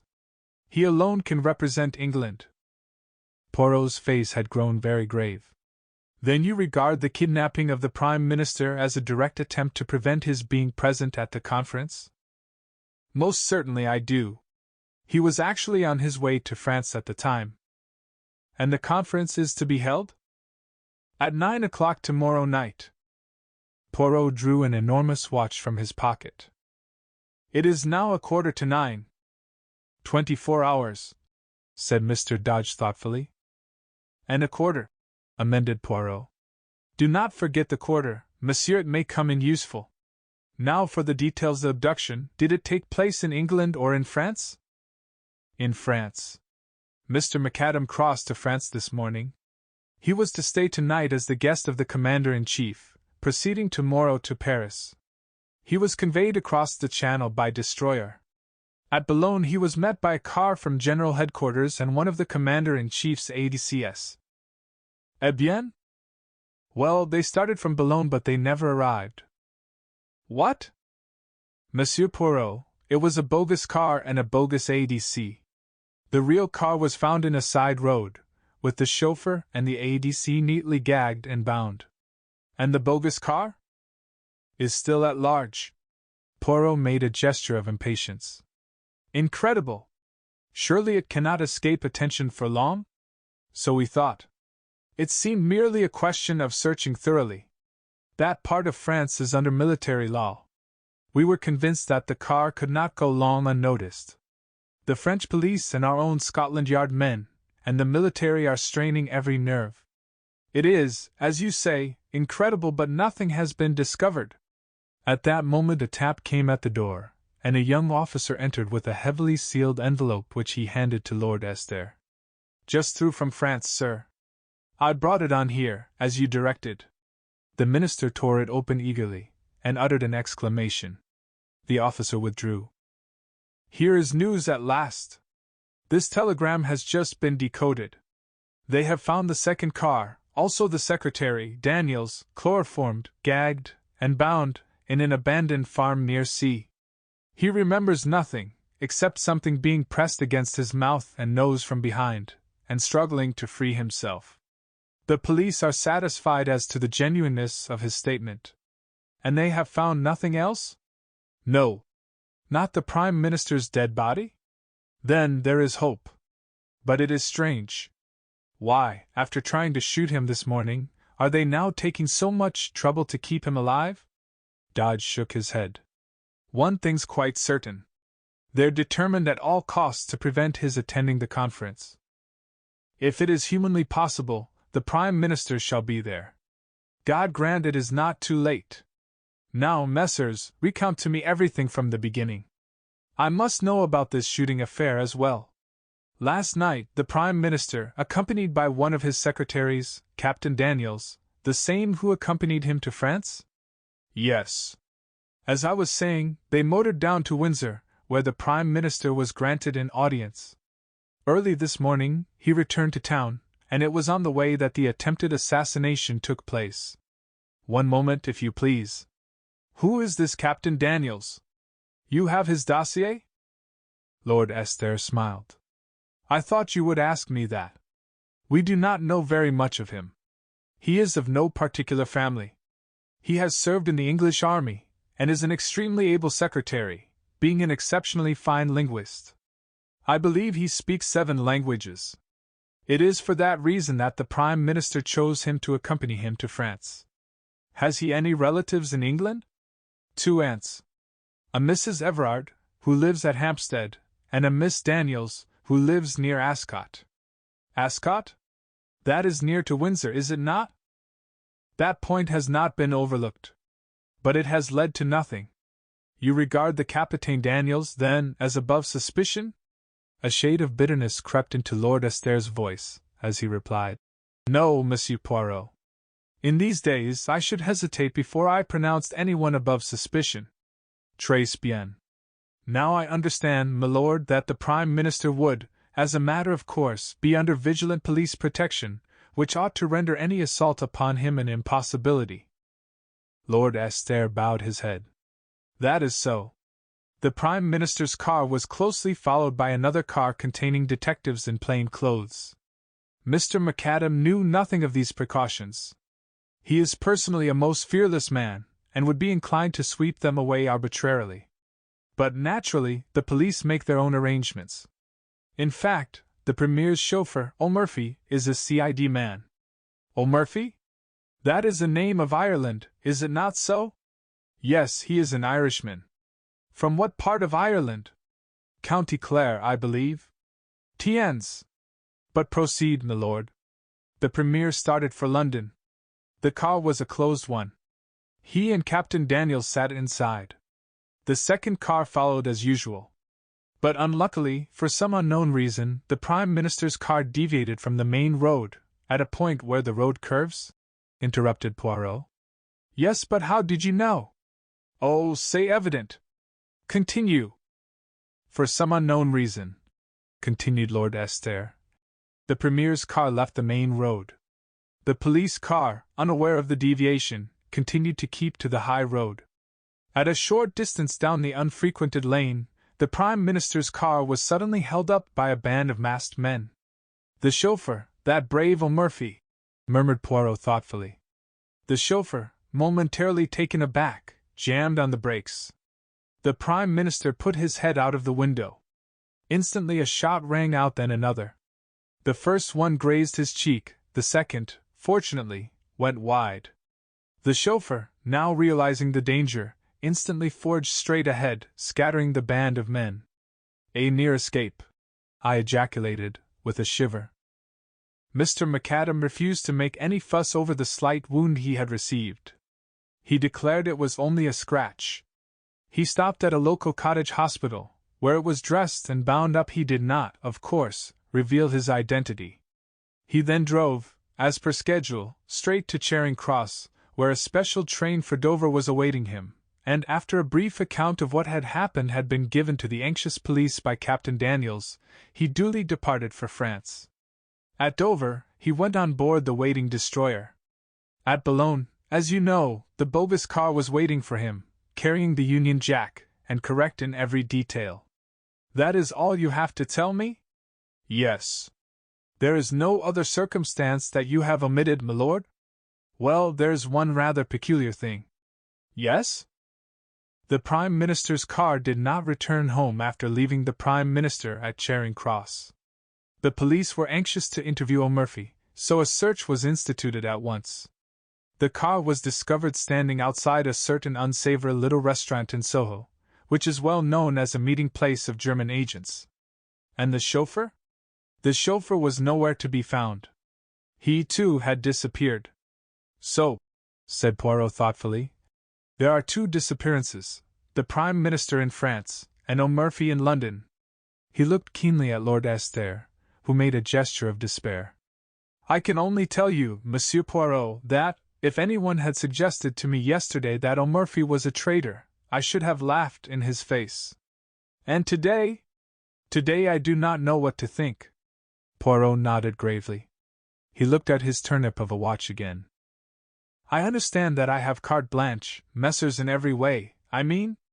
I must be able to go where I choose, and how I choose. Perfectly. There is a special train leaving for Dover in an hour's time, with a further contingent from Scotland Yard. You shall be accompanied by a military officer and a CID man, who will hold themselves at your disposal in every way. Is that satisfactory? Quite. One more question before you leave, messrs. What made you come to me?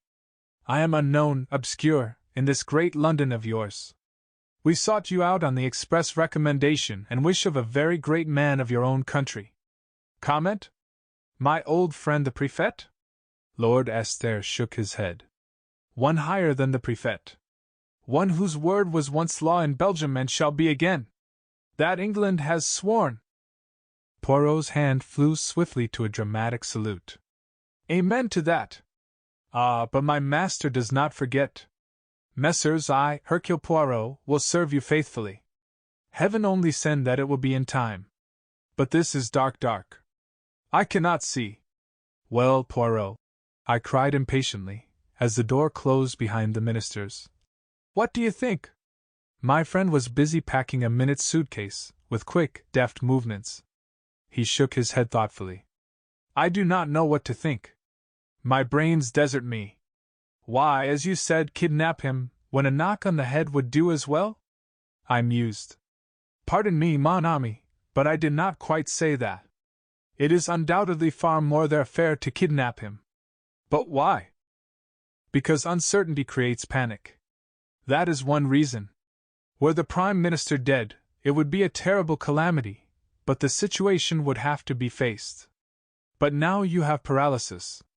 Will the Prime Minister reappear, or will he not? Is he dead or alive? Nobody knows, and until they know, nothing definite can be done. And, as I tell you, uncertainty breeds panic, which is what Les Botches are playing for. Then, again, if the kidnappers are holding him secretly somewhere, they have the advantage of being able to make terms with both sides. The German government is not a liberal paymaster, as a rule, but no doubt they can be made to disgorge substantial remittances in such a case as this. Thirdly, they run no risk of the hangman's rope. Oh, decidedly, kidnapping is their affair. Then, if that is so, why should they first try to shoot him? Poirot made a gesture of anger. Ah, that is just what I do not understand. It is inexplicable stupid. They have all their arrangements made, and very good arrangements too, for the abduction, and yet they imperil the whole affair by a melodramatic attack, worthy of a cinema, and quite as unreal. It is almost impossible to believe in it, with its band of masked men, not 20 miles from London. Perhaps they were two quite separate attempts which happened irrespective of each other, I suggested. Ah, no, that would be too much of a coincidence. Then, further, who is the traitor? There must have been a traitor in the first affair, anyway. But who was it, Daniels or O'Murphy? It must have been one of the two, or why did the car leave the main road? We cannot suppose that the Prime Minister connived at his own assassination. Did O'Murphy take that turning of his own accord, or was it Daniels who told him to do so? Surely it must have been O'Murphy's doing. Yes, because if it was Daniels, the Prime Minister would have heard the order, and would have asked the reason. But there are altogether too many whys in this affair, and they contradict each other. If O'Murphy is an honest man, why did he leave the main road? But if he was a dishonest man, why did he start the car again when only 2 shots had been fired, thereby, in all probability, saving the Prime Minister's life? And again, if he was honest, why did he, immediately on leaving Charing Cross, drive to a well-known rendezvous of German spies? It looks bad, I said. Let us look at the case with method. What have we for and against these 2 men? Take O'Murphy first. Against, that his conduct in leaving the main road was suspicious, that he is an Irishman from County Clare, that he has disappeared in a highly suggestive manner. For, that his promptness in restarting the car saved the Premier's life, that he is a Scotland Yard man, and obviously, from the post allotted to him, a trusted detective. Now for Daniels. There is not much against him, except the fact that nothing is known of his antecedents, and that he speaks too many languages for a good Englishman. Pardon me, mon ami, but as linguists, you are deplorable. Now for him, we have the fact that he was found gagged, bound, and chloroformed, which does not look as though he had anything to do with the matter. He might have gagged and bound himself, to divert suspicion. Poirot shook his head. The French police would make no mistake of that kind. Besides, once he had attained his object, and the Prime Minister was safely abducted, there would not be much point in his remaining behind. His accomplices could have gagged and chloroformed him, of course, but I failed to see what object they hoped to accomplish by it. He can be of little use to them now, for, until the circumstances concerning the Prime Minister have been cleared up, he is bound to be closely watched. Perhaps he hoped to start the police on a false scent? Then why did he not do so? He merely says that something was pressed over his nose and mouth, and that he remembers nothing more. There is no false scent there. It sounds remarkably like the truth. Well, I said, glancing at the clock, I suppose we'd better start for the station. You may find more clues in France. Possibly, mon ami, but I doubt it. It is still incredible to me that the Prime Minister has not been discovered in that limited area, where the difficulty of concealing him must be tremendous. If the military and the police of two countries have not found him, how shall I? At Charing Cross we were met by Mr. Dodge. This is Detective Barnes, of Scotland Yard, and Major Norman. They will hold themselves entirely at your disposal. Good luck to you. It's a bad business, but I've not given up hope. Must be off now. And the minister strode rapidly away. We chatted in a desultory fashion with Major Norman. In the center of the little group of men on the platform I recognized a little ferret-faced fellow talking to a tall, fair man. He was an old acquaintance of Poirot's Detective Inspector Japp, supposed to be one of the smartest of Scotland Yard's officers. He came over and greeted my friend cheerfully. I heard you were on this job too. Smart bit of work. So far they've got away with the goods all right. But I can't believe they can keep him hidden long. Our people are going through France with a tooth comb. So are the French. I can't help feeling it's only a matter of hours now. That is, if he's still alive, remarked the tall detective gloomily. Japp's face fell. Yes. But somehow I've got the feeling he's alive all right. Poirot nodded. Yes, he's alive. But can he be found in time? I, like you, did not believe he could be hidden so long. The whistle blew, and we all trooped up into the Pullman car. Then, with a slow, unwilling jerk, the train drew out of the station. It was a curious journey. The Scotland Yard men crowded together. Maps of northern France were spread out, and eager forefingers traced the lines of roads and villages. Each man had his own pet theory. Poirot showed none of his usual loquacity, but sat staring in front of him, with an expression on his face that reminded me of a puzzled child. I talked to Norman, whom I found quite an amusing fellow. On arriving at Dover, Poirot's behavior moved me to intense amusement. The little man, as he went on board the boat, clutched desperately at my arm. The wind was blowing lustily. Mon Dieu!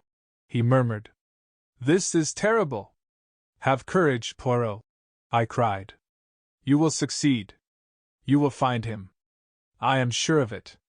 Ah, mon ami, you mistake my emotion.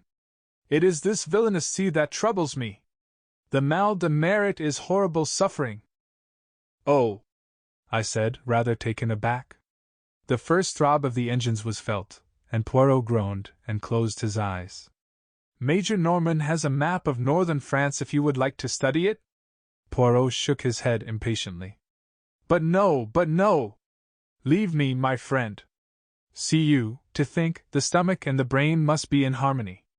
Laverguier has a method most excellent for averting the mal de mer. You breathe in and out slowly, so turning the head from left to right and counting 6 between each breath. I left him to his gymnastic endeavors, and went on deck. As we came slowly into Boulogne harbor, Poirot appeared, neat and smiling, and announced to me in a whisper that Laverguier's system had succeeded. To a marvel! Japp's forefinger was still tracing imaginary routes on his map. Nonsense! The car started from Boulogne, here they branched off. Now, my idea is that they transferred the Prime Minister to another car. See?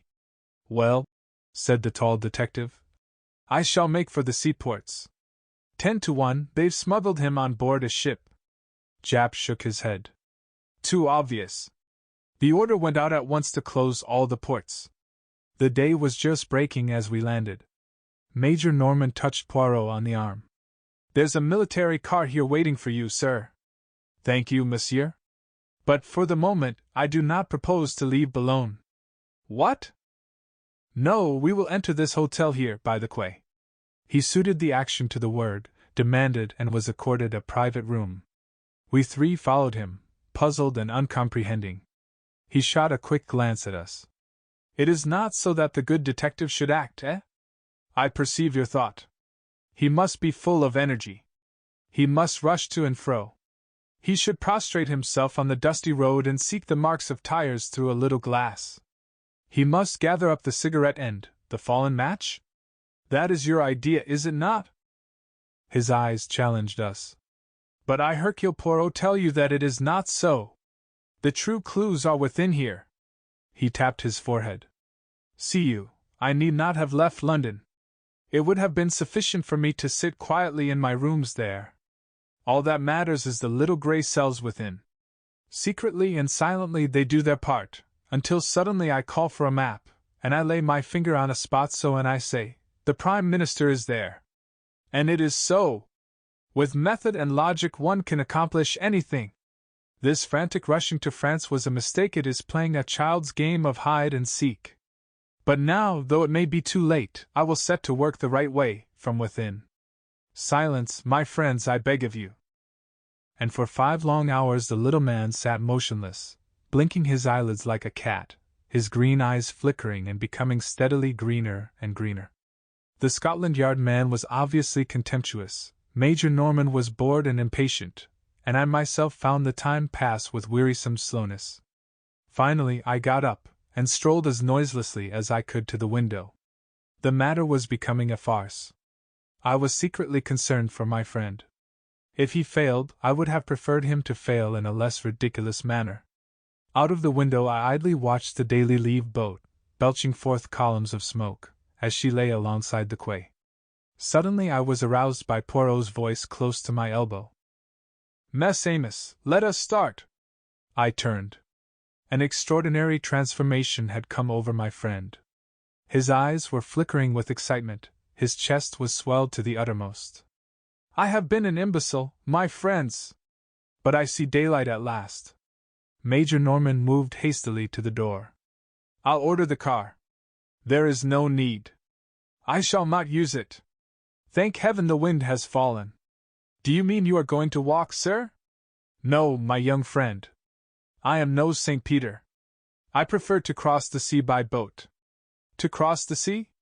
"Yes. To work with method, one must begin from the beginning. And the beginning of this affair was in England. Therefore, we returned to England." At 3 o'clock, we stood once more upon Charing Cross platform. To all our expostulations, Poirot turned a deaf ear, and reiterated again and again that to start at the beginning was not a waste of time, but the only way. On the way over, he had conferred with Norman in a low voice, and the latter had dispatched a sheaf of telegrams from Dover. Owing to the special passes held by Norman, we got through everywhere in record time. In London, a large police car was waiting for us, with some plain-clothes men, one of whom handed a typewritten sheet of paper to my friend. He answered my inquiring glance. "A list of the cottage hospitals within a certain radius west of London." I wired for it from Dover. We were whirled rapidly through the London streets. We were on the Bath Road. On we went through Hammersmith, Chiswick, and Brentford. I began to see our objective. Through Windsor and on to Ascot. My heart gave a leap. Ascot was where Daniels had an aunt living. We were after him, then, not O'Murphy. We duly stopped at the gate of a trim villa. Poirot jumped out and rang the bell. I saw a perplexed frown dimming the radiance of his face.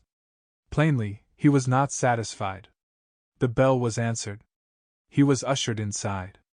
In a few moments he reappeared, and climbed into the car with a short, sharp shake of his head. My hopes began to die down. It was past 4 now. Even if he found certain evidence incriminating Daniels, what would be the good of it, unless he could wring from someone the exact spot in France where they were holding the Prime Minister? Our return progress towards London was an interrupted one.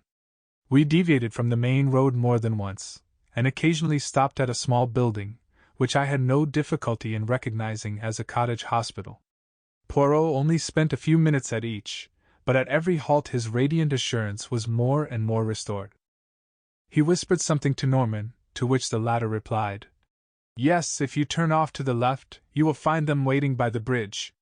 We turned up a side road, and in the failing light I discerned a second car, waiting by the side of the road. It contained 2 men in plain clothes. Poirot got down and spoke to them, and then we started off in a northerly direction, the other car following close behind.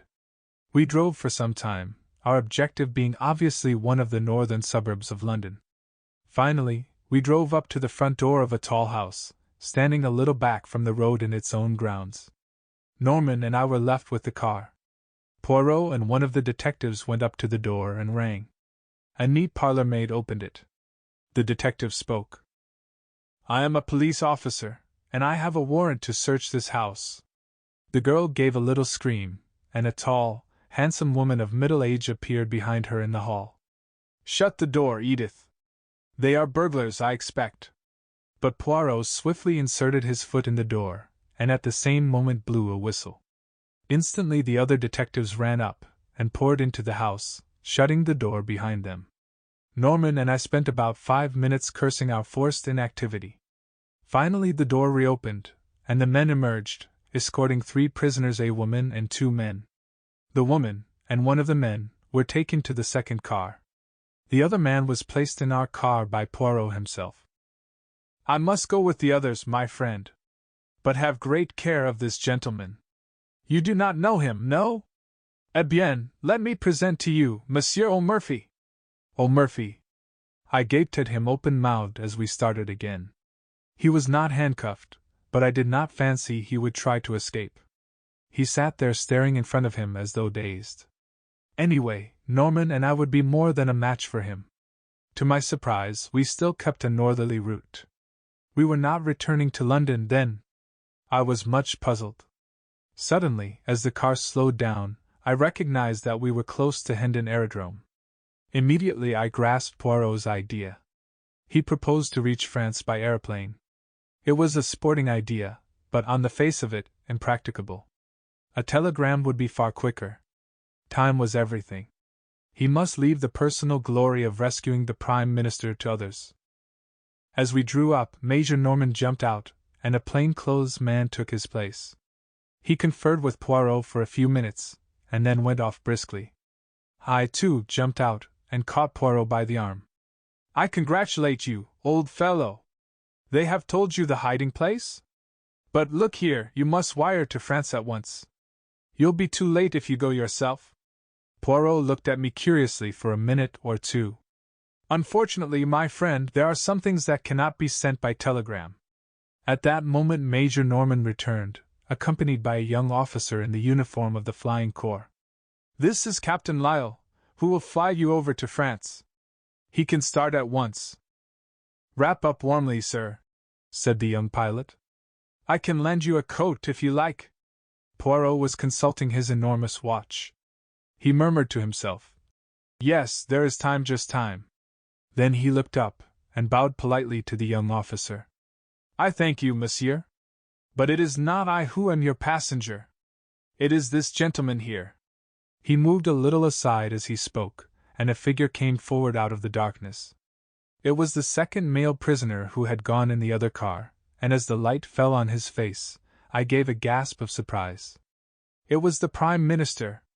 "For heaven's sake, tell me all about it," I cried impatiently, as Poirot, Norman, and I motored back to London. "How in the world did they manage to smuggle him back to England?" "There was no need to smuggle him back," replied Poirot dryly. "The Prime Minister has never left England. He was kidnapped on his way from Windsor to London." "What?" "I will make all clear. The Prime Minister was in his car, his secretary beside him. Suddenly a pad of chloroform is clapped on his face. But by whom?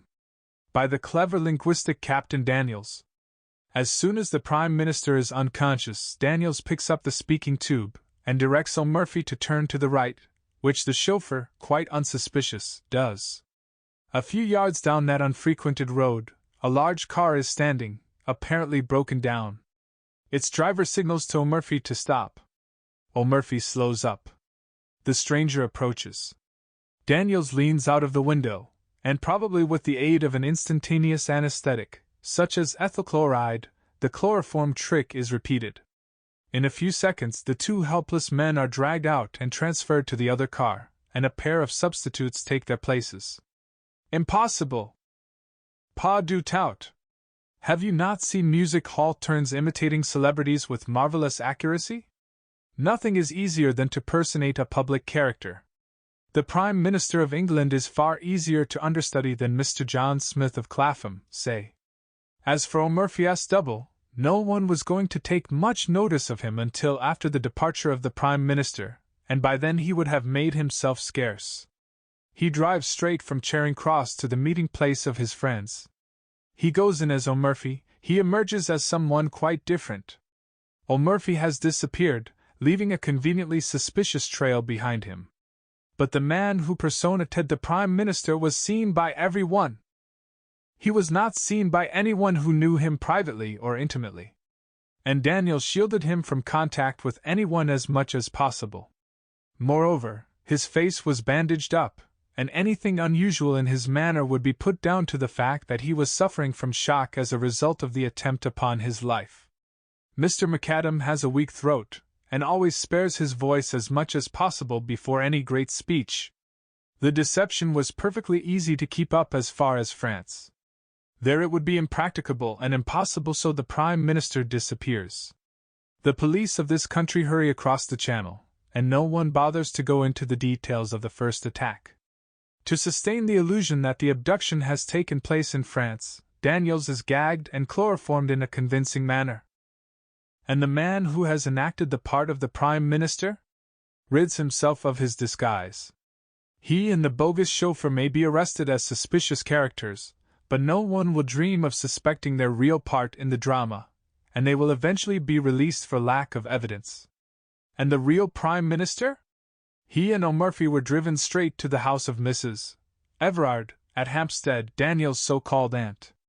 In reality, she is Frau Bertha Benthel, and the police have been looking for her for some time. It is a valuable little present that I have made to them, to say nothing of Daniel's.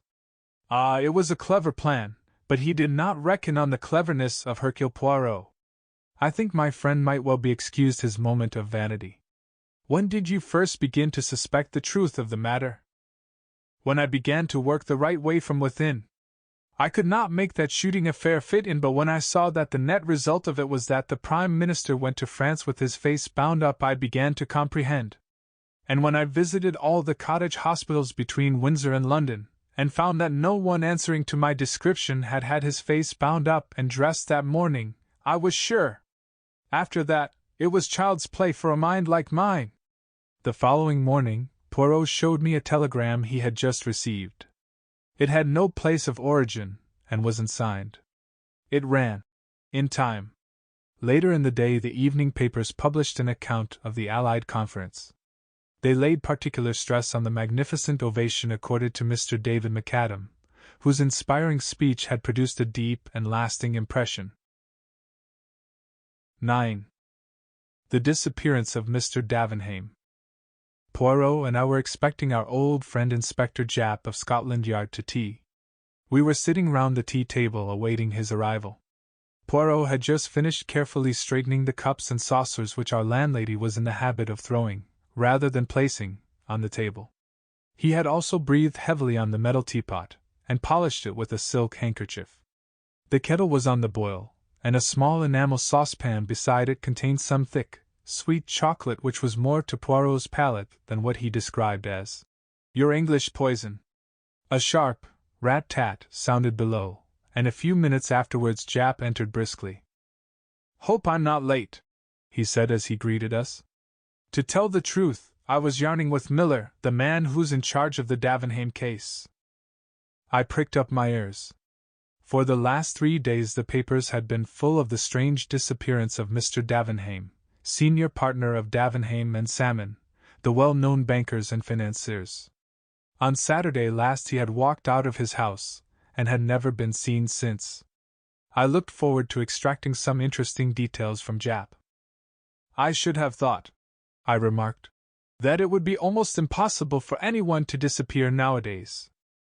Poirot moved a plate of bread and butter the eighth of an inch, and said sharply, "Be exact, my friend. What do you mean by disappear? To which class of disappearance are you referring? Are disappearances classified and labeled, then?" I laughed. Jap smiled also. Poirot frowned at us both. "But certainly they are. They fall into three categories: first, and most common, the voluntary disappearance. Second, the much-abused loss of memory, case rare, but occasionally genuine. Third, murder and a more or less successful disposal of the body. Do you refer to all three as impossible of execution?" "Very nearly so, I should think. You might lose your own memory, but someone would be sure to recognize you, especially in the case of a well-known man like Davenheim. Then bodies can't be made to vanish into thin air. Sooner or later they turn up, concealed in lonely places, or in trunks. Murder will out. In the same way, the absconding clerk, or the domestic defaulter, is bound to be run down in these days of wireless telegraphy. He can be headed off from foreign countries, ports and railway stations are watched, and, as for concealment in this country, his features and appearance will be known to every one who reads a daily newspaper. He's up against civilization." "Mon ami," said Poirot, "you make one error.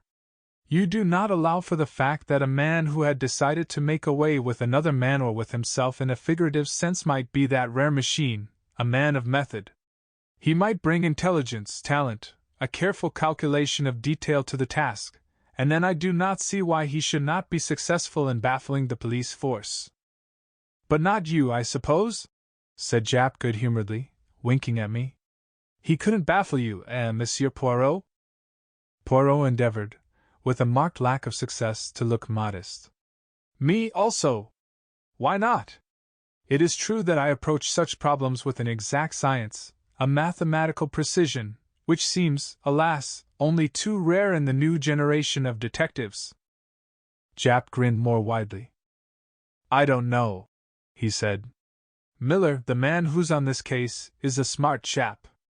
You may be very sure he won't overlook a footprint, or a cigar ash, or a crumb even. He's got eyes that see everything." "So, mon ami," said Poirot, "has the London sparrow. But all the same, I should not ask the little brown bird to solve the problem of Mr. Davenheim."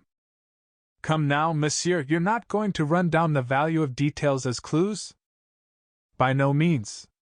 These things are all good in their way. The danger is they may assume undue importance. Most details are insignificant, one or two are vital. It is the brain, the little gray cells," he tapped his forehead, "on which one must rely. The senses mislead. One must seek the truth within, not without." "You don't mean to say, Monsieur Poirot, that you would undertake to solve a case without moving from your chair, do you?" "That is exactly what I do mean, granted the facts were placed before me. I regard myself as a consulting specialist." Jap slapped his knee. "Hanged if I don't take you at your word.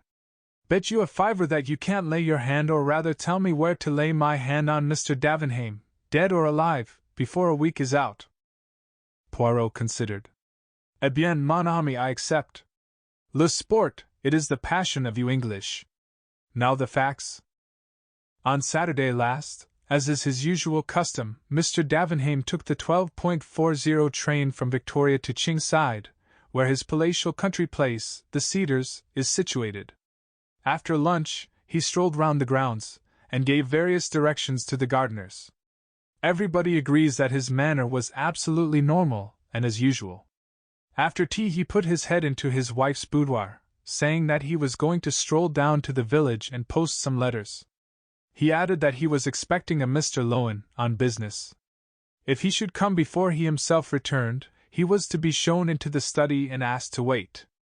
Mr. Davenheim then left the house by the front door, passed leisurely down the drive, and out at the gate, and was never seen again. From that hour, he vanished completely. Pretty, very pretty, altogether a charming little problem. murmured Poirot. Proceed, my good friend. About a quarter of an hour later, a tall, dark man with a thick black mustache rang the front door bell, and explained that he had an appointment with Mr. Davenheim. He gave the name of Lowen, and in accordance with the banker's instructions was shown into the study. Nearly an hour passed. Mr. Davenheim did not return. Finally Mr. Lowen rang the bell, and explained that he was unable to wait any longer, as he must catch his train back to town. Mrs. Davenheim apologized for her husband's absence, which seemed unaccountable, as she knew him to have been expecting the visitor. Mr. Lowen reiterated his regrets and took his departure. Well, as everyone knows, Mr. Davenheim did not return. Early on Sunday morning the police were communicated with, but could make neither head nor tail of the matter. Mr. Davenheim seemed literally to have vanished into thin air. He had not been to the post office, nor had he been seen passing through the village. At the station they were positive he had not departed by any train. His own motor had not left the garage.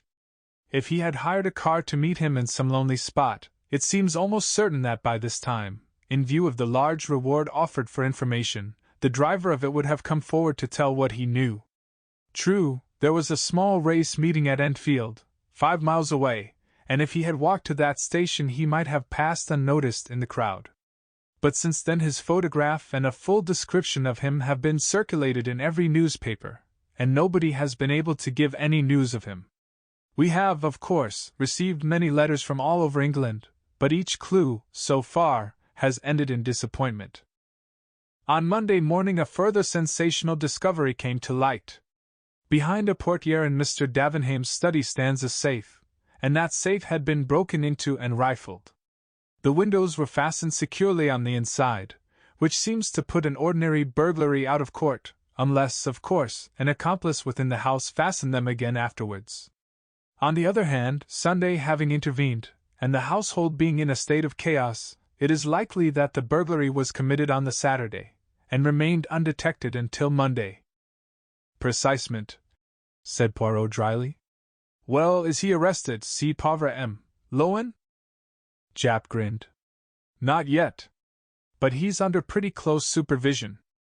Poirot nodded. What was taken from the safe? Have you any idea? We've been going into that with the junior partner of the firm and Mrs. Davenheim. Apparently there was a considerable amount in bearer bonds, and a very large sum in notes, owing to some large transaction having been just carried through. There was also a small fortune in jewellery. All Mrs. Davenheim's jewels were kept in the safe.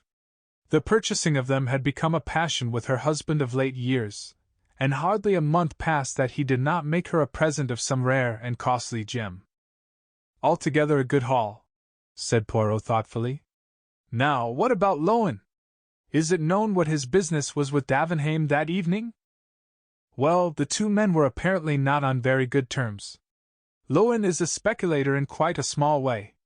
Nevertheless, he has been able once or twice to score a coup off Davenheim in the market, though it seems they seldom or never actually met.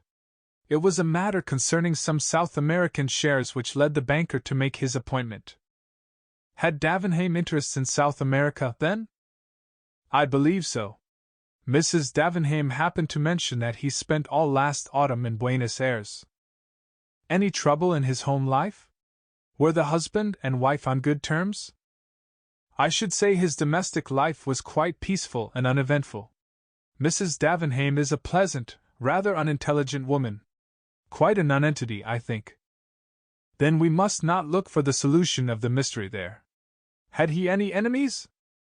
He had plenty of financial rivals, and no doubt there are many people whom he has got the better of who bear him no particular goodwill. But there was no one likely to make away with him, and, if they had, where is the body? Exactly. As Hastings says, bodies have a habit of coming to light with fatal persistency. By the way, one of the gardeners says he saw a figure going round to the side of the house toward the rose garden. The long French window of the study opens on to the rose garden, and Mr. Davenheim frequently entered and left the house that way. But the man was a good way off, at work on some cucumber frames, and cannot even say whether it was the figure of his master or not. Also, He cannot fix the time with any accuracy. It must have been before 6, as the gardeners cease work at that time. And Mr. Davenheim left the house? About 5:30 or thereabouts. What lies beyond the rose garden? A lake. With a boathouse? Yes, a couple of punts are kept there. I suppose you're thinking of suicide, Monsieur Poirot? Well, I don't mind telling you that Miller's going down tomorrow expressly to see that piece of water dragged. That's the kind of man he is. Poirot smiled faintly, and turned to me. Hastings, I pray you, hand me that copy of the Daily Megaphone. If I remember rightly, there is an unusually clear photograph there of the missing man. I rose, and found the sheet required. Poirot studied the features attentively. He murmured. Wears his hair rather long and wavy, full mustache and pointed beard, bushy eyebrows. Eyes dark? Yes. Hair and beard turning grey? The detective nodded. Well, Monsieur Poirot, what have you got to say to it all? Clear as daylight, eh? On the contrary, most obscure. The Scotland Yard man looked pleased. Which gives me great hopes of solving it, finished Poirot placidly. Eh? I find it a good sign when a case is obscure. If a thing is clear as daylight, eh bien, mistrust it. Someone has made it so. Japp shook his head almost pityingly. Well, each to their fancy. But it's not a bad thing to see your way clear ahead. I do not see, murmured Poirot. I shut my eyes and think. Japp sighed. Well, you've got a clear week to think in. And you will bring me any fresh developments that arise the result of the labors of the hard-working and lynx-eyed Inspector Miller, for instance? Certainly. That's in the bargain. Seems a shame, doesn't it? Said Japp to me as I accompanied him to the door. Like robbing a child. I could not help agreeing with a smile. I was still smiling as I re-entered the room. Eh bien, said Poirot immediately. You make fun of Papa Poirot, is it not so? He shook his finger at me. You do not trust his grey cells? Ah, do not be confused. Let us discuss this little problem incomplete as yet, I admit, but already showing 1 or 2 points of interest. The lake, I said significantly. And even more than the lake, the boathouse. I looked sidewise at Poirot. He was smiling in his most inscrutable fashion. I felt that, for the moment, it would be quite useless to question him further. We heard nothing of Japp until the following evening, when he walked in about 9 o'clock. I saw at once by his expression that he was bursting with news of some kind. Eh bien, my friend, remarked Poirot. All goes well? But do not tell me that you have discovered the body of Mr. Davenheim in your lake, because I shall not believe you. We haven't found the body, but we did find his clothes, the identical clothes he was wearing that day. What do you say to that? Any other clothes missing from the house? No, his valet is quite positive on that point. The rest of his wardrobe is intact. There's more. We've arrested Lowen. One of the maids, whose business it is to fasten the bedroom windows, declares that she saw Lowen coming towards the study through the rose garden about 6:15. That would be about 10 minutes before he left the house. What does he himself say to that? Denied first of all that he had ever left the study. But the maid was positive, and he pretended afterwards that he had forgotten just stepping out of the window to examine an unusual species of rose. Rather a weak story. And there's fresh evidence against him come to light. Mr. Davenheim always wore a thick gold ring set with a solitaire diamond on the little finger of his right hand. Well, that ring was pawned in London on Saturday night by a man called Billy Kellett. He's already known to the police, did 3 months last autumn for lifting an old gentleman's watch. It seems he tried to pawn the ring at no less than 5 different places, succeeded at the last one, got gloriously drunk on the proceeds, assaulted a policeman, and was run in consequence. I went to Bow Street with Miller and saw him. He's sober enough now, and I don't mind admitting we pretty well frightened the life out of him, hinting he might be charged with murder. This is his yarn, and a very queer one it is. He was at Enfield races on Saturday, though I dare say scarf pins was his line of business, rather than betting. Anyway, he had a bad day, and was down on his luck. He was tramping along the road to Chingside, and sat down in a ditch to rest just before he got into the village.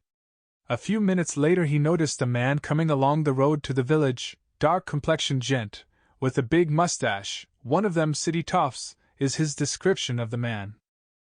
Kellett was half concealed from the road by a heap of stones. Just before he got abreast of him, the man looked quickly up and down the road, and seeing it apparently deserted he took a small object from his pocket and threw it over the hedge. Then he went on towards the station. Now, the object he had thrown over the hedge had fallen with a slight chink which aroused the curiosity of the human derelict in the ditch. He investigated and, after a short search, discovered the ring. That is Kellett's story. It's only fair to say that Lowen denies it utterly, and of course the word of a man like Kellett can't be relied upon in the slightest. It's within the bounds of possibility that he met Davenheim in the lane and robbed and murdered him. Poirot shook his head. Very improbable, mon ami. He had no means of disposing of the body. It would have been found by now. Secondly, the open way in which he pawned the ring makes it unlikely that he did murder to get it. Thirdly, your sneak thief is rarely a murderer. Fourthly, as he has been in prison since Saturday, it would be too much of a coincidence that he is able to give so accurate a description of Lowen. Japp nodded. I don't say you're not right. But all the same, you won't get a jury to take much note of a jailbird's evidence. What seems odd to me is that Lowen couldn't find a cleverer way of disposing of the ring. Poirot shrugged his shoulders. Well, after all, if it were found in the neighborhood, it might be argued that Davenheim himself had dropped it. But why remove it from the body at all? I cried. There might be a reason for that, said Japp. Do you know that just beyond the lake, a little gate leads out onto the hill, and not 3 minutes' walk brings you to what do you think, a lime kiln? Good heavens! I cried. You mean that the lime which destroyed the body would be powerless to affect the metal of the ring? Exactly. It seems to me, I said, that explains everything. What a horrible crime! By common consent we both turned and looked at Poirot. He seemed lost in reflection, his brow knitted, as though with some supreme mental effort. I felt that at last his keen intellect was asserting itself. What would his first words be? We were not long left in doubt. With a sigh, the tension of his attitude relaxed, and turning to Japp, he asked, Have you any idea, my friend, whether Mr. and Mrs. Davenheim occupied the same bedroom? The question seemed so ludicrously inappropriate that for a moment we both stared in silence. Then Japp burst into a laugh. Good Lord, Monsieur Poirot, I thought you were coming out with something startling. As to your question, I'm sure I don't know. You could find out? Asked Poirot with curious persistence.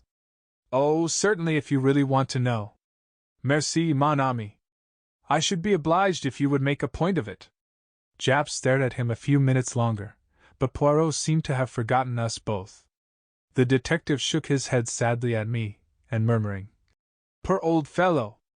War's been too much for him, gently withdrew from the room. As Poirot still seemed sunk in a daydream, I took a sheet of paper, and amused myself by scribbling notes upon it. My friend's voice aroused me. He had come out of his reverie, and was looking brisk and alert. Que faites-vous là, mon ami? I was jotting down what occurred to me as the main points of interest in this affair. You become methodical at last, said Poirot approvingly. I concealed my pleasure. Shall I read them to you? By all means. I cleared my throat. 1. All the evidence points to Lowen having been the man who forced the safe. 2. He had a grudge against Davenheim. 3. He lied in his first statement that he had never left the study. 4. If you accept Billy Kellett's story as true, Lowen is unmistakably implicated. I paused. Well? I asked, for I felt that I had put my finger on all the vital facts. Poirot looked at me pityingly, shaking his head very gently. Mon pauvre ami! But it is that you have not the gift. The important detail, you appreciate him never. Also, your reasoning is false. How? Let me take your 4 points. 1. Mr. Lowen could not possibly know that he would have the chance to open the safe.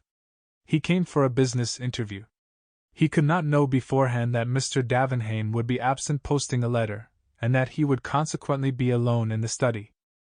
He might have seized his opportunity, I suggested. And the tools? City gentlemen do not carry round housebreakers' tools on the off chance.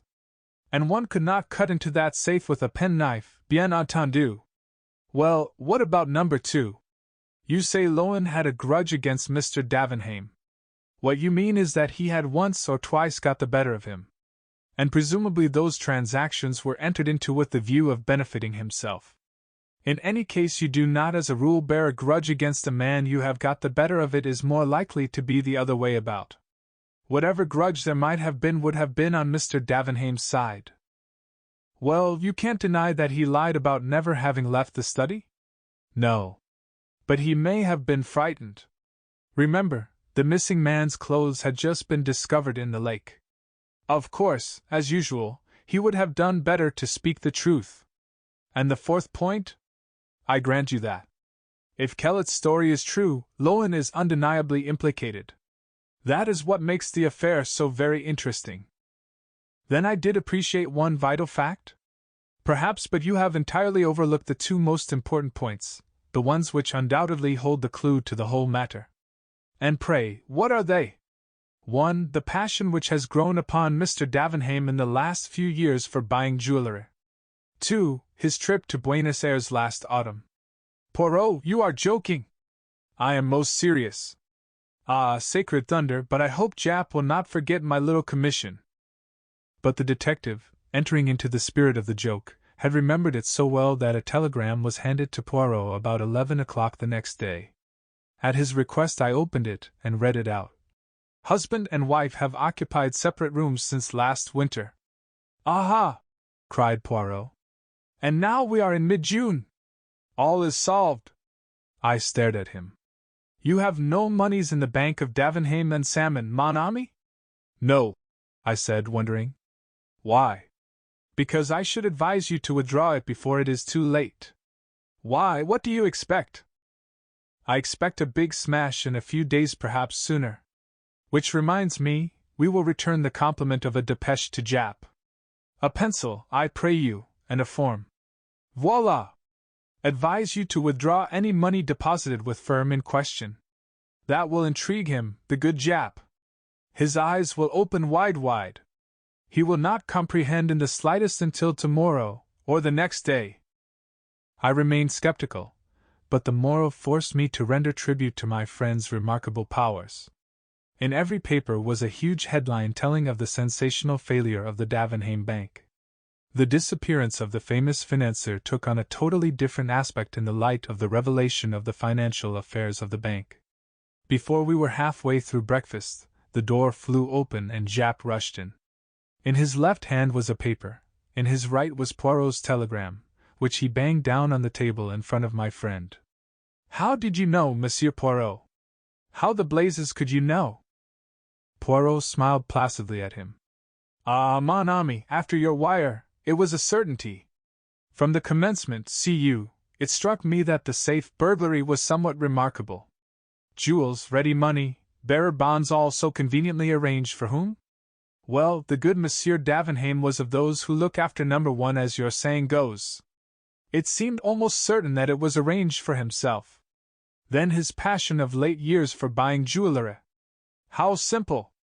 The funds he embezzled, he converted into jewels, very likely replacing them in turn with paste duplicates, and so he put away in a safe place, under another name, a considerable fortune to be enjoyed all in good time when every one has been thrown off the track.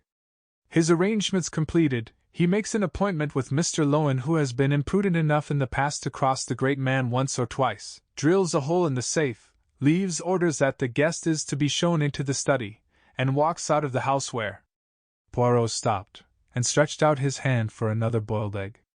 He frowned. It is really insupportable, he murmured, that every hen lays an egg of a different size. What symmetry can there be on the breakfast table? At least they should sort them in dozens at the shop. Never mind the eggs, said Japp impatiently. Let 'em lay 'em square if they like. Tell us where our customer went to when he left the Cedars, that is, if you know. Eh bien, he went to his hiding place. Ah, this Monsieur Davenheim, there may be some malformation in his grey cells, but they are of the first quality. Do you know where he is hiding? Certainly. It is most ingenious. For the Lord's sake, tell us, then. Poirot gently collected every fragment of shell from his plate, placed them in the egg cup, and reversed the empty egg shell on top of them.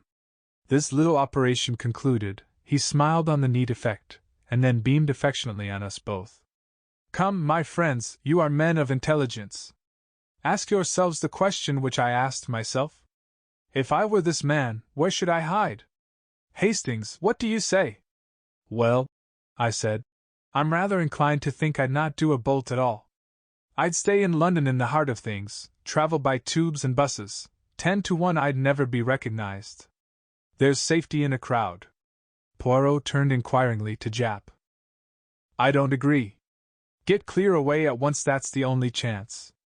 I would have had plenty of time to prepare things beforehand. I'd have a yacht waiting, with steam up, and I'd be off to one of the most out-of-the-way corners of the world before the hue and cry began. We both looked at Poirot. What do you say, monsieur? For a moment he remained silent. Then a very curious smile flitted across his face. My friends, if I were hiding from the police, do you know where I should hide? In a prison. What? You are seeking Monsieur Davenheim in order to put him in prison, so you never dream of looking to see if he may not be already there. What do you mean? You tell me Madame Davenheim is not a very intelligent woman. Nevertheless, I think that if you took her to Bow Street and confronted her with the man Billy Kellett, she would recognize him. In spite of the fact that he has shaved his beard and mustache and those bushy eyebrows, and has cropped his hair close. A woman nearly always knows her husband, though the rest of the world may be deceived. Billy Kellett? But he's known to the police. Did I not tell you Davenheim was a clever man? He prepared his alibi long beforehand. He was not in Buenos Aires last autumn. He was creating the character of Billy Kellett, doing 3 months, so that the police should have no suspicions when the time came. He was playing, remember, for a large fortune, as well as liberty. It was worthwhile doing the thing thoroughly. Only, yes? Eh bien, afterwards he had to wear a false beard and wig, had to make up as himself again, and to sleep with a false beard is not easy, it invites detection. He cannot risk continuing to share the chamber of Madame his wife. You found out for me that for the last 6 months, or ever since his supposed return from Buenos Aires, he and Mrs. Davenheim occupied separate rooms. Then I was sure. Everything fitted in. The gardener who fancied he saw his master going round to the side of the house was quite right.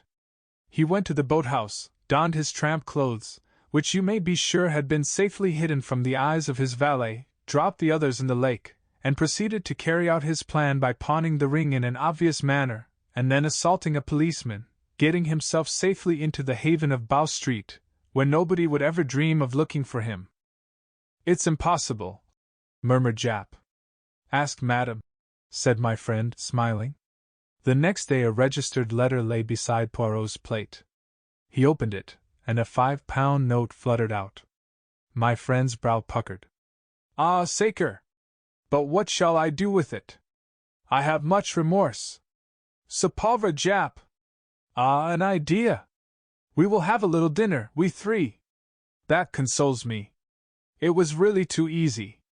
I am ashamed. I, who would not rob a child millionaires. Mon ami, what have you, that you laugh so heartily? 10. The Adventure of the Italian Nobleman. Poirot and I had many friends and acquaintances of an informal nature.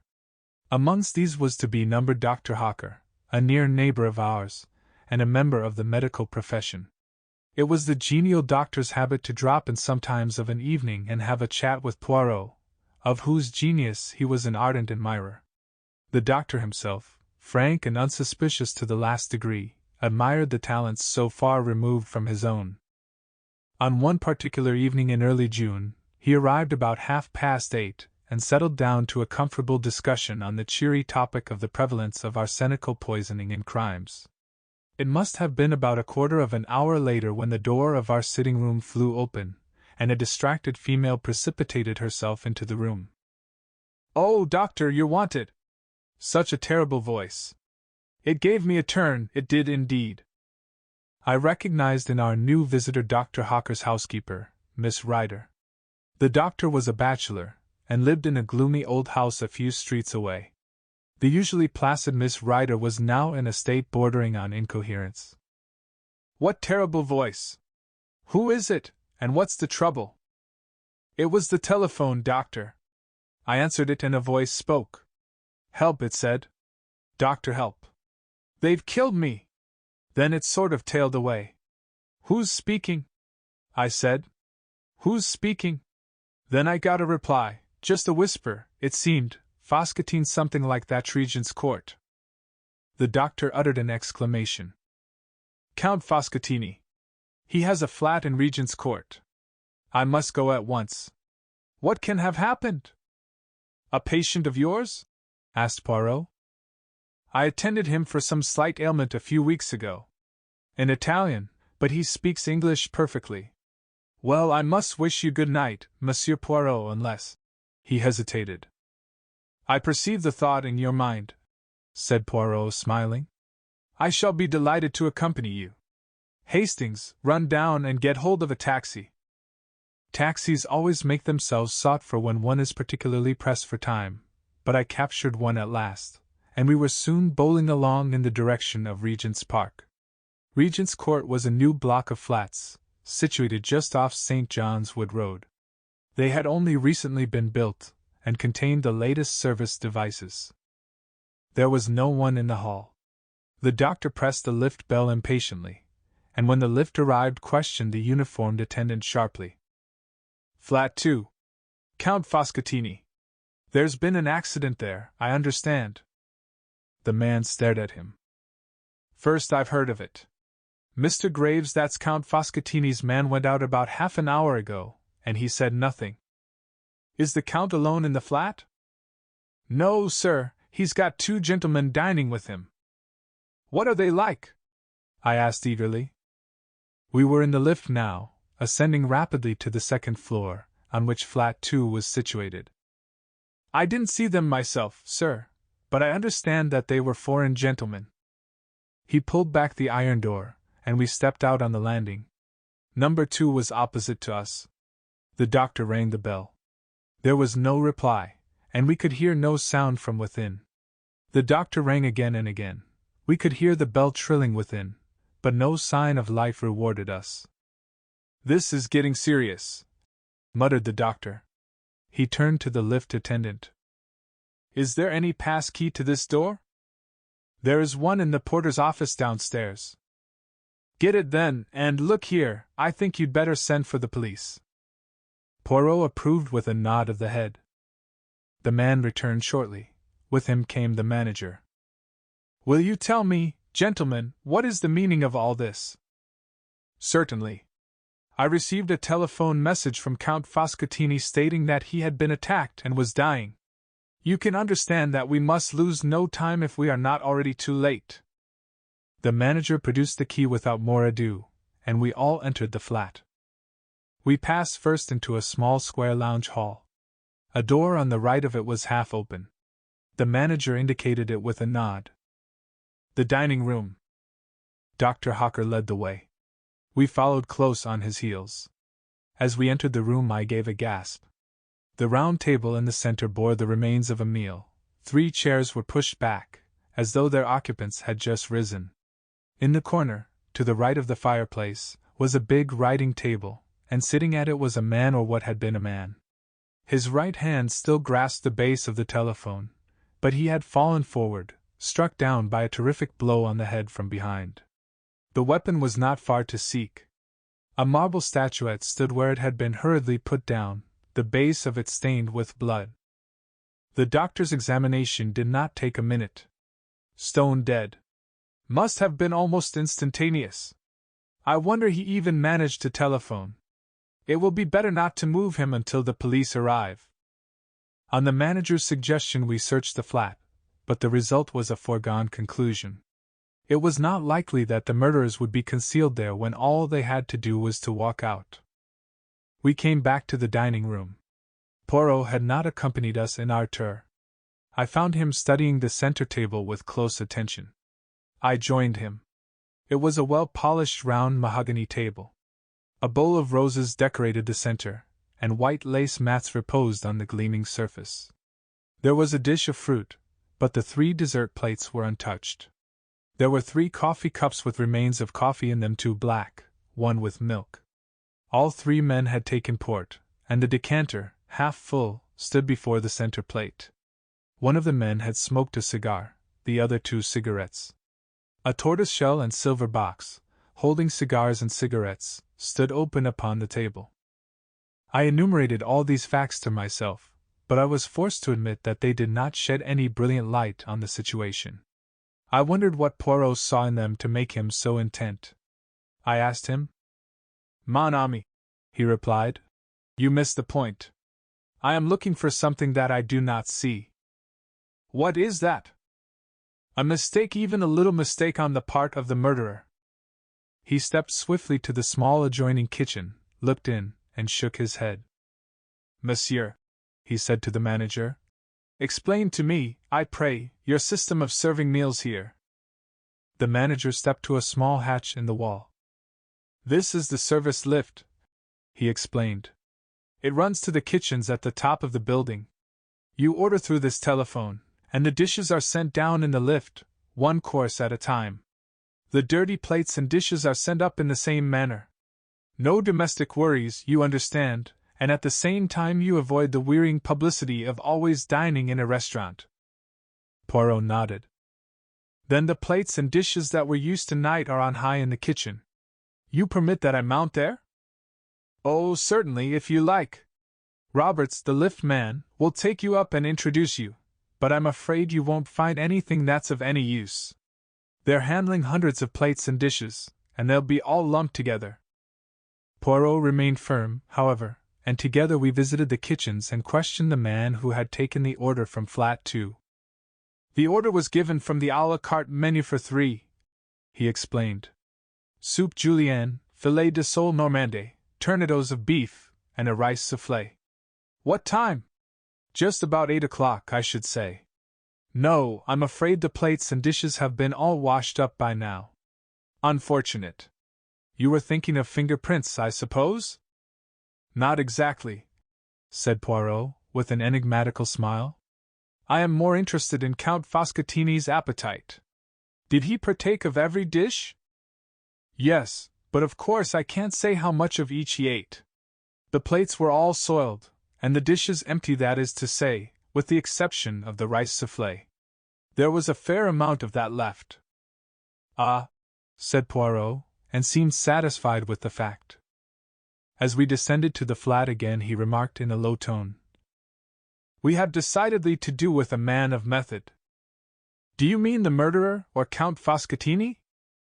The latter was undoubtedly an orderly gentleman. After imploring help and announcing his approaching demise, he carefully hung up the telephone receiver. I stared at Poirot. His words now and his recent inquiries gave me the glimmering of an idea. You suspect poison? I breathed. The blow on the head was a blind. Poirot merely smiled.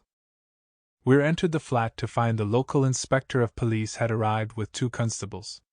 He was inclined to resent our appearance, but Poirot calmed him with the mention of our Scotland Yard friend, Inspector Japp, and we were accorded a grudging permission to remain. It was a lucky thing we were, for we had not been back 5 minutes before an agitated middle-aged man came rushing into the room with every appearance of grief and agitation. This was Graves, valet butler to the late Count Foscatini. The story he had to tell was a sensational one. On the previous morning, 2 gentlemen had called to see his master. They were Italians, and the elder of the 2, a man of about 40, gave his name as Signor Ascanio. The younger was a well-dressed lad of about 24. Count Foscatini was evidently prepared for their visit, and immediately sent Graves out upon some trivial errand. Here the man paused and hesitated in his story. In the end, however, he admitted that, curious as to the purport of the interview, he had not obeyed immediately, but had lingered about endeavoring to hear something of what was going on. The conversation was carried on in so low a tone that he was not as successful as he had hoped, but he gathered enough to make it clear that some kind of monetary proposition was being discussed, and that the basis of it was a threat. The discussion was anything but amicable. In the end, Count Foscatini raised his voice slightly, and the listener heard these words clearly. "I have no time to argue further now, gentlemen. If you will dine with me tomorrow night at 8 o'clock, we will resume the discussion." Afraid of being discovered listening, Graves had then hurried out to do his master's errand. This evening the two men had arrived punctually at 8. During dinner they had talked of indifferent matters: politics, the weather, and the theatrical world. When Graves had placed the port upon the table and brought in the coffee, his master told him that he might have the evening off. "Was that a usual proceeding of his when he had guests?" asked the inspector. "No, sir, it wasn't. That's what made me think it must be some business of a very unusual kind that he was going to discuss with these gentlemen." That finished Graves' story. He had gone out about 8:30, and meeting a friend, had accompanied him to the Metropolitan Music Hall in Edgware Road. Nobody had seen the two men leave, but the time of the murder was fixed clearly enough at 8:47. A small clock on the writing table had been swept off by Foscatini's arm, and had stopped at that hour, which agreed with Miss Ryder's telephone summons. The police surgeon had made his examination of the body, and it was now lying on the couch. I saw the face for the first time: the olive complexion, the long nose, the luxuriant black mustache, and the full red lips drawn back from the dazzlingly white teeth. Not altogether a pleasant face. "Well," said the inspector, refastening his notebook, "the case seems clear enough. The only difficulty will be to lay our hands on this Signor Ascanio. I suppose his address is not in the dead man's pocket book by any chance?" As Poirot had said, the late Foscatini was an orderly man. Neatly written in small, precise handwriting was the inscription: "Signor Paolo Ascanio, Grosvenor Hotel." The inspector busied himself with the telephone, then turned to us with a grin. "Just in time. Our fine gentleman was off to catch the boat train to the Continent. Well, gentlemen, that's about all we can do here. It's a bad business, but straightforward enough. One of these Italian vendetta things, as likely as not." Thus airily dismissed, we found our way downstairs. Dr. Hawker was full of excitement. "Like the beginning of a novel, eh? Real exciting stuff. Wouldn't believe it if you read about it." Poirot did not speak. He was very thoughtful. All the evening he had hardly opened his lips. "What says the master detective, eh?" asked Hawker, clapping him on the back. "Nothing to work your grey cells over this time." "You think not? What could there be?" "Well, for example, there is the window." "The window? But it was fastened. Nobody could have got out or in that way. I noticed it specially." "And why were you able to notice it?" The doctor looked puzzled. Poirot hastened to explain. "It is to the curtains I refer. They were not drawn. A little odd, that. And then there was the coffee. It was very black coffee." "Well, what of it?" "Very black," repeated Poirot. "In conjunction with that, let us remember that very little of the rice soufflé was eaten, and we get what?" "Moonshine," laughed the doctor. "You're pulling my leg." "Never do I pull the leg. Hastings here knows that I am perfectly serious." "I don't know what you are getting at, all the same," I confessed. "You don't suspect the manservant, do you? He might have been in with the gang, and put some dope in the coffee. I suppose they'll test his alibi?" "Without doubt, my friend, but it is the alibi of Signor Ascanio that interests me." "You think he has an alibi?" "That is just what worries me. I have no doubt that we shall soon be enlightened on that point." The Daily Newsmonger enabled us to become conversant with succeeding events. Signor Ascanio was arrested and charged with the murder of Count Foscatini. When arrested, he denied knowing the Count, and declared he had never been near Regent's Court either on the evening of the crime or on the previous morning. The younger man had disappeared entirely. Signor Ascanio had arrived alone at the Grosvenor Hotel from the Continent 2 days before the murder. All efforts to trace the second man failed. Ascanio, however, was not sent for trial. No less a personage than the Italian ambassador himself came forward and testified at the police court proceedings that Ascanio had been with him at the embassy from 8 till 9 that evening. The prisoner was discharged. Naturally, a lot of people thought that the crime was a political one, and was being deliberately hushed up. Poirot had taken a keen interest in all these points. Nevertheless, I was somewhat surprised when he suddenly informed me one morning that he was expecting a visitor at 11 o'clock. And that visitor was none other than Ascanio himself. "He wishes to consult you." "Do tout, Hastings." "I wish to consult him." "What about?" "The Regent's Court murder." "You are going to prove that he did it?" "A man cannot be tried twice for murder, Hastings. Endeavor to have the common sense." "Ah, that is our friend's ring." A few minutes later Signor Ascanio was ushered in, a small, thin man with a secretive and furtive glance in his eyes. He remained standing, darting suspicious glances from one to the other of us. "Monsieur Poirot?" My little friend tapped himself gently on the chest. "Be seated, Signor. You received my note.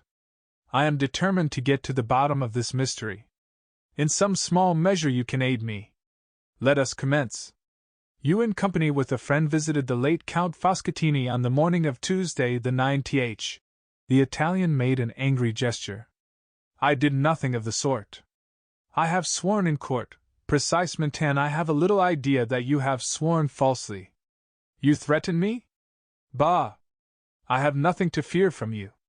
I have been acquitted."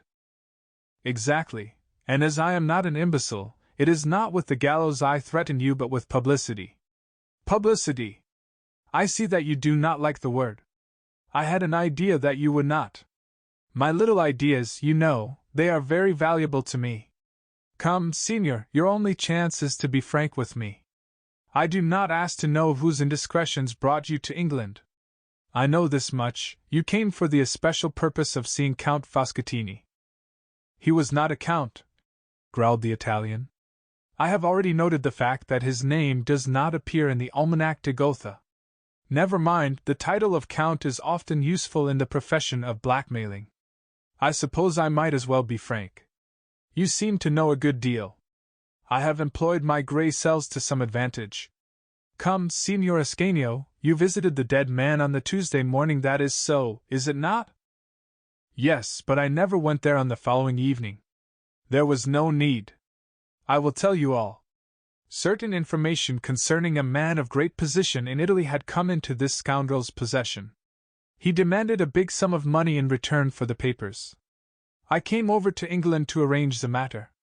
I called upon him by appointment that morning. One of the young secretaries of the embassy was with me. The Count was more reasonable than I had hoped, although even then the sum of money I paid him was a huge one." "Pardon, how was it paid?" "In Italian notes of comparatively small denomination. I paid over the money then and there. He handed me the incriminating papers. I never saw him again." "Why did you not say all this when you were arrested?"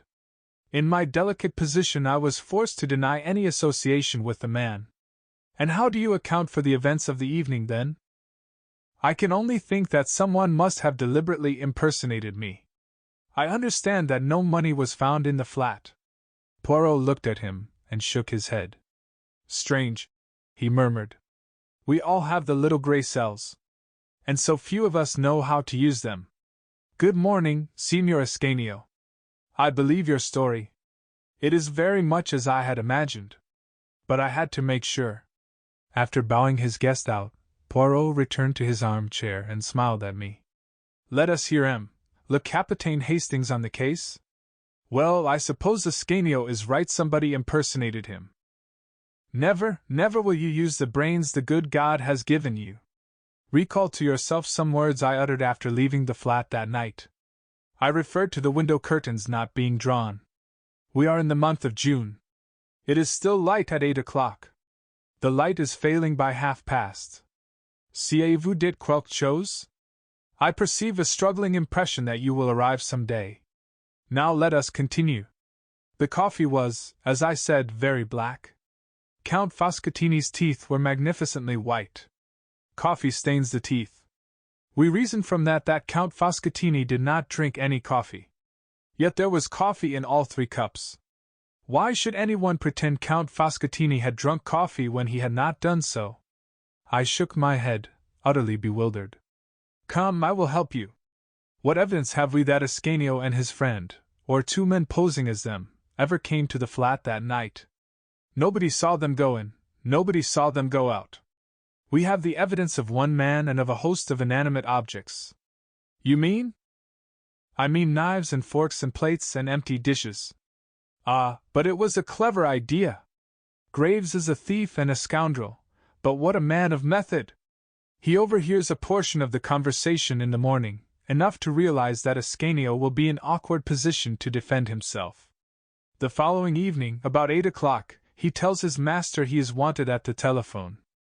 Foscatini sits down, stretches out his hand to the telephone, and from behind Graves strikes him down with the marble figure. Then quickly to the service telephone dinner for 3. It comes, he lays the table, dirties the plates, knives and forks, etc. But he has to get rid of the food too.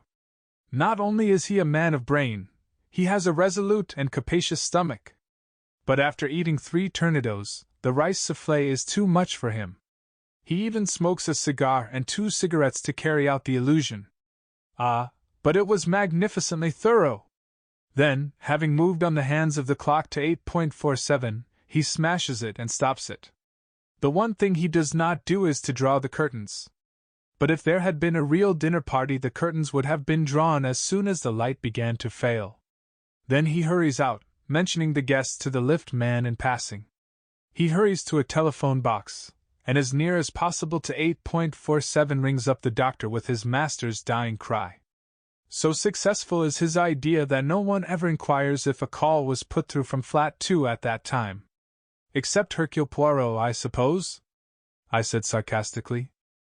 Not even Hercule Poirot, said my friend, with a smile. I am about to inquire now. I had to prove my point to you first.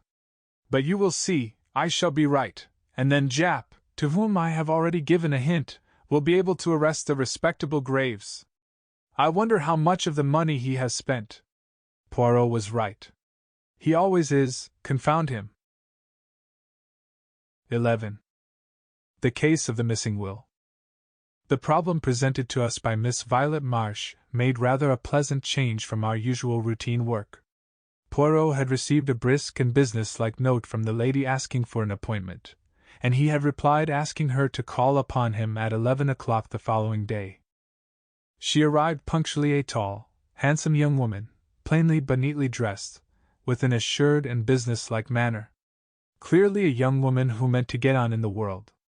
I am not a great admirer of the so-called new woman myself, and in spite of her good looks, I was not particularly prepossessed in her favor. My business is of a somewhat unusual nature, Monsieur Poirot, she began, after she had accepted a chair. I had better begin at the beginning and tell you the whole story. If you please, mademoiselle. I am an orphan. My father was one of 2 brothers, sons of a small yeoman farmer in Devonshire. The farm was a poor one, and the elder brother, Andrew, emigrated to Australia, where he did very well indeed, and by means of successful speculation in land became a very rich man. The younger brother, Roger, my father, had no leanings towards the agricultural life. He managed to educate himself a little, and obtained a post as a clerk with a small firm. He married slightly above him. My mother was the daughter of a poor artist. My father died when I was 6 years old. When I was 14, my mother followed him to the grave. My only living relation then was my Uncle Andrew, who had recently returned from Australia and bought a small place, Crabtree Manor, in his native county.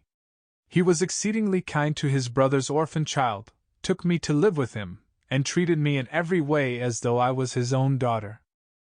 Crabtree Manor, in spite of its name, is really only an old farmhouse.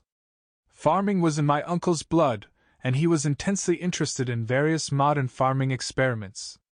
Although kindness itself to me, he had certain peculiar and deeply rooted ideas as to the upbringing of women. Himself a man of little or no education, though possessing remarkable shrewdness, he placed little value on what he called book knowledge. He was especially opposed to the education of women. In his opinion, girls should learn practical housework and dairy work, be useful about the home, and have as little to do with book learning as possible. He proposed to bring me up on these lines, to my bitter disappointment and annoyance. I rebelled frankly. I knew that I possessed a good brain, and had absolutely no talent for domestic duties.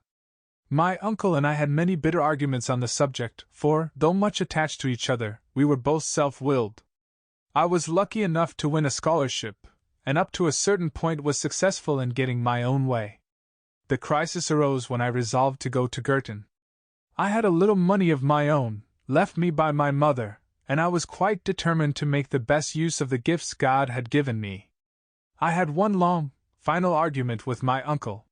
He put the facts plainly before me. He had no other relations, and he had intended me to be his sole heiress. As I have told you, he was a very rich man.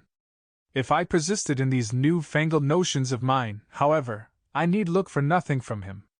I remained polite but firm. I should always be deeply attached to him, I told him, but I must lead my own life. We parted on that note. You fancy your brains, my girl, were his last words. I've no book learning, but for all that, I'll pit mine against yours any day. We'll see what we shall see. That was 9 years ago.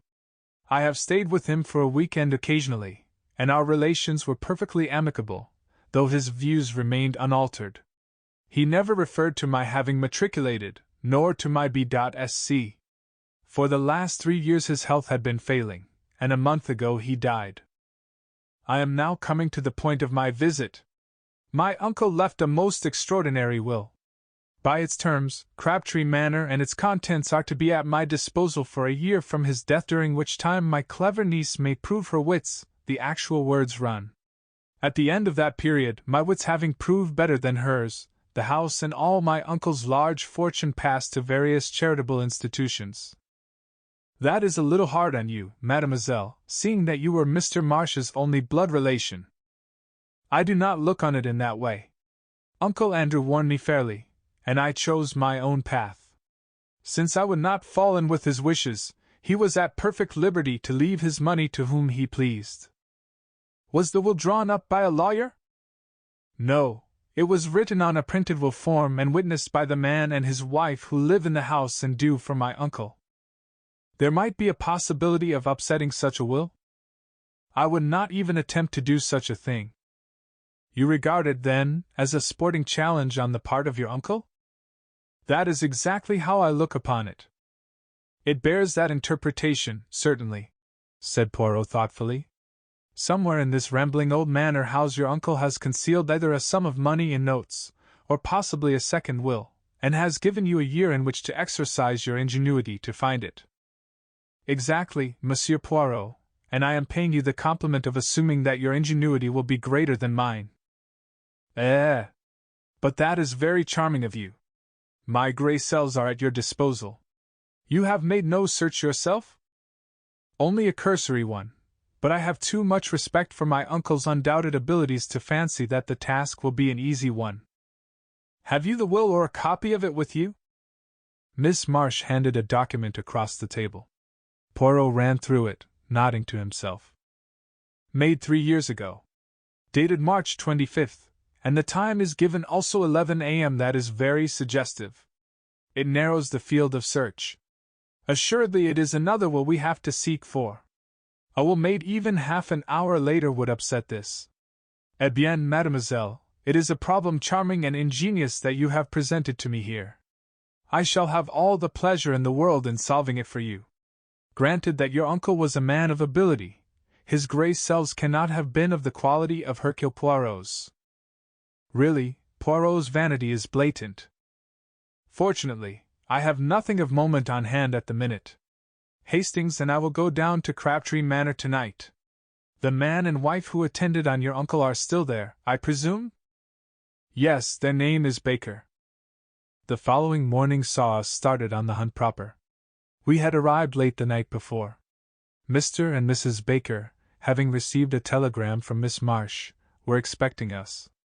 They were a pleasant couple, the man gnarled and pink-cheeked, like a shriveled pippin, and his wife a woman of vast proportions and true Devonshire calm.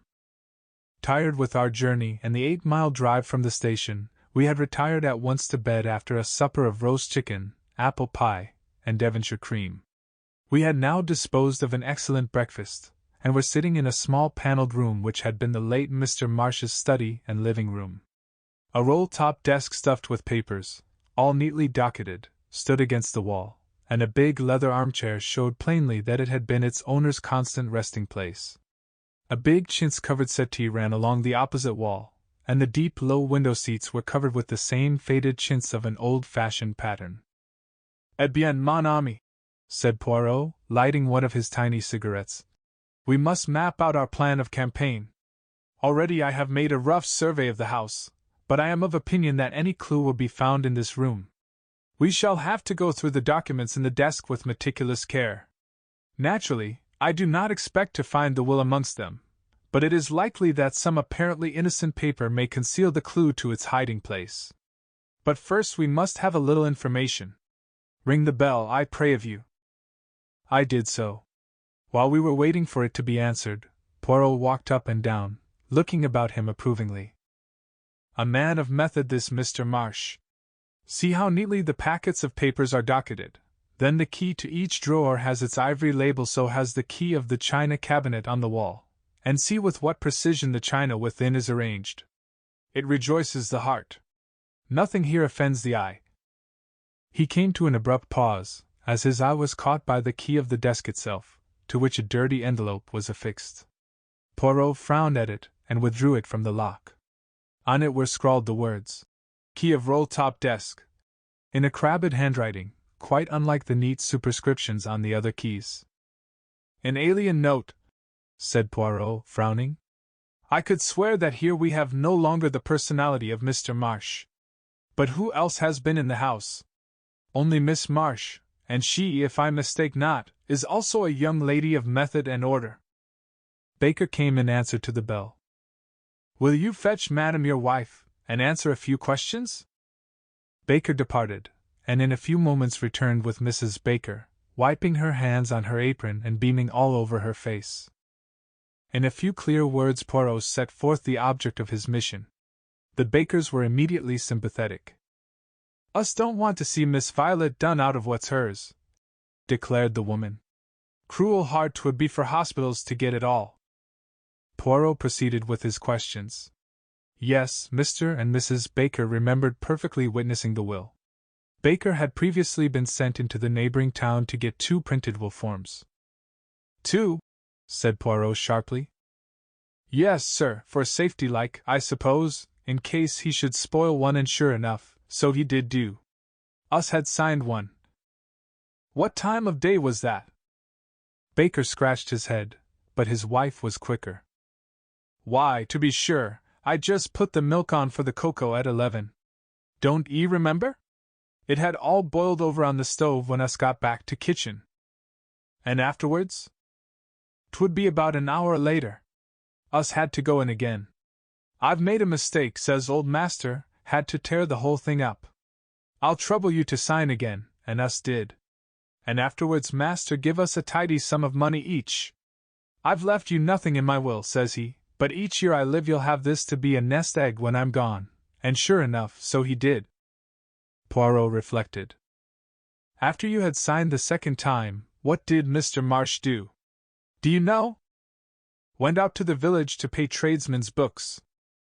That did not seem very promising. Poirot tried another tack.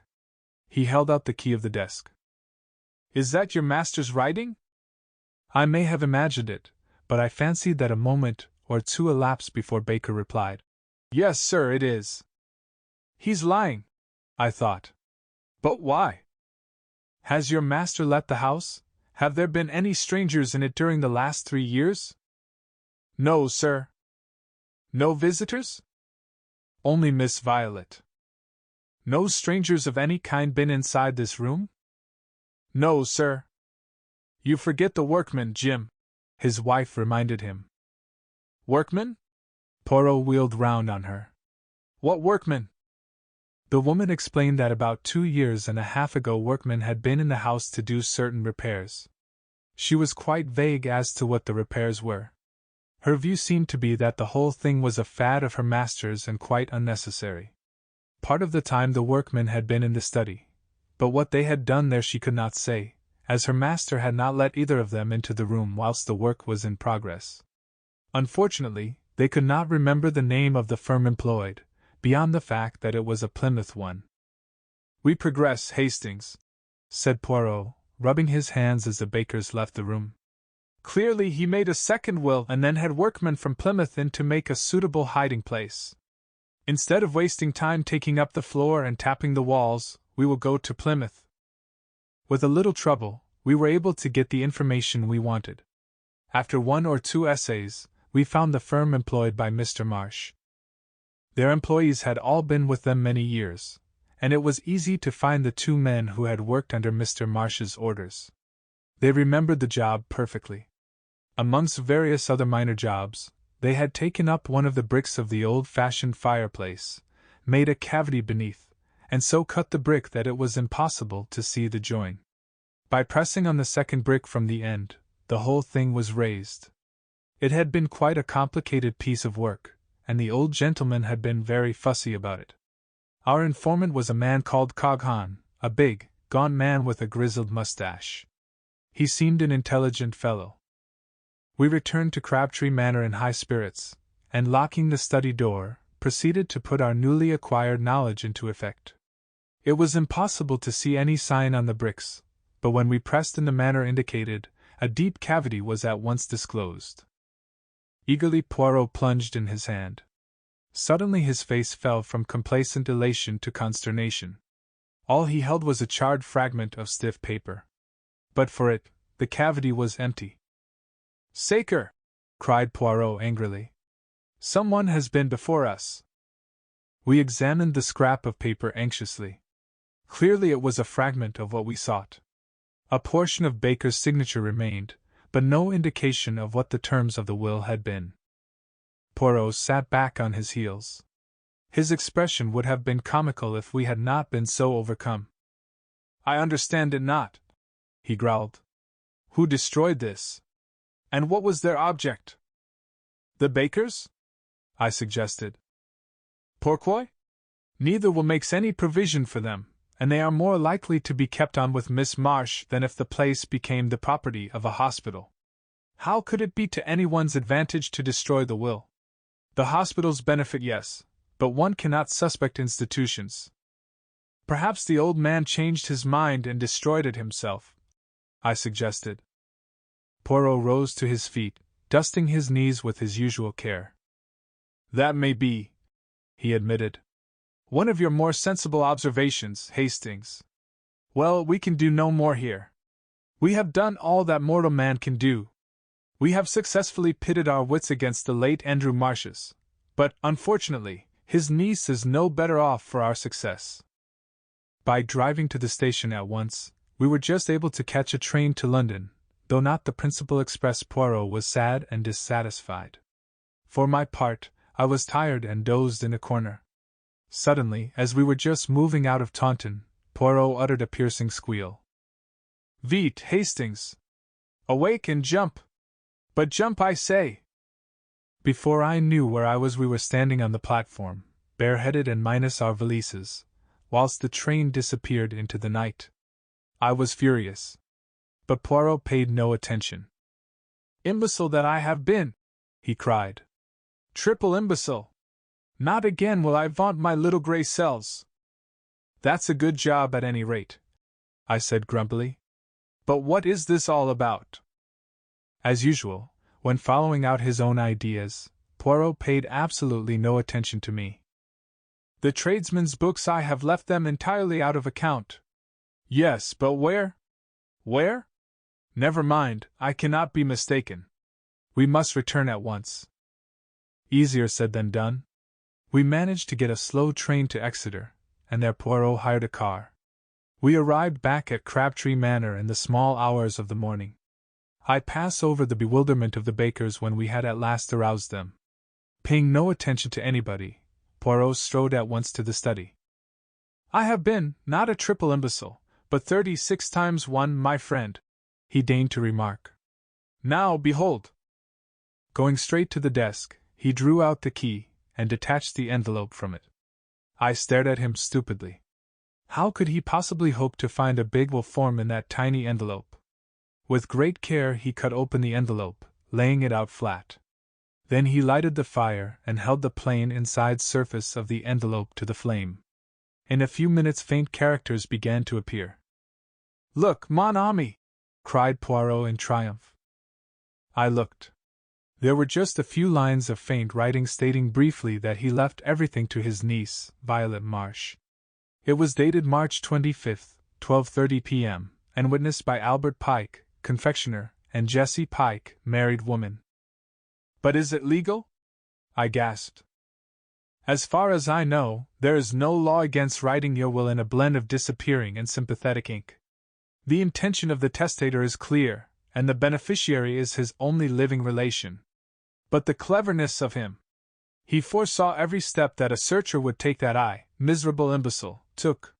He gets 2 forms, makes the servants sign twice, then sallies out with his will written on the inside of a dirty envelope, and a fountain pen containing his little ink mixture. On some excuse he gets the confectioner and his wife to sign their names under his own signature, then he ties it to the key of his desk and chuckles to himself. If his niece sees through his little ruse, she will have justified her choice of life and elaborate education, and be thoroughly welcome to his money." "She didn't see through it, did she?" I said slowly. "It seems rather unfair. The old man really won." "But no, Hastings. It is your wits that go astray. Miss Marsh proved the astuteness of her wits and the value of the higher education for women by at once putting the matter in my hands. Always employ the expert. She has amply proved her right to the money. I very much wonder what old Andrew Marsh would have thought." The end.